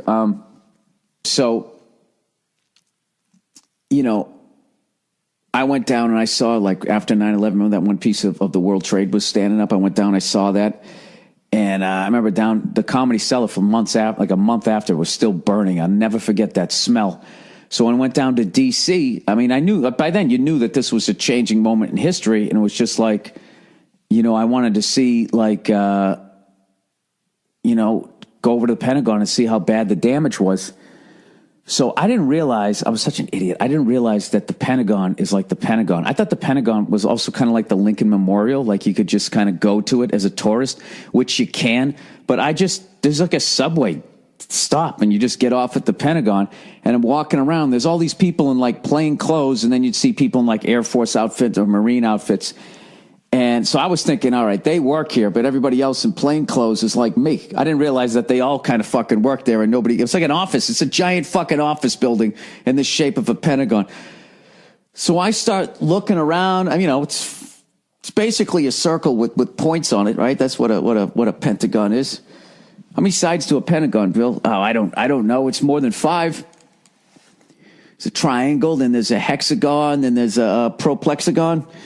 I don't know what the fuck it is. And you know what? I knew it when I had to know it for the test, and that's never come up in my life. You know what I mean? You got a quartet, you got a quintet, that's jazz. I'm out of math, I'm into jazz. But isn't music just numbers put together beautifully? Sorry. So I'm standing there in this pointy fucking circle going, do I go to the right? Do I go to the left? I kind of go left, then I go right, then I start walking back left. Then I'm just fucking start walking around this thing. I'm trying to peek around the corner. I'm like, maybe I should have gone the other way. And I'm basically not realizing it. I'm looking shifty as hell. And of course, there's like 50 fucking cameras on me. Like, what the fuck is this dude doing? Right? And I'm walking, I'm looking around, and all of a sudden, this fucking, was it a Jeep or a golf cart? I don't know what, just pulls up next to me. And this fucking guy gets out. Like, when Powers Booth ever plays a military guy, he was like that with a beret. Like, that's how much he was decorated, it seemed. No, he didn't have all that shit, but he had some shit on his fucking shirt, all right? And he had the beret, and I remember he got out, and he was like doing that thing. You know when someone's about ready to snap your neck and they're smiling at the same time? Like, that was the look on his face. Like he was showing me his teeth, smiling, but everything else just basically said is, I'm going to pull your fucking throat out like MacGruber. And he came up and he's just like, hey, buddy, what are you doing? And he's like looking through to the back of my head. And immediately I was just like, oh, then I didn't know what to say. And I was like, oh my God, what if he knew one of the people that died here? And then I was kind of, I'm a comedian. I'm in town playing Teddy's House of Comedy. And just, then he fucking took my name. And then it dawned on me why they were coming up to me. And the whole thing just made sense. Like, oh, this is like a military building, Bill. This isn't the Jefferson Memorial. You're walking around one of the most top secret fucking places, and you're looking around, and you look like a crazy white guy, right? So then it just struck me as funny, and then I was trying to hold back a laugh, right? Classic white privilege here, right? I could actually have this guy come up to me outside the Pentagon, and I can still find the humor in it because I know I'm not going to get arrested, right? Is that what white privilege is? I don't know. I'm stuck in this wonderful fucking position. I'm just going to stare into that now, and people just say white privilege. And I'll be like, oh, yeah, it's unbelievable. Woo!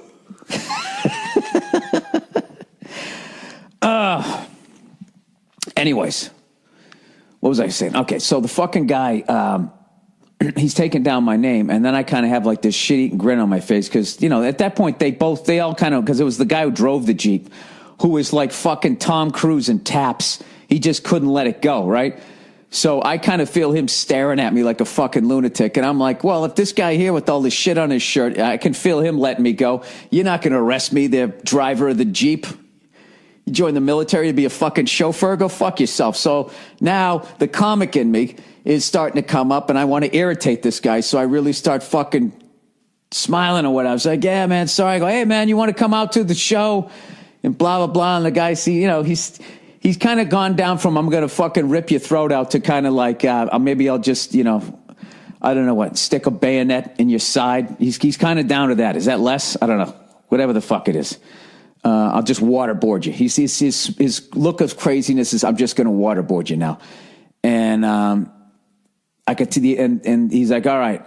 And he gets in the Jeep, and the other guy was just staring fucking like daggers at me, the Jeep. And I was just looking right at him, smiling.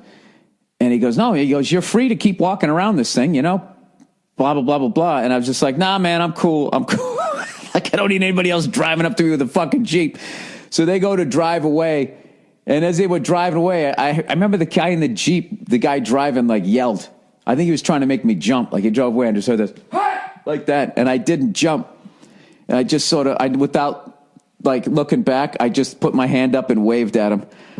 And that's my fucking Pentagon story. All right, Trump. Dear Billy-elect, I don't agree with everything Trump says, but I wholeheartedly believe that he's the only person that can set this country on a course of honesty. I'd rather know what a guy is actually thinking and disagree than to not know what he's thinking and to have faith. What are your thoughts?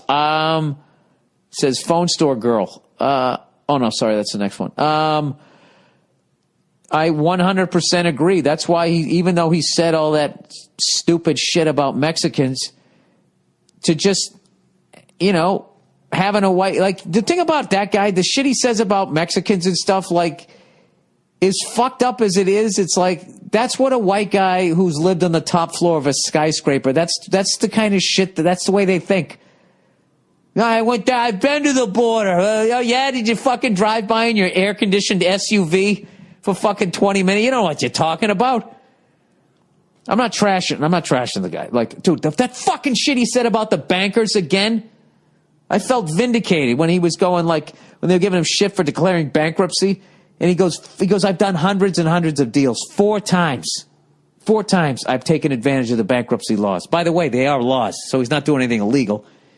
And he goes, and by the way, let's not make out these people that loan me money to be these innocent little daisies or whatever. He goes, they're not exactly innocent. He goes, these guys are killers. And he's 100% right. 100% fucking right. Having said all that, I mean, that money was also put in to the banks by mom and pop people, but it was printed out by the bankers. And it's really not our money. It's their money, and they give it to you, and your job's to get into as much debt as humanly possible without going under and paying those cunts for the rest of your fucking life. They are killers. But having said that, there's no way any one person could get this country in order.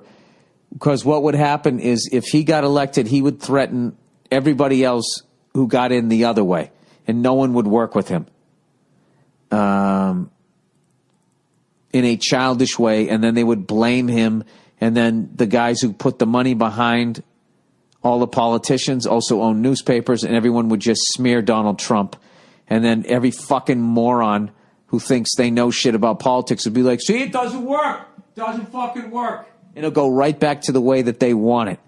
To truly change any government, to truly fucking change when it's as corrupt as we are in most of the other governments, I'm not just shitting on my country, but as corrupt as we are, the only way to do it is you have to have literally a revolution, and people are going to die, and people are going to go on trial, and there's going to be fucking firing squads and all that type of shit. You don't just go like, hey, we've had enough. And then the people in power go, oh, okay. All right. Here's the keys to the castle. Let's see how you do.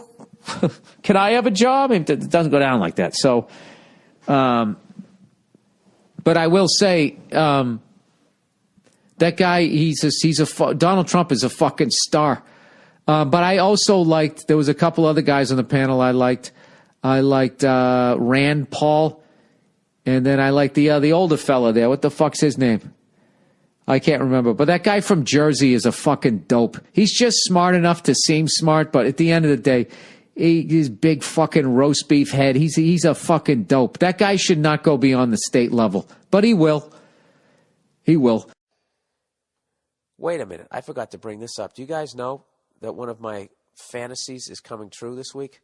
No, it's not reading copy correctly.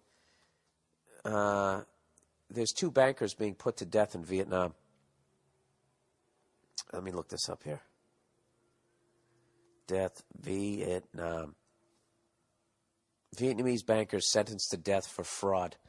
Here we go. This is what should have been happening in this country in 2008. Like, it already should have, like, there should have been at least 100 bankers dead. You know what you should do is, like, smother them with cash. No, what you do is you tie them to the mast of their yacht or their sailboat, right? And then you put a bunch of cash at their feet, all the cash that they stole. You just light it on fire, right? Like Jonah fucking Ark.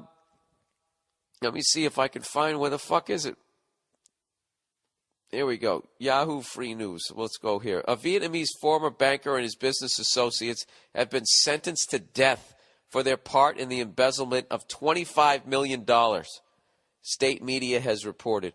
$25 million and you get the goddamn death sentence. All right? So I figured that the people at AIG, they ought to have like what happened to William Wallace at the end of Braveheart, whatever that fucking thing is. Well, they just pull out your fucking entrails like machete. The pair were among 11 defendants in the 9-day trial in Ho Chi Minh City.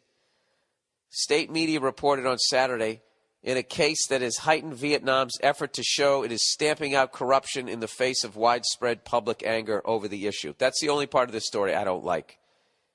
The fact that they're trying to make an example. So now I think that they just got a couple of Ollie Norths here. They're going to kill 2 people or 11 and be like, see, we're doing something, and then it goes right back. Now, I don't know what politicians make in Vietnam, but if it's anything like over here, you know, the bankers put them in office, so I have no fucking idea. But anyways, this is the deal. Vu Quoc Hao, 58, the one-time chief of the finance subsidiary of the state-owned Vietnam Agribank and building firm boss Dang Van Hai, 56, were sentenced to death on Friday, according to state television.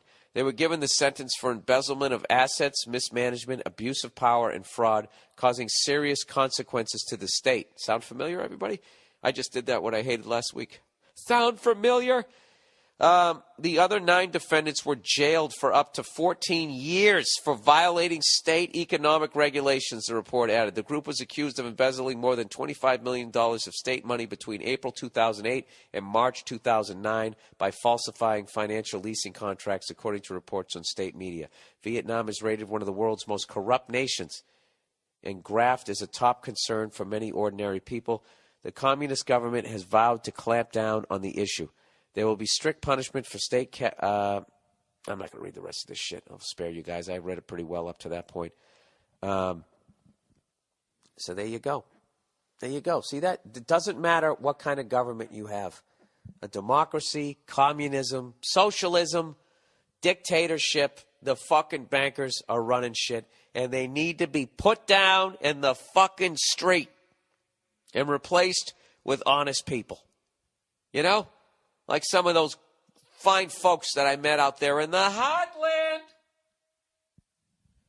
That would be great. I would actually go to the execution. As fucking morbid as that is. You know? I would actually go there. Oh, I got a funny fucking story for you. All right? Listen to this shit. So I'm going through fucking security. All right? And they have the regular metal detector, and then they got the fucking X-ray one that I don't go through. I don't go through that fucking thing because I don't give a shit what they tell me. That thing is not good for you. I remember when it first fucking came out and people were opting out, and I remember people going like, oh, what's the big deal? You already talk on your cell phone, like all that dumb shit that people say, you know? Yeah, it's like, oh yeah, so why don't I get extra radiation? You know, why don't I just add to it? Just make sure I get fucking cancer, right? And what did they say? They tried to say that the thing was totally fucking safe, and then what ends up happening? After a year and a half of radiating everybody in my country too much, they realized that they had the fucking thing turned up too high. And to this fucking day, when you go through one of those, if a kid's young enough, they fucking send them around. Because it fucking retards the puberty process or something like that. But I'm supposed to go through it? Go fuck yourself. So I always opt out. And I don't give a fuck about your opinion on this, by the way. I don't need to hear your fucking opinion. This is just my opinion. If you want to go through the fucking thing, more power to you. So I'm down here in Australia, and they got the regular one, and then they got the bad one. So every third person or whatever has to go through or whatever. So I come up, and guess what? They want me to go through that other one. And I'm like, yeah, I'm opting out. And they're like, you can't opt out in Australia. So now I'm in this fucking thing where I'm challenging authority in a different country, which is always scary. But I just said I'm not going through it. And the guy starts going like, he goes, do you mind if I ask you why? And I go, yeah, because I used to work in a dental office. And I took fucking x-rays, and I put a lead vest over somebody before I fucking took an x-ray. And I got cancer in my family, so I don't want to go through it. And he goes, well, you can't opt out here. Plus, the ones down here, he goes, this thing only sees through your pockets. This fucking rent-a-cop, like he knows how this fucking thing works, right? Oh, it just sees through your pockets. Really? You fat fuck? What do you know about anything other than eating too many fucking donuts? You douche, right? So I say to the guy, I go, well, we had the one in the States, they had it turned up too high. He goes, this is a different one. I go, no, it isn't.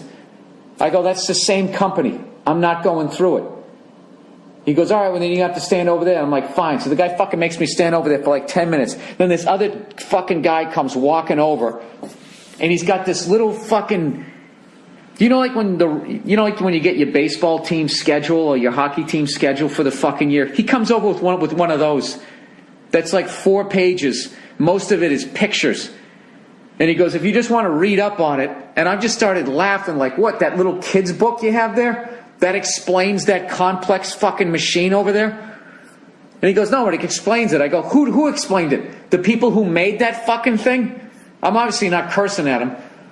But they just said you can't fucking opt out. It's a law down here. Now, if I had the fucking time and the wherewithal, the presence of mind during that conversation, I should have said, tell me what law it is.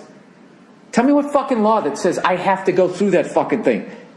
Pat me down. We don't do that here. Well, you should fucking start. Fucking unreal. So then I ended up having to go through the goddamn thing. The guy was actually nice. He apologized for it. And I just said, listen, man, I know it's not you. This is what it always is. It's not you. You're just the guy here who has to tell me I have to fucking go through it. But the real cunts who are making money off it, who fly fucking private, who never have to go through that thing, don't have to worry about having their entire fucking head all the way down to their balls and their fucking toes radiated. So if there's anybody out there that has a fucking scientific background and can explain to me how something that can see through my fucking clothes is not some sort of an X-ray. I mean, Jesus Christ, drinking Coca-Cola can give you cancer. You're telling me standing in that fucking thing, head to fucking toe, put your arms up? Oh, it just shoots beams at you. It's just looking at what's in your pockets. Oh, yeah? Is that why when I come out the other side, there's an entire image of me? I don't know. So whatever. So that was my fucking big goddamn moment.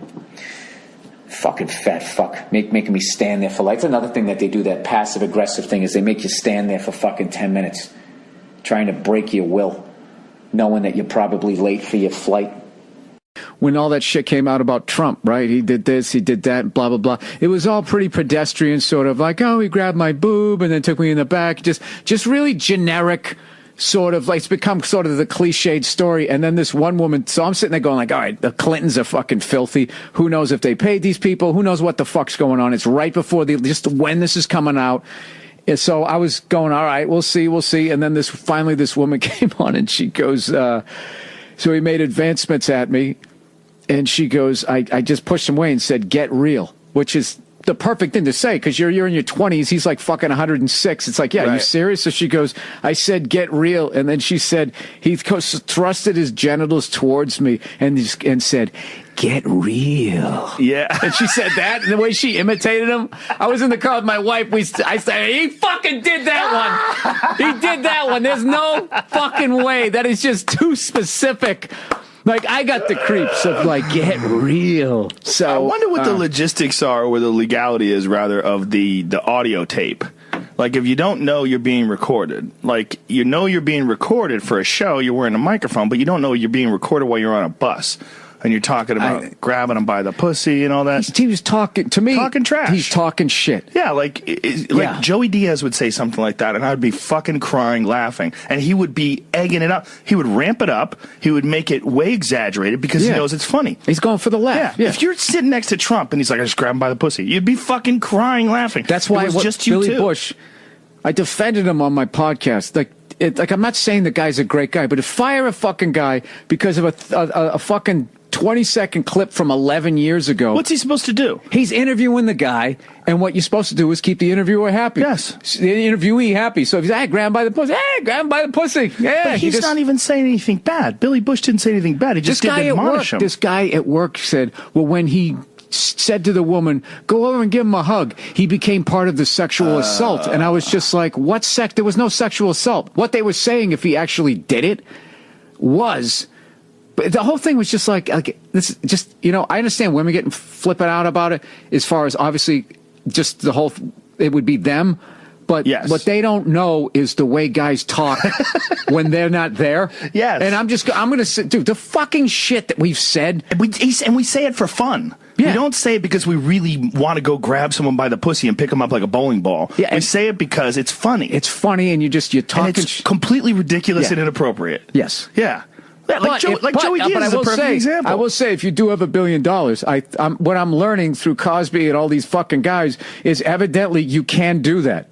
And he did say that. He's going like, you get famous enough, you can just walk up and grab him by the pussy. And that was just so absurd to me. I'm like, you can do that? You can't do that. Well, he's got so much money. You got to think when you get to that billion. I don't think that guy could get you $6,000 in cash if you gave him 5 weeks. But I don't think that's correct. I think he's leveraged out quite a bit, but I'm pretty sure he'd go to the ATM and get $6,000. But I know you're exaggerating too. $6,000's a funny number. It's a funny number. It is funny, right? I'm just saying, like, dude, there's like liquid rich, right? And your assets are paid off, and then there's, I got this, and I'm gonna take a loan against this, and then I'm gonna do that, and get some investors here, and then I'm gonna stick my fucking name on it to build my brand. There's that way where you're sort of like steroiding up your value, but at the end of the day, it's like, all right, but how much can you get me right fucking now? Like, I don't get that whole, like, well, all my shit's tied up. Right. And I got other guys, I'm working with. Let me see the zeros. What's in your bank account? Show me your phone. Yeah. Yes. That helicopter with your name on the back, is that paid off? Is that a sticker? Is that a sticker that they take off and then they put fucking Mark Cuban on the back? But if you're a woman showing up at his house and you're supposed to have a business lunch, you don't know that. You show up, he's got this sprawling estate that looks like a castle. He's got these enormous grounds. He's probably got 50 people working just at his house. There's people greeting you. They're taking you into these rooms. He comes out in a $10,000 suit. He's got diamonds and Rolexes and everything's beautiful. And you're like, holy shit, it's Donald Trump. His toupee's like $80,000. What is he doing with his fucking hair? Why doesn't he go the way you and I did? You and I recognized it was over. Because I don't think it was acceptable back then. But it's acceptable Jordan had to make it acceptable. Jordan made it acceptable. But he made it acceptable for black guys. For white guys, but he transcended. Bruce Willis. No, Curly Neal of the Globetrotters made it acceptable for black guys. Then Jordan was just, everyone wanted to be like Mike. Hey, what's going on? It's Bill Burr. It's time for the Monday Morning Podcast for Monday, March 28th, 2016. The year of the yak. Whatever the fuck it is in the Chinese New Year. I have no idea. Isn't that New Year next month? How does that work with those people? I don't get it. I don't understand why we're on standard and everybody else is on metric. Can we just pick one fucking calendar, one unit of measurement? You fucking go over to Europe, Jesus Christ. Metric, and then some old guys talk, hey, wait, fucking 20 stone. 20 stone?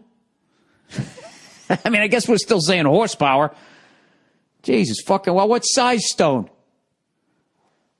What are you, a fucking Freemason? Is your buddy in the Illuminati? Is that where he's at? Your little secret group? You think you're going to make it? Buying up land on the aquifers? Is that what you're going to do? And then what? Huh? All the robots are going to take everything over, right? You phase everybody out, but except you. And then you guys are going to be good. And then all the robots, for some reason, aren't going to turn. How many fucking movies do you need to watch before you realize that they're eventually going to turn on you? Stuck on you. You made a fucking robot. Now it's choking you off with your dick. And you deserve it. Mighty glad you stayed. There you go. That was a little Illuminati with Lionel Richie. How you like that? Somebody sent me this fucking video. They go, hey, you might want to watch this thing. And it was basically this person was talking about, was showing how the automobile put the horse out of business, which was so funny to me. Like the horse was upset. Like, oh, fuck. You mean human beings aren't going to ride on my back anymore? God, what do I got to do? I can't run free on the plains? I guess the horse population dropped off, but like most of them are born into, I guess you really don't see horses running around, do you? Maybe out in Wyoming. Yeah. See a lot of cows at the Waffle House. I'm sorry. Well, why would you do a fat joke, Bill, this early in? Come on. You're better than that, Bill. Hang on a second. Come on, Bill. Okay, we're going to do this or what? Can we try to fucking have, like, just a certain standard of comedy? Do you got to go that low? You got to attack the broads and fat people all at the same time that early? Hey, whatever. You got to shoot your way out of a slump. It's my second attempt to get this thing going. This is one of these times I'm recording the podcast, not because I'm feeling it. It's because I have to, because I got shit to do tomorrow. So I got to kind of knock this thing out on Easter. So anyways, somebody shows me this fucking thing. So the guy shows how the car put the horse out of fucking business. And, yeah, like I said, like the horse is upset. It's like when you watch those weird commercials where like the Mr. Potato Heads are sneaking off to eat potato chips. There's some sort of weird like undertones of cannibalism going on there, and it's supposed to be adorable. I don't get those commercials on any level. But totally lost my train of thought.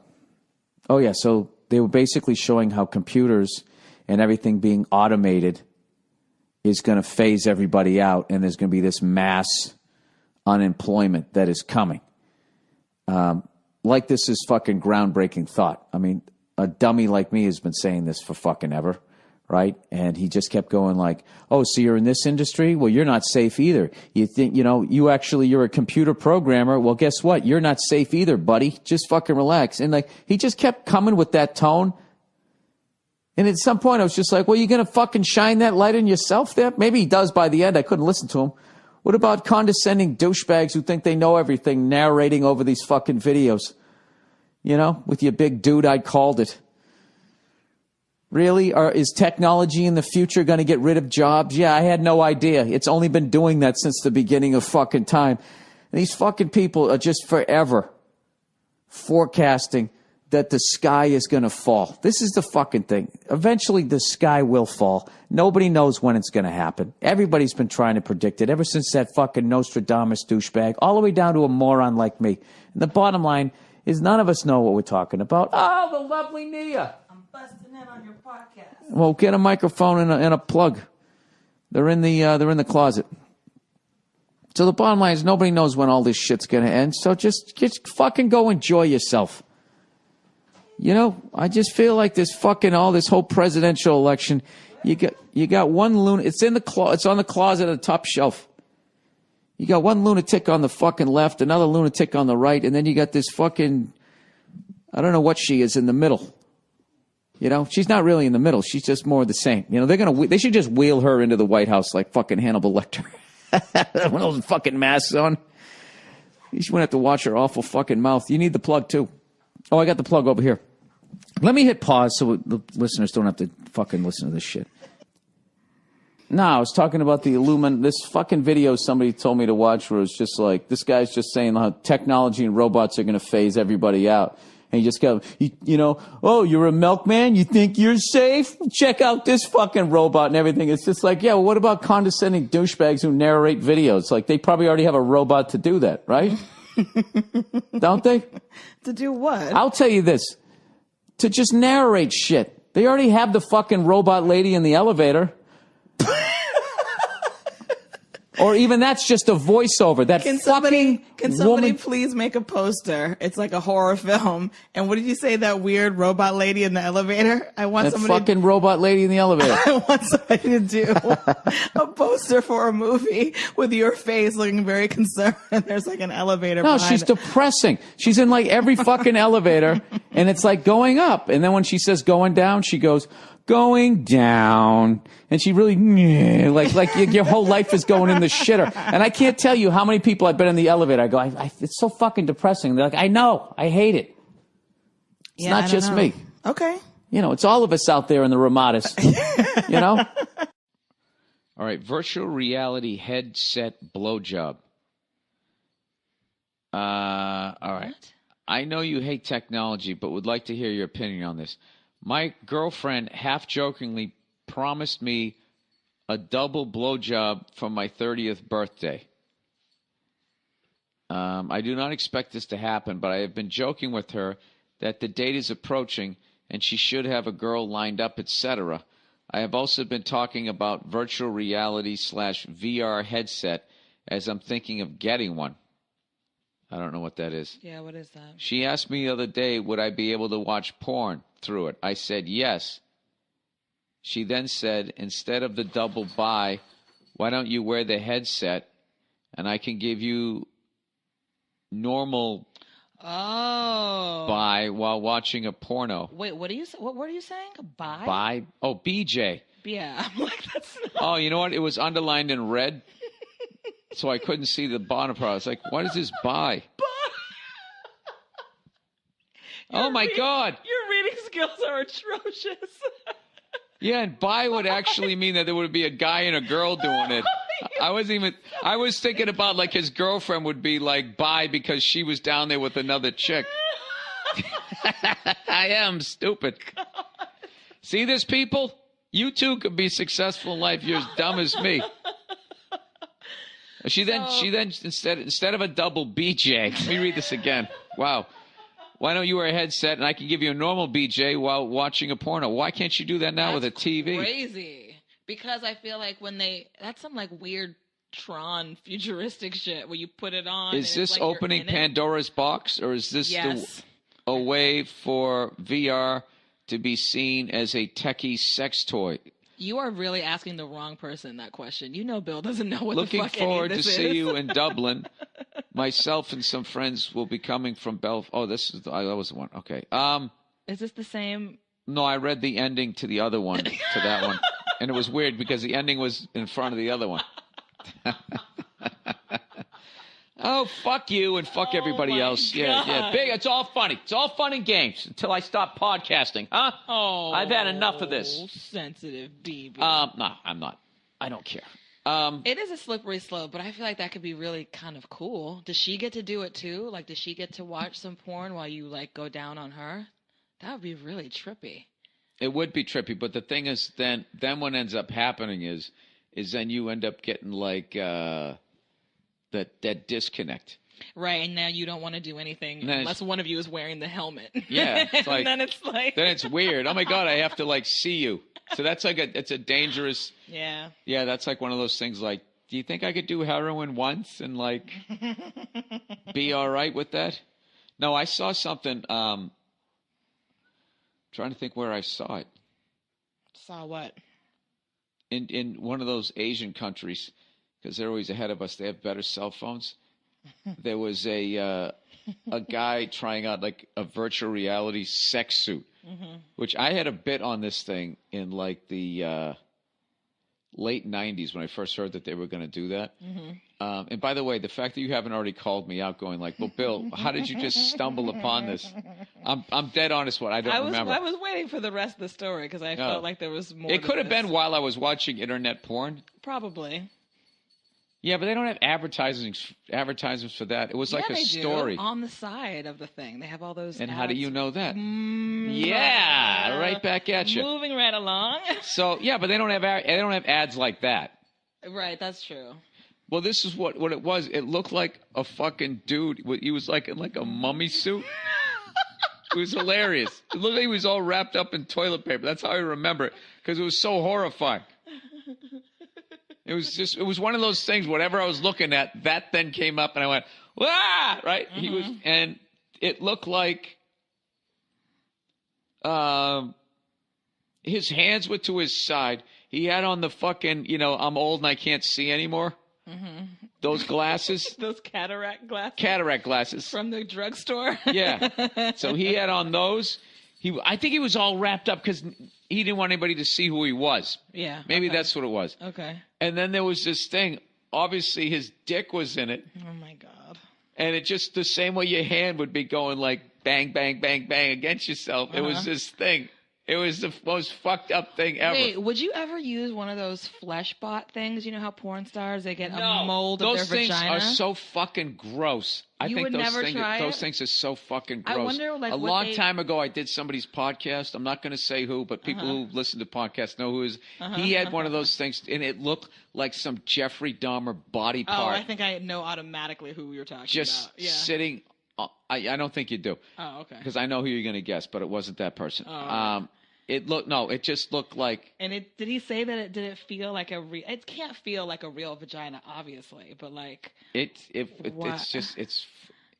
I can't believe that it does, like, shit like that doesn't cause you to either become like a necrophiliac or some sort of person. Necrophiliac? Why would it make you be a necrophiliac? Because you're fucking something that looks like a body part and it's not alive. Well, like, women have like dildos and vibrators and stuff, and it's like the same sensation. So why wouldn't one of those flesh bot things feel like? Isn't it kind of the same principle? Is this like another Madonna Iggy Pop thing?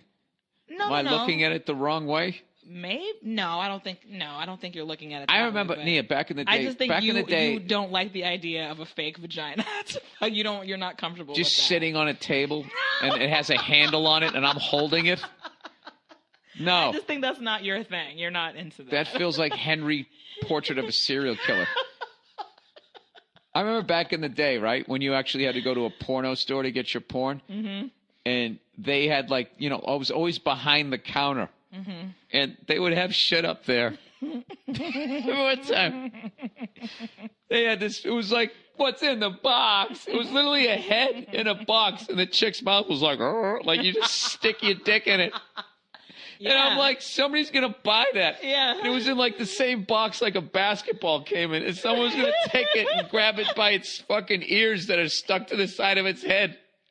And they're just going to go home and fuck a head. Yeah. Just a head. Now, there's weird. no fucking way that doesn't fuck you up psychologically. If you do that long enough, then you go out with a real person. It's already annoying that they have to buy it dinner and that there's a whole body attached to it. And you have to talk to it. Yeah. And then all they're thinking of just grabbing you by your ears. Water. It's over. Yeah, it's fucked up. Well, I still feel like, going back to the question, I feel like they can experiment with it like once or twice, but it can't be like a regular thing that they're doing all the time, because then, that'll completely fuck up your sex life. Because then you'll just be looking at everything you do like it's supposed to be this hyper reality, dual reality, virtual. It's just not good. I was just thinking, let's just fast forward here. Okay? Mm-hmm. Now, so that becomes the thing, right? Which it's gonna. Mm-hmm. People are gonna do it, and then what it's gonna become is porn stars will be making all of that fucking money, and it basically you have a girl fucking. Now that'd probably just be like the whole suit. It's eventually just gonna be the whole suit, right? What are you talking about? Like the whole. I'm talking about like in the future, like. When everybody has like a virtual reality sex suit. This will actually help the population problem, right? The virtual reality sex suit. Okay. And then porn stars will then have their likeness. They'll do a POV porn. And then they get money, and then you have to like subscribe to them. So like you can do a virtual reality thing where you actually with any get to porn have star sex with like Asa Akira. And then here's what happens. Yeah. Okay, who's going to be the first celebrity that crosses over And eventually, right? Because they're sick of doing superhero movies and they don't want to do the grunt work of an independent. Because, like, you notice now they're all doing ads over here. Back in the day, all the celebrities did ads, but they did them overseas, right? Remember we used to go over and we go, oh, look at so-and-so doing a fucking watch thing, or look at her doing this thing. But they'd never do them here because there was that whole stigma that if you did a commercial, you're a sellout, blah, blah, blah, whatever the fuck it was. Or it's like you're doing a commercial, you're a movie star. A movie star's not even on TV, forget about doing an ad. Now that all went away, you know? So I'm saying eventually somebody famous would do it. Right. You could, get a suit and program it so that you're having sex with like Lindsay Lohan or someone. Right. And the first level will go down. No, it would be like one of those reality TV show stars. Right. You know, when the reality show goes off the air, like Jersey Shore, they were all fucking huge. Now it's just disappeared. Where the fuck are they? Right? You could probably talk a couple of them into doing it. Right. Are we pitching a show right now? I think, or some kind of like high-tech concept that would probably make a lot of money. That's going to end up happening. It sounds like a movie. It sounds like a, what was Gattaca And then this is what's going to happen. You're going to have these self-driving fucking cars. Her. You're going to have self-driving fucking cars, and people are going to be laying in them in virtual reality suits, having sex with any famous person they want to. Right? And they'll have, like, because you don't need a steering wheel or gas or brake or anything anymore, you literally have, like, your suit in there. And then when you're done, you roll over from that seat into, like, another, like a freshen up, like, tub or some shit. I think we're totally going in that direction. I think you're right. We'll see it in the next generation. Before, it was just, the flesh bot stuff, where it's just the mold of the vagina or the dick or whatever, and then it's going to be this virtual. It'll be super expensive at first. It's going to go into it's going to be like when flat screen TVs first came out and they're $14,000. So don't buy the first virtual reality sex suits. Virtual sex. Wait till they come down to like $800 at Best Buy. Then you get them, right? Should we figure out how to like make this technology and just like patent it? And that's how we'll make our Yeah, fortune. Nia, we're going to figure out how to do that. I can't even read copy. But no, we're calling it. That's what's going to happen. I'm already selling right now with these self-driving cars, like the interiors of cars, what they're going to have now. They're going to have office ones. They're going to have sleeper ones. People just want to sleep going to work. They're going to have ones to catch up on your emails and all of that type of shit. Yeah. The different that'll be like the different the social one. The social and office one, all of that type of, I don't know. And then eventually it's going to be like, well, why even going to work now? Because everything's automated and then there's robots, right? And then one day the whole fucking thing just turns on us. What if there was a company like in someplace really random, not really random, like a Japan or By the way, like neither that. one of us is high right now. No, not at all. Completely that high. It's the middle of the day. Never been more sober. What if there was a company somewhere in like, I don't know, not Japan, but like Eastern Europe that said, we want to do this deal with you where we have these like sex dolls with your face on them. And they offered you like an insane amount of money. No. To do it. No. And you could buy a Bill Burr sex doll. Do you realize the photoshops I'm going to get and I'm going to have to retweet now, God, you asshole? I know. You're right. Shit. Oh, they're going to be horrifying, but hilarious. Like a Bill Burr sex doll.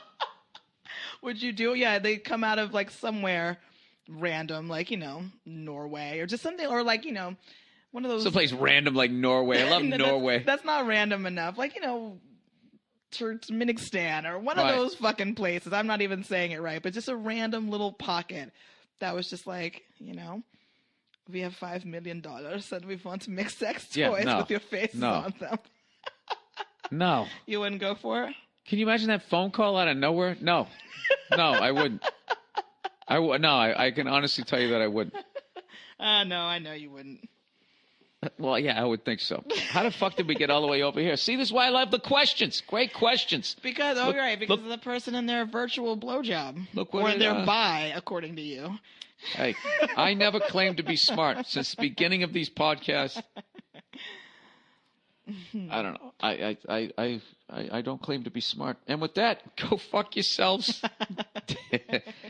Sorry the podcast was so late. I was flying back from Jacksonville, as I mentioned. Several times. Several times. I complained about it. And I'll be checking in on you on Thursday. I'll see you. Go Blues! This motorcycle somebody had loaned me. I told you guys I decided to give it back, and the guy just sold it, and it's fucking killing me. I know I made the smart move. You know, riding a motorcycle in L.A. is it's like riding a motorcycle in Los Angeles. I mean, there's no other way to put it. It's just fucking it's just too many goddamn people. You know, like if I was a dictator.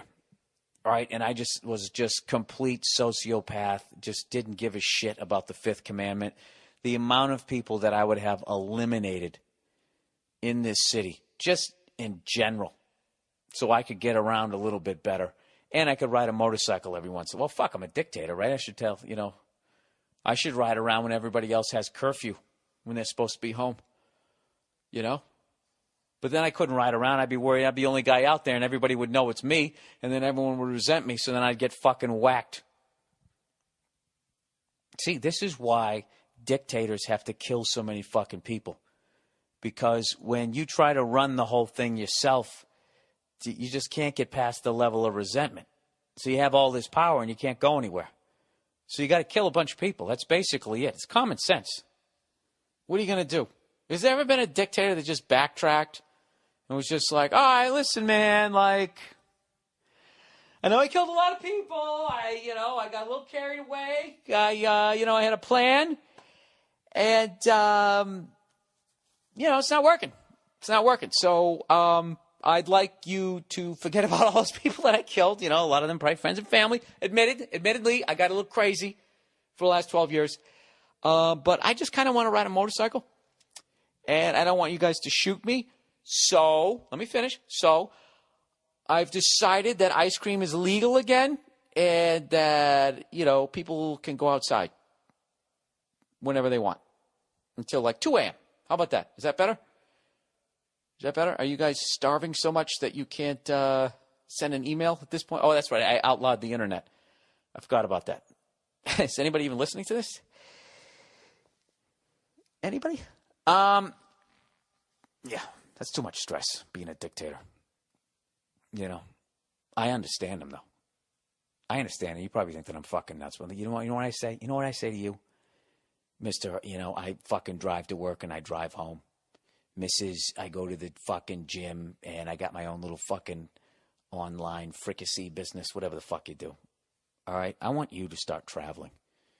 Okay? And you go out there. You see what you see, and then you fucking report back to me. And I want you to then, with a straight face, tell me that you don't understand dictators a little more. Come on. You're going to see what I see. You're going to go out there, and you're going to see. First of all, I don't know what the fuck you're going to see. You know what it is? You're going to become grumpy like me. That's what it really is. It has nothing to do with seeing shit. You're just sick of standing in lines. You're sick of that cunt in front of you reclining a seat on the fucking plane.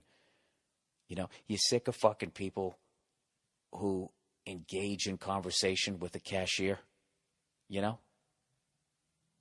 Little fucking idle chit chat. Well, yeah, I know. It really has been raining, hasn't it? Those fucking people. Okay, it's not. You keep it going. Keep the fucking line going. You cunt. Now that you're up there, you don't give it. Now you got all fucking day. 2 seconds ago, you were in line with me exchanging looks like, you fucking believe this? Yeah, and then you get up there and what do? You become part of the fucking problem.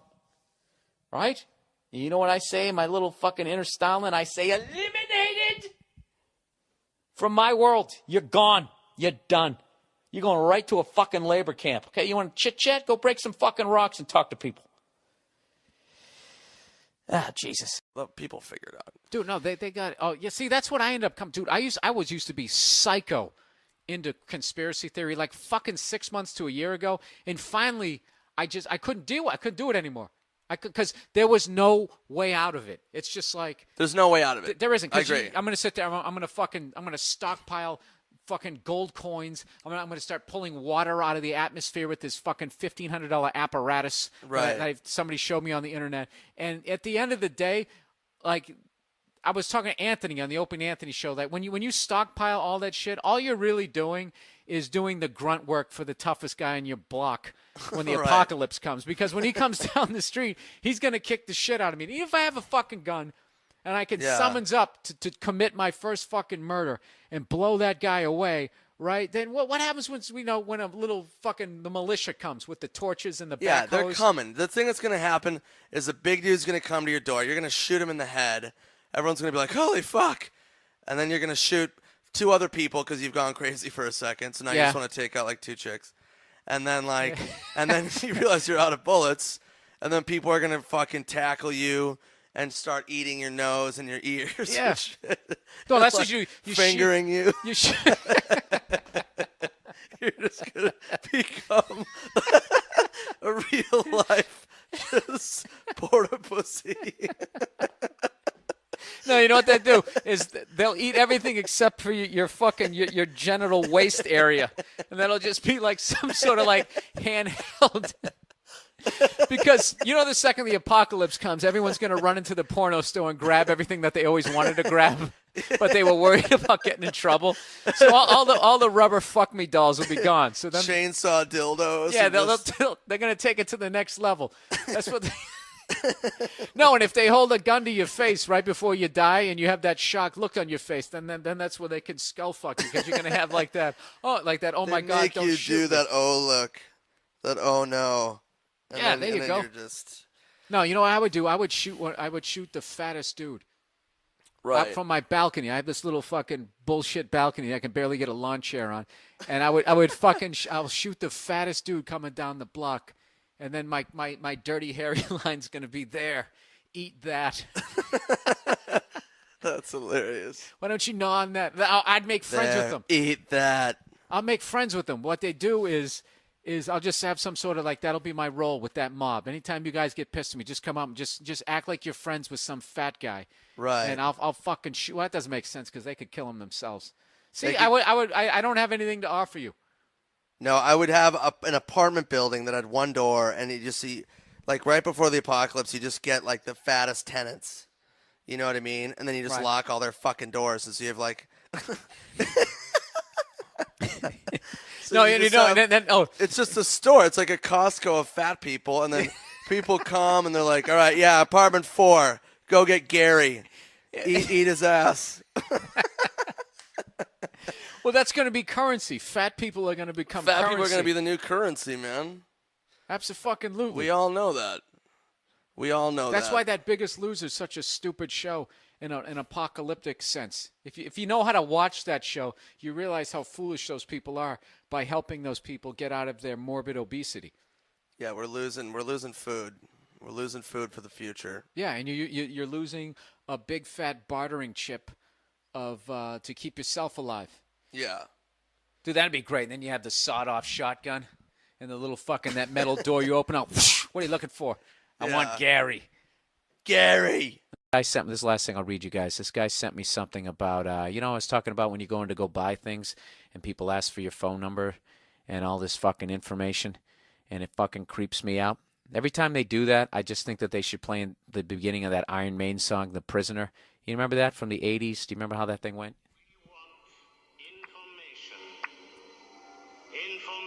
You remember this? Who are you? The new number 2. Who's number 1? You are number 6. Most psycho laugh ever. I am not a number. I am a free man.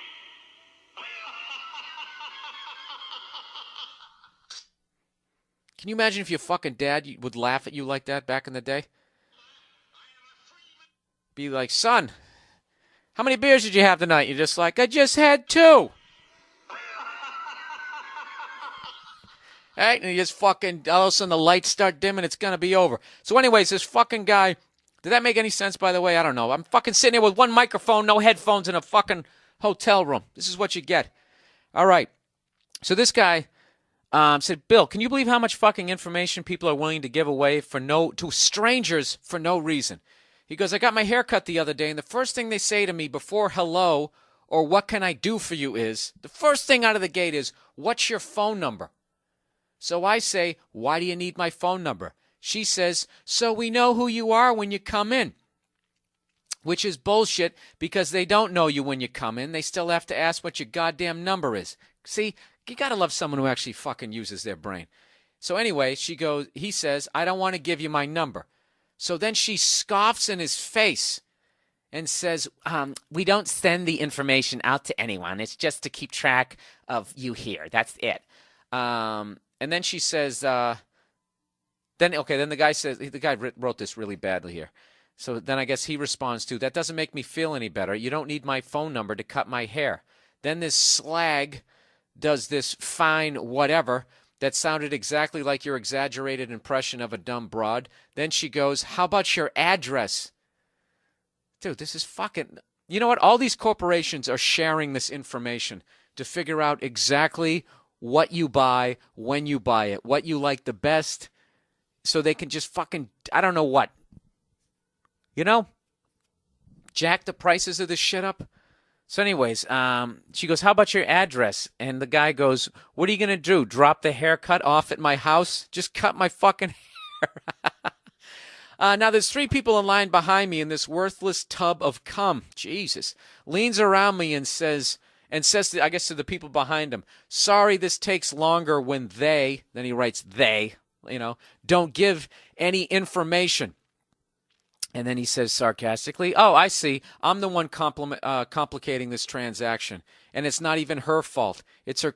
And it's not even her fault. It's her corporate creep bosses and all the fucking sheep that let people do whatever they want. Sorry this is so long. Well, you should apologize to my listeners because they had to listen to me read it. Yeah, man, don't give those people your fucking phone numbers. Don't give them your address. I do that. Can we get your phone number? No, you can't. We're not going to do anything with it. That's fine. That's fine. I know you're not going to do anything with it. I don't want you to have my phone number. What, are you going to call me up and see how my fucking haircut's going? Is it still short, or do you think you need an adjustment? Did I tell you that story when I went into CVS? And that guy who looked with the Pee Wee Herman haircut? There was two foreigners in front of me. They barely spoke English, and he asked if they wanted one of those save cards, and they said no. And he goes, that's all right. I'll just scan one anyways. And he scans it. So I walk up, and I'm ready for this guy. He goes, do you have our little save card? And I say, no, I don't. And he goes, well, I'll just scan it anyways. And I go, no, I don't want you to. And then he scanned it. And I said, excuse me, what did I just say to you? I just said I don't want that, and you scanned it anyways. Why did you just do that? And he goes, it's all right, I'll unscan it. And I go, what do you get, like half a cent for every person that you get, that you get on the fucking list there? And he goes, no, I don't. It's like, really? Is that why you can't make eye contact with me, you fucking piece of shit? He probably didn't even unscan the goddamn thing. I don't understand people who help out corporations. I just don't. Have they done anything to demonstrate that they give a flying fuck about you or the drinking water in your town? Don't help those cunts. I mean, you can if you want to, but I think it would be a better world if these fucking pricks did know every goddamn thing about you. Pretty soon you're going to walk in there and they're going to fucking ask if you can if they can just bug you like Gene Hackman in The Conversation, right? All right, dude, I don't know what the fuck I'm talking about. You know what? I'm going to go down and I'm going to listen to this lady sing her songs so I don't have to think. There's a nice little crowd down there. There's got to be at least 26 people down there, which I think in downtown San Jose actually constitutes a mob. Maybe somebody will get tased and shot in the abdomen. I don't know what. All right, that's the podcast for this week. Thank you guys so much for listening. I am currently revamping my website, and I hope that everything's going to be up to speed. I recently went over 10,000 people on my mailing list, so I'm really excited about that. And if you want to know what's going on, especially if you see, when I switched over to Lipsyn with the podcast and all that fucking shit, if you were out of the loop, it's because you weren't on my mailing list. I'm not sure. How funny is this? How funny is this? How fucking hypocritical am I? I just said don't give your phone number out to these cunts, and now here I am asking for your web address. Why do you people listen to this? I'm an idiot. All right, I'll talk to you next week. Oh, come on. Don't have expectations. Don't have expectations of the internet that it's actually going to work. Why would it work? Why would it work when you would need it to work? Just laugh. Make a note of it. Make a note of a difficult time in your life. Put it on the clothesline and send it on down and stay just remember, you're not reacting, you're observing. It's like you're sitting on a park bench watching traffic go by, except the traffic are your thoughts. Oh, look, the requested URL cannot be retrieved. I'm going to have no reaction to this. I'm just going to sit here and let my podcast slowly sink into the abyss of something completely not even remotely funny. Of course. What do you mean, of course? Of course the moon landing happened. Bill, it happened. Jesus Christ. Can I ask you a question? First of all, Joe, you don't work at NASA, so you just shut up. Bill, neither do you. I know I don't. And you actually are posing the concept that the moon landing possibly didn't happen? I'm asking it. I'm just asking a question. You know it happened, Bill. Are you one of the people that think 9/11 could have been an inside job? Yeah. Oh, for Christ's sakes. All right. I just want to know where I stand with you. That's all. Absolutely. Are you one of those guys who just watches TV and just feels like they're just telling you the truth? Oh, you're right, Bill. They got me brainwashed, man. I'm not saying that. I don't like how he can be this pompous ass, like, are you one of those people? Like you're on fucking Fox News. Joe, you don't read. I spent a week with you. You don't do anything. Neither do you, Bill. I know. Well, stop fucking acting like you're above me. You're just as fucking stupid as I am. I think. I'm just gonna fucking throw this at you. Certain theories are more ludicrous than others. I think 9/11 being an inside job is ludicrous.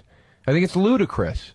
Well, I don't know. When you see those firemen going that they heard like explosions and that type of thing, dude, that middle building, what the fuck was with that thing? What, did it get lonely? The other two collapse and like there's no damage and all of a sudden it's just going to take a fall? That looked like Sonny Liston the first time he fought. 110-story building fell on it.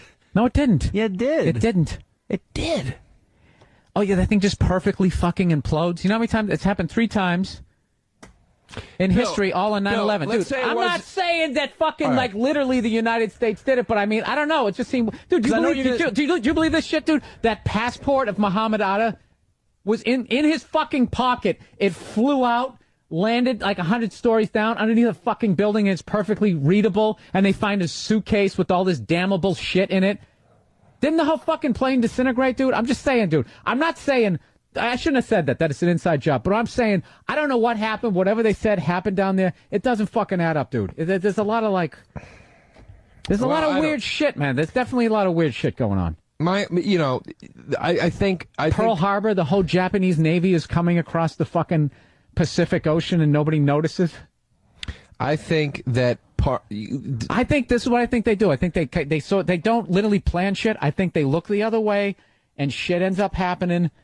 And then everybody gets pissed, and then everybody's on the same page. Maybe that's how you have to do it. I don't know if that's for the betterment of the country. I have a friend. Let me say this. I have a friend that worked in a certain area of government security or whatever, that field. He told me, he said after 9/11, he goes, there's all this uproar about all the terrorist threats we're receiving. He goes, this country has received terrorist threats every single day in multitude for so many years you can't even fathom. But now that something finally happened, it's being brought into the attention of the public. It's always hidden. It's never talked about. And once in a while, maybe something gets through and some shit happens. But he's like, this is par for the fucking course, man. These threats are coming in every single day in high volume. It's nothing new. It's nothing new. I don't like how you pulled the I have a friend in the Pentagon card. It's true, though. I don't know. He's not in the Pentagon. He worked in the field of government security and defense. So he asked people if they had their card when they walked into a government building? No, This is your reference? No, he worked in... Joe, I don't know what the fuck I'm talking about. You know I don't. That's a great out. No, I don't. I can't argue that. I don't. I'm a paranoid psychopath. I don't buy any of it. It just all seems so fucking stupid to me. So you really think that like there was like a crew, like a demo crew went into the World Trade Center and it was setting up you know what I really think? No. I don't think all of that. But what I do think is the evidence that they got. I don't believe that you could be in a fucking plane that fucking bursts into flames. They can't find the black box, but they find your passport. Okay, well, all right. That type of shit. If you want to argue that, that's fine. Yeah. But why is it so crazy for a 747 to crash into a building and, oh my God, the building actually comes down from it? No, it's more that it just like perfectly implodes. Yeah, but have you watched? So what are you saying? Because you're not saying that there was a demo crew setting up charges in the building. So what are you saying? I'm saying I don't know what happened, but But whatever they're telling me, I just don't believe it. Why is it so hard to believe that jet fuel weakened all the steel in that building? Because I watch scientists on TV saying the degrees that jet fuel burns at and what the degree it has to be. It's not enough to melt steel. It's enough to weaken it. You're not an architect either, dude. So stop with the pointing. But see, here's where you're uninformed and I am informed because I've watched enough you're stuff. giving me shit. This is the whole show. No reading, no research, just strong opinions. See, okay? You're giving me shit about it. I can't believe we're in the fucking hacky 9/11 conspiracy theory. I didn't want to even be in this fucking shit. I just got annoyed when you said, you're just going to believe at face value that somebody walked on the moon? Somebody walked on the I didn't say that. moon. I didn't say that. That's exactly what you were saying. No, I was saying with the 9/11 thing, like some of the shit was just kind of like, really? That's fucking weird. You said to Danny That's how it all before started. that, it started with the thing about the moon. You go, do you believe somebody walked on the moon? Danny goes, yeah. And you go, you do? Why? Because, Bill, somebody walked on the fucking moon. We've been going to the moon for years. How come whenever you look through a telescope, you don't see the little car up there? Didn't we leave shit up there? The little car. Yeah, remember when they drove around the car? Was that just in Legoland, or did they really do that? That was in Legoland and in Superman 2. Outside of that, there was no car. No, that's I've seen I'm kidding. I'm Pair of kidding. binoculars? I'm sure if you had a powerful enough telescope. Okay, then we can catch Danny here. Hey, what are you looking at? A pair of binoculars? Exactly. What power level telescope do I need to look through?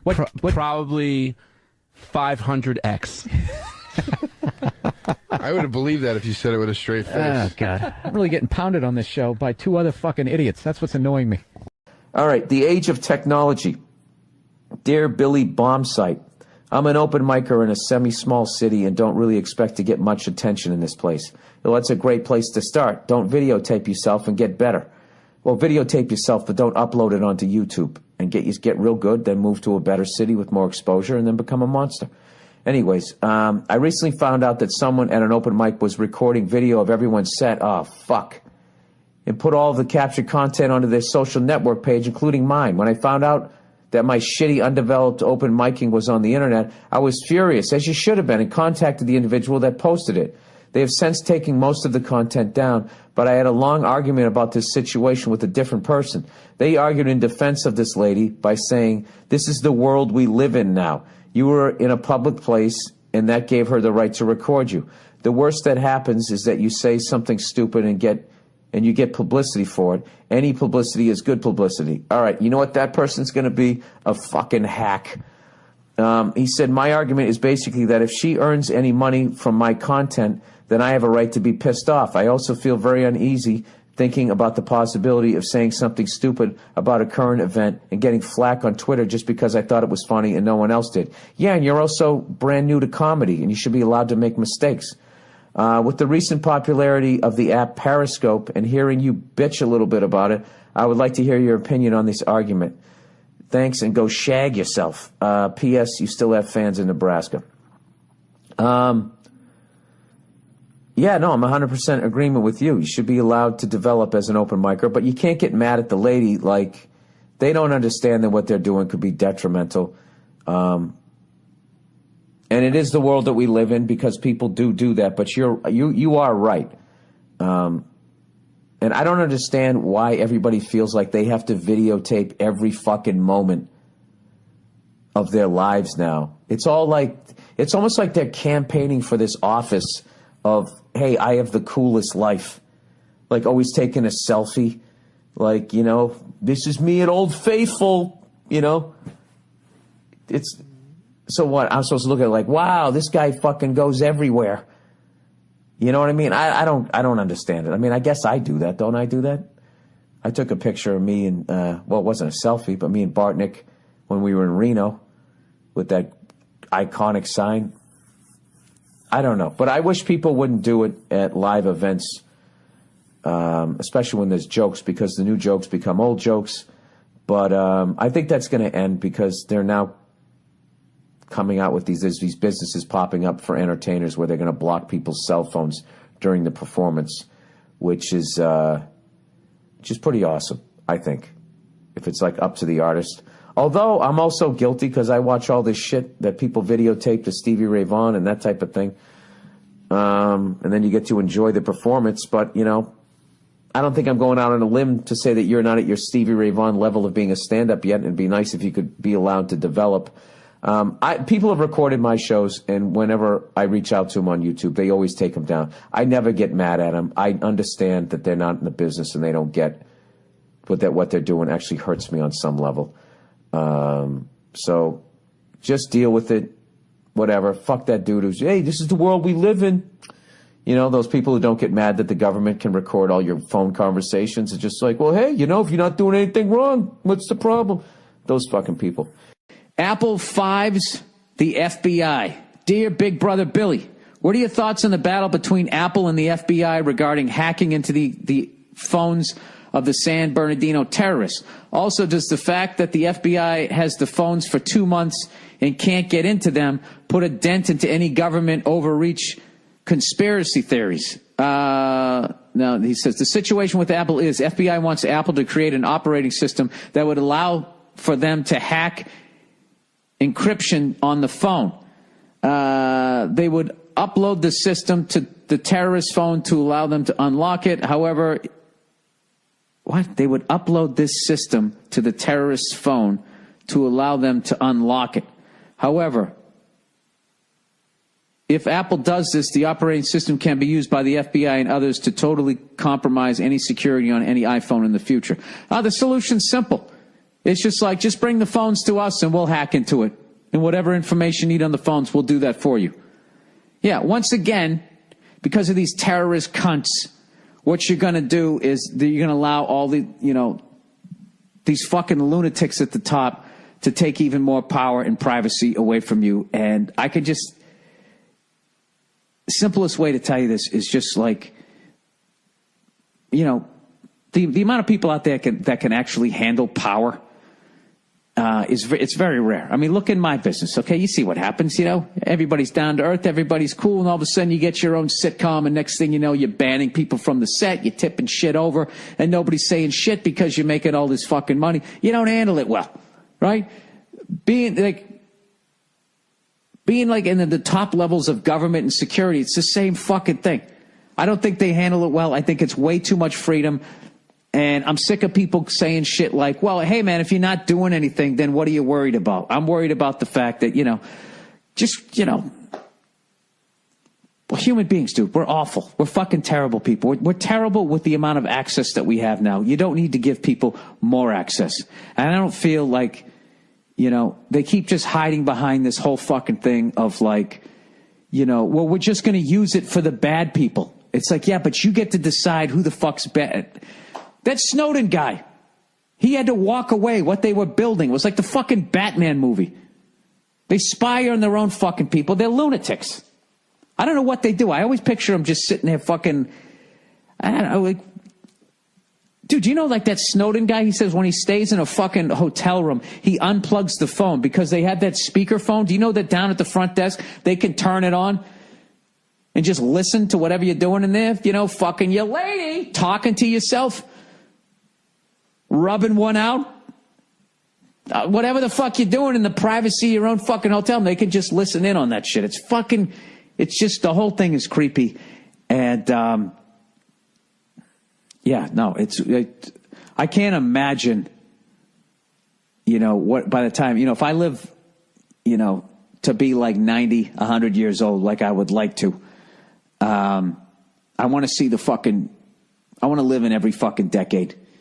I want to get to the 60s again. I was born in 1968. I want to make it, I just keep thinking shit like that. I want to make it, right? So, I can't imagine like the lack of privacy that there'll be if you live that long. Just with like people with like drones and shit like that, like the cameras and just how like, I think in the future, right, they're gonna have like these, like microchips, like misters,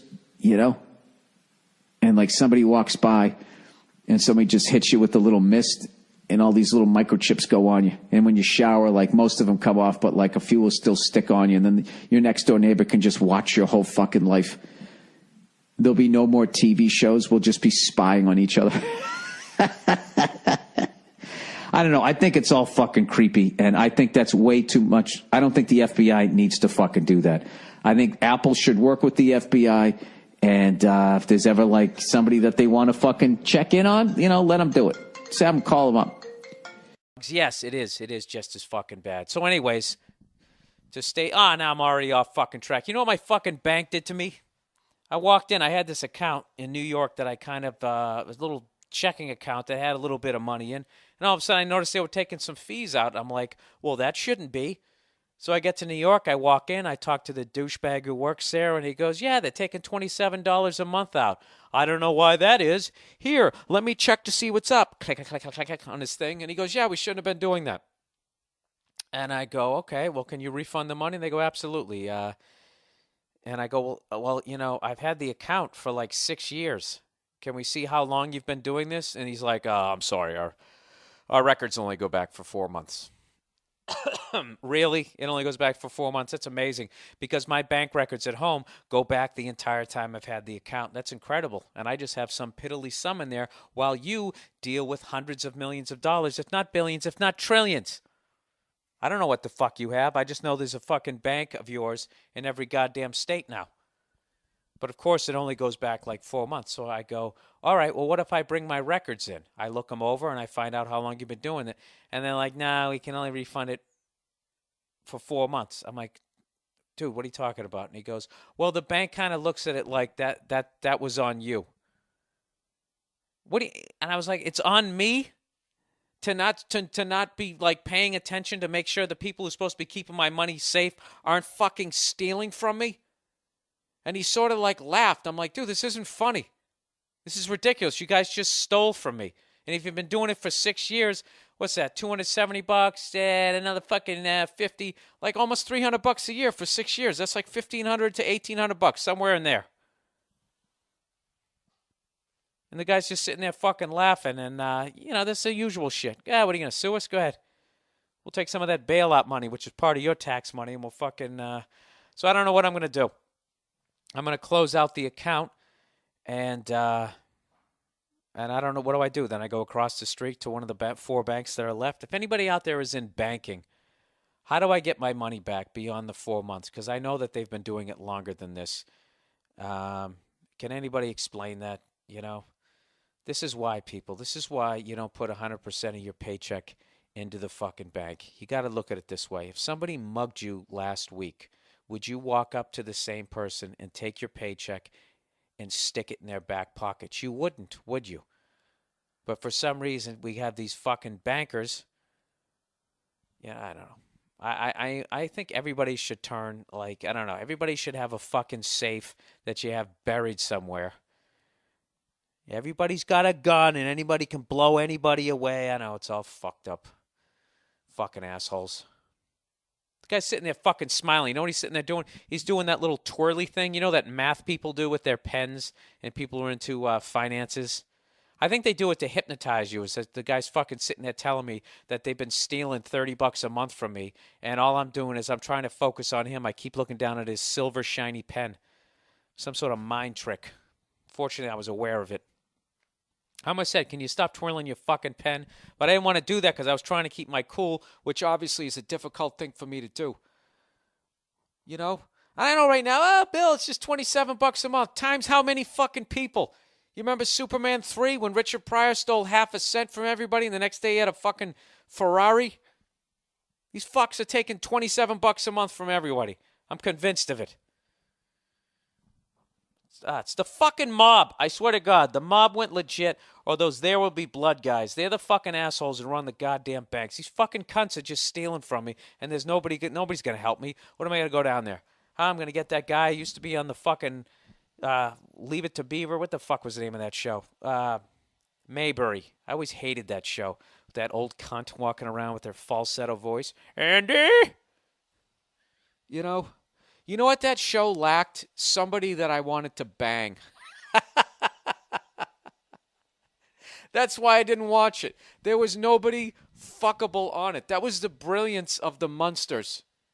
That they were like, this is going to be hilarious. We're going to turn fucking Frankenstein and Dracula into these kooky characters, and it's all going to be funny. But they knew At the end of the day, there had to be somebody that the male demographic would want to fuck.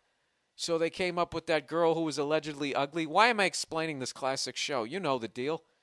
And she looked like Marilyn Monroe. And that's what kept you in there.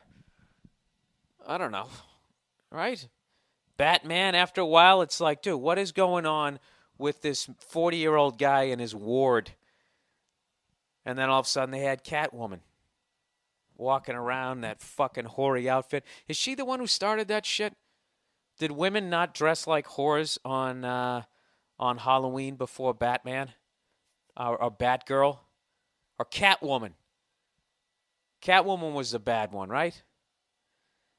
They're such pathetic cunts. You know what I mean? Will you take off that fucking ridiculous outfit? Go stand behind a wall and start talking to people. And listen to how many people even fucking pay attention to you. They don't, because you got nothing to say. All you can do is just dress up, you goddamn twat, and start strutting around the fucking place. That had nothing to do with Catwoman. That had nothing to do with her. It had to do with me fucking getting fucked over by that goddamn bank. Assholes.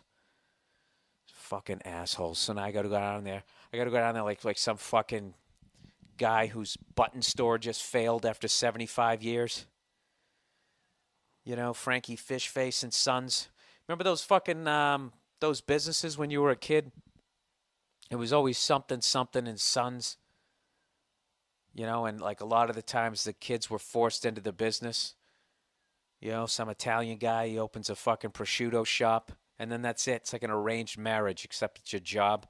And then you got to show up and be, I have been working in the restaurant since I was 8 years old. You know, they don't know shit about anything else.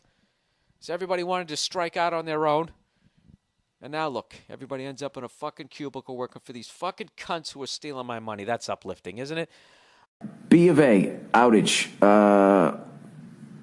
Hey, Banker Bill, I work for B of A, and from the customer service side, that outrage was very stressful. If you haven't already mentioned it / found out, the outrage was a result of oh, Jesus Christ. This guy works for the fucking bank. He's gonna tell me what happened, and he can't even spell the words right. I don't, you wrote half a word here, buddy. SEVER. A sever reboot? Is that supposed to be a severe reboot? Is sever a word? I don't know. Maybe I'm wrong. I was told from my boss's boss, in passing, when he was leaving work, one of the tech guys managing the server ran a program to check for viruses and shit. Okay, this guy manages your money. Check for viruses and shit. Oh, God, he talks like me. And the program made... Jesus Christ. The program made that one particular server to shut down, causing the rest of our online products to not work. That's a sentence by a guy who works at a bank. The program made that one particular server to shut down. To shut down? The program made that one particular server shut down? Is that what you mean? Causing the rest of our online products to not work. The bank had to restart all the servers to sync that tech crap up, resulting in the 6-hour delay. From the call center side, we could still see all the balances and account information. Clients themselves just couldn't process any maintenance. Nothing made my day more enjoyable than apologizing to client after client for our system error. Had a few people in the situation you mentioned on Thursday. What? Where they stuck outside the country with no money. Oh, had a few people in the situation you mentioned on Thursday where they are stuck outside the country. This guy should have been in summer school next to me. Totally agree. You need to have backup plans when it comes to accessing your money, whether it be multiple bank accounts or stuffing some cash underneath the pillow where you rest your bald, freckled dome at night.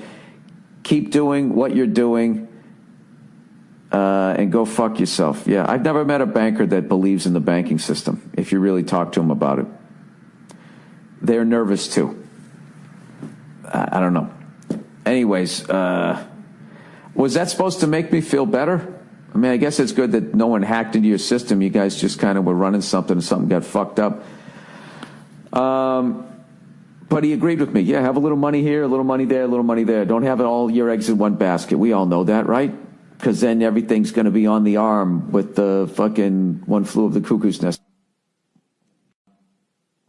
What are you going to do? Did you hear Bank of America? Evidently their entire fucking system was down.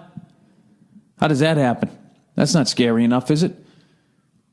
Jesus Christ. I hope they... I should look that up. I should look that up before I cause a run on a bank. Is that the name of a song? Run on a Bank? Is that a Bob Seger song? What's that? Ain't no surprise. Oh, that's Love on the Rocks, not Run on a Bank. Love on the Rocks. Ain't no big surprise. I thought it was Run on a Bank. Grab them by their ties. Especially with their milk white fucking thighs. Why does my internet suck in every fucking room?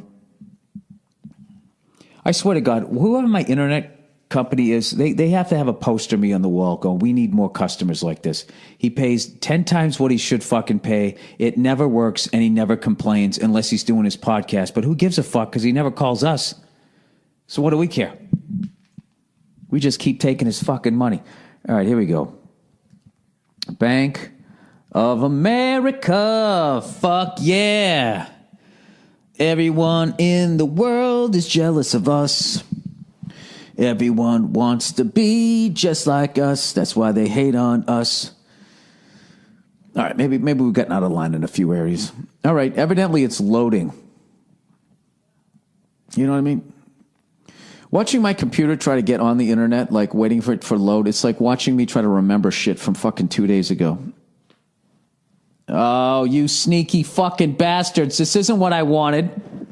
I didn't want your website. I wanted the fucking gossip. What do I got to hit? Bank of America /TMZ? Bank of fucking America.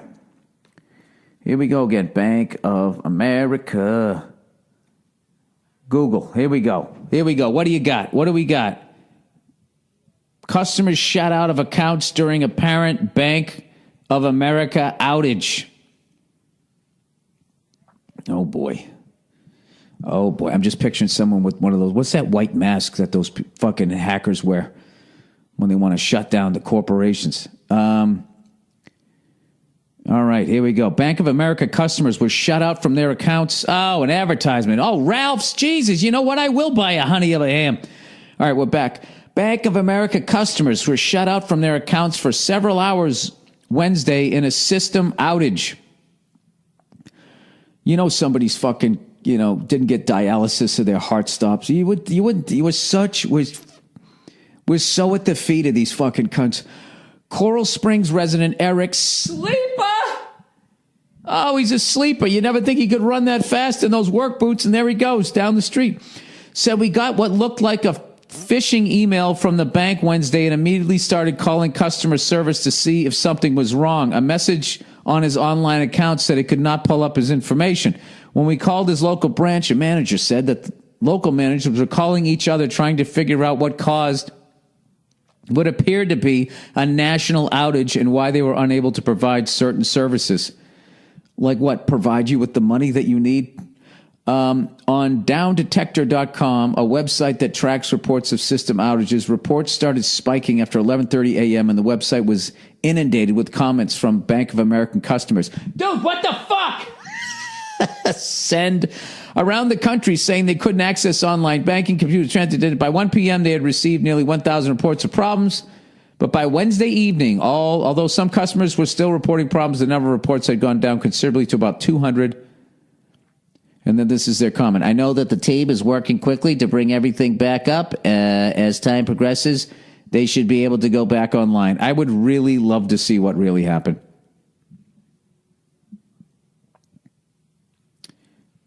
Bank of America system-wide outage on the day I'm closing on my house, and there's nothing I can do about it.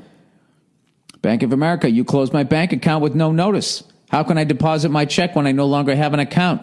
Stuck in Thailand. What is up with not being able to transfer? System has been down for 3 hours. Oh, Jesus, Jenny, that's nothing compared to the guy stuck in Thailand. The clerk at Bank of America just said, I can't make a deposit because of nationwide disruption. Anyone know what's up? All right. Yeah. Okay. All right. Well, let's just hope that was a one-time thing. Nothing to see here. That's fucking scary. That's why you got to have your money in like 3 different banks. I don't care if you got $40. Put 15 in one, 10 in another. What do we got left there? What's that, 25? You get 15 in the last one, right? 15, 15, and 10.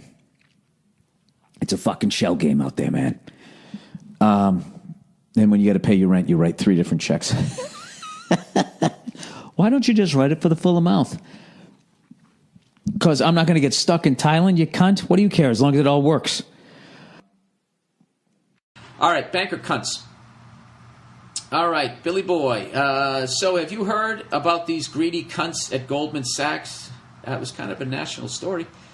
What, did they do something else? You said they cornered a large share of the market in aluminum and then betted on the futures of aluminum with the price going up. Sounds illegal? It is, but of course those stupid fucking cunts found a loophole in the law. The loophole is that 25 tons of aluminum is supposed to leave the warehouse every day. However, the law doesn't specify where it had to go. So they would just send it to another warehouse of theirs, and technically it didn't leave the warehouse. In the New York Times article, they interviewed people who previously worked at these warehouses. They would jokingly send each other messages and say, hey, get that shipment of aluminum. But really, they were just transferring it to an adjacent warehouse. I don't even get what the fuck's going on here. Of course, Goldman Sachs has recently posted its largest quarter profit of over $2 billion. When can we take these bankers out into the street and just shoot them? All joking aside, this shit is insider trading and they should be prosecuted, but we know that won't happen. P.S. Know you're busy for a while, but when are you coming back to Atlanta? I actually don't know. I don't know when I'm coming back to Atlanta. You know what? That's one of those things I should have read that 20 times in a row and learned what exactly is going on. I think this is basically how they get away with it, is that there's too many people like myself that don't even understand what was going on there. All that stuff, betting on futures, I don't even understand what any of that means. I was just in the stock market long enough to realize, like, hey, I don't know what the fuck's going on. I basically felt like I was standing at a crap table. I put my money on a crap table and I wasn't even in the casino. You know, I was in a different state, and then I was calling somebody else up going, hey, how's the game going? You know, I saw a couple of stats at the bottom of the screen, and I can't even read them. I don't even know if the game's even being played. That's what I can't get past about everybody listening to this podcast. You don't have any of the money that you earn every week. You don't have any of it. You ever think about that? It's a number on a piece of paper. You take it to the bank, and then they stick that number in your ATM. Then occasionally you go to the ATM, and they give you a piece of paper that is only worth something because everybody says it's worth something. But you really have nothing of value. What you have is the piece of paper that's part of the lie. So that is the genius of all of this shit. And through penalties and fees and taxes and all that crap, they get you even further removed where you have to invest it. You know, why do I have to fucking invest it? You can't, I don't know. You don't get anything. You don't get anything of fucking value. The only thing that has value is the lie. And as long as the lie continues, I mean, isn't this the month where we go to raise the debt ceiling every fucking year? Eventually that wave's going to crash. I don't know. I hope when the wave crashes that all races and all economic levels somehow put down their differences and they all come together and we just start walking towards gated communities. All right? There you go. How much are you stealing that you have to live behind a gated community? They're sitting there acting like they're afraid that we're going to steal their shit. It's like you got your shit by stealing from us. All right? Anarchy? Sorry. Hey, how come you can't protest without getting tear gas shot at you? All around the world. You know, they act like, we want to hear from our people. And you go out there and you're just sitting out there. All you're doing is you got signs and you're chanting. And then the cops come down there and they start pushing people around and they throw fucking tear gas. I don't understand. Why can't you do that? Why aren't you allowed to protest? Look, I understand if you go down there and you start breaking windows and that type of shit.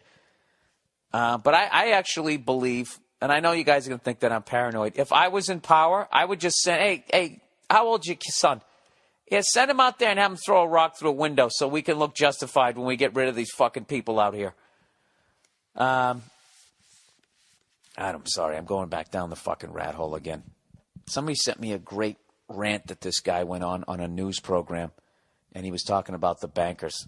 Because I can't even watch news right now. With our government might shut down in a couple of days. But this guy was basically going off, saying all that banker shit that I was trying to say a few years ago when I started watching those videos, and everybody was saying, oh, these are fucking fat guys living in their mother's basements who they don't have any lives, and you're just, you're drinking the Kool-Aid and all this shit. Now, look, a lot of that stuff, we never landed on the moon. I'll give you all that shit. Okay? Maybe all of that stuff, 9/11's an inside job. I'm not talking about any of that fucking crap. But that banker shit, I'm telling you, that banker shit is dead on. Dead fucking on. It's not the left. It's not the right. It's those cunts right in the middle with money on both sides of the ball. It's those guys. And I have to tell you, dude, the fact that the president only makes $400,000 a year, and that just the way they frame it, like, oh, he's a public servant, and it's the biggest crock of shit out there. The only person who would take that job, you'd have to be the biggest fucking yes man on the planet just to get there. Who the fuck would run for a job where it costs $100 million to get it so you can make $400,000 a year? That isn't a red flag to anybody. Then you get to go around giving speeches $1 million a whack, like that isn't your kickback for fucking pushing through whatever they wanted. I just think it's so beyond corrupt. And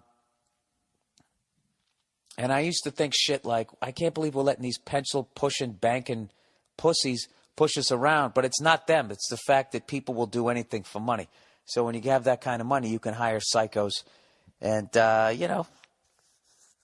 don't know. You get that Lincoln Town car ride, the convertible in Dallas. All right, I spoke about it vaguely, but you know what I'm saying. All right, let's move on.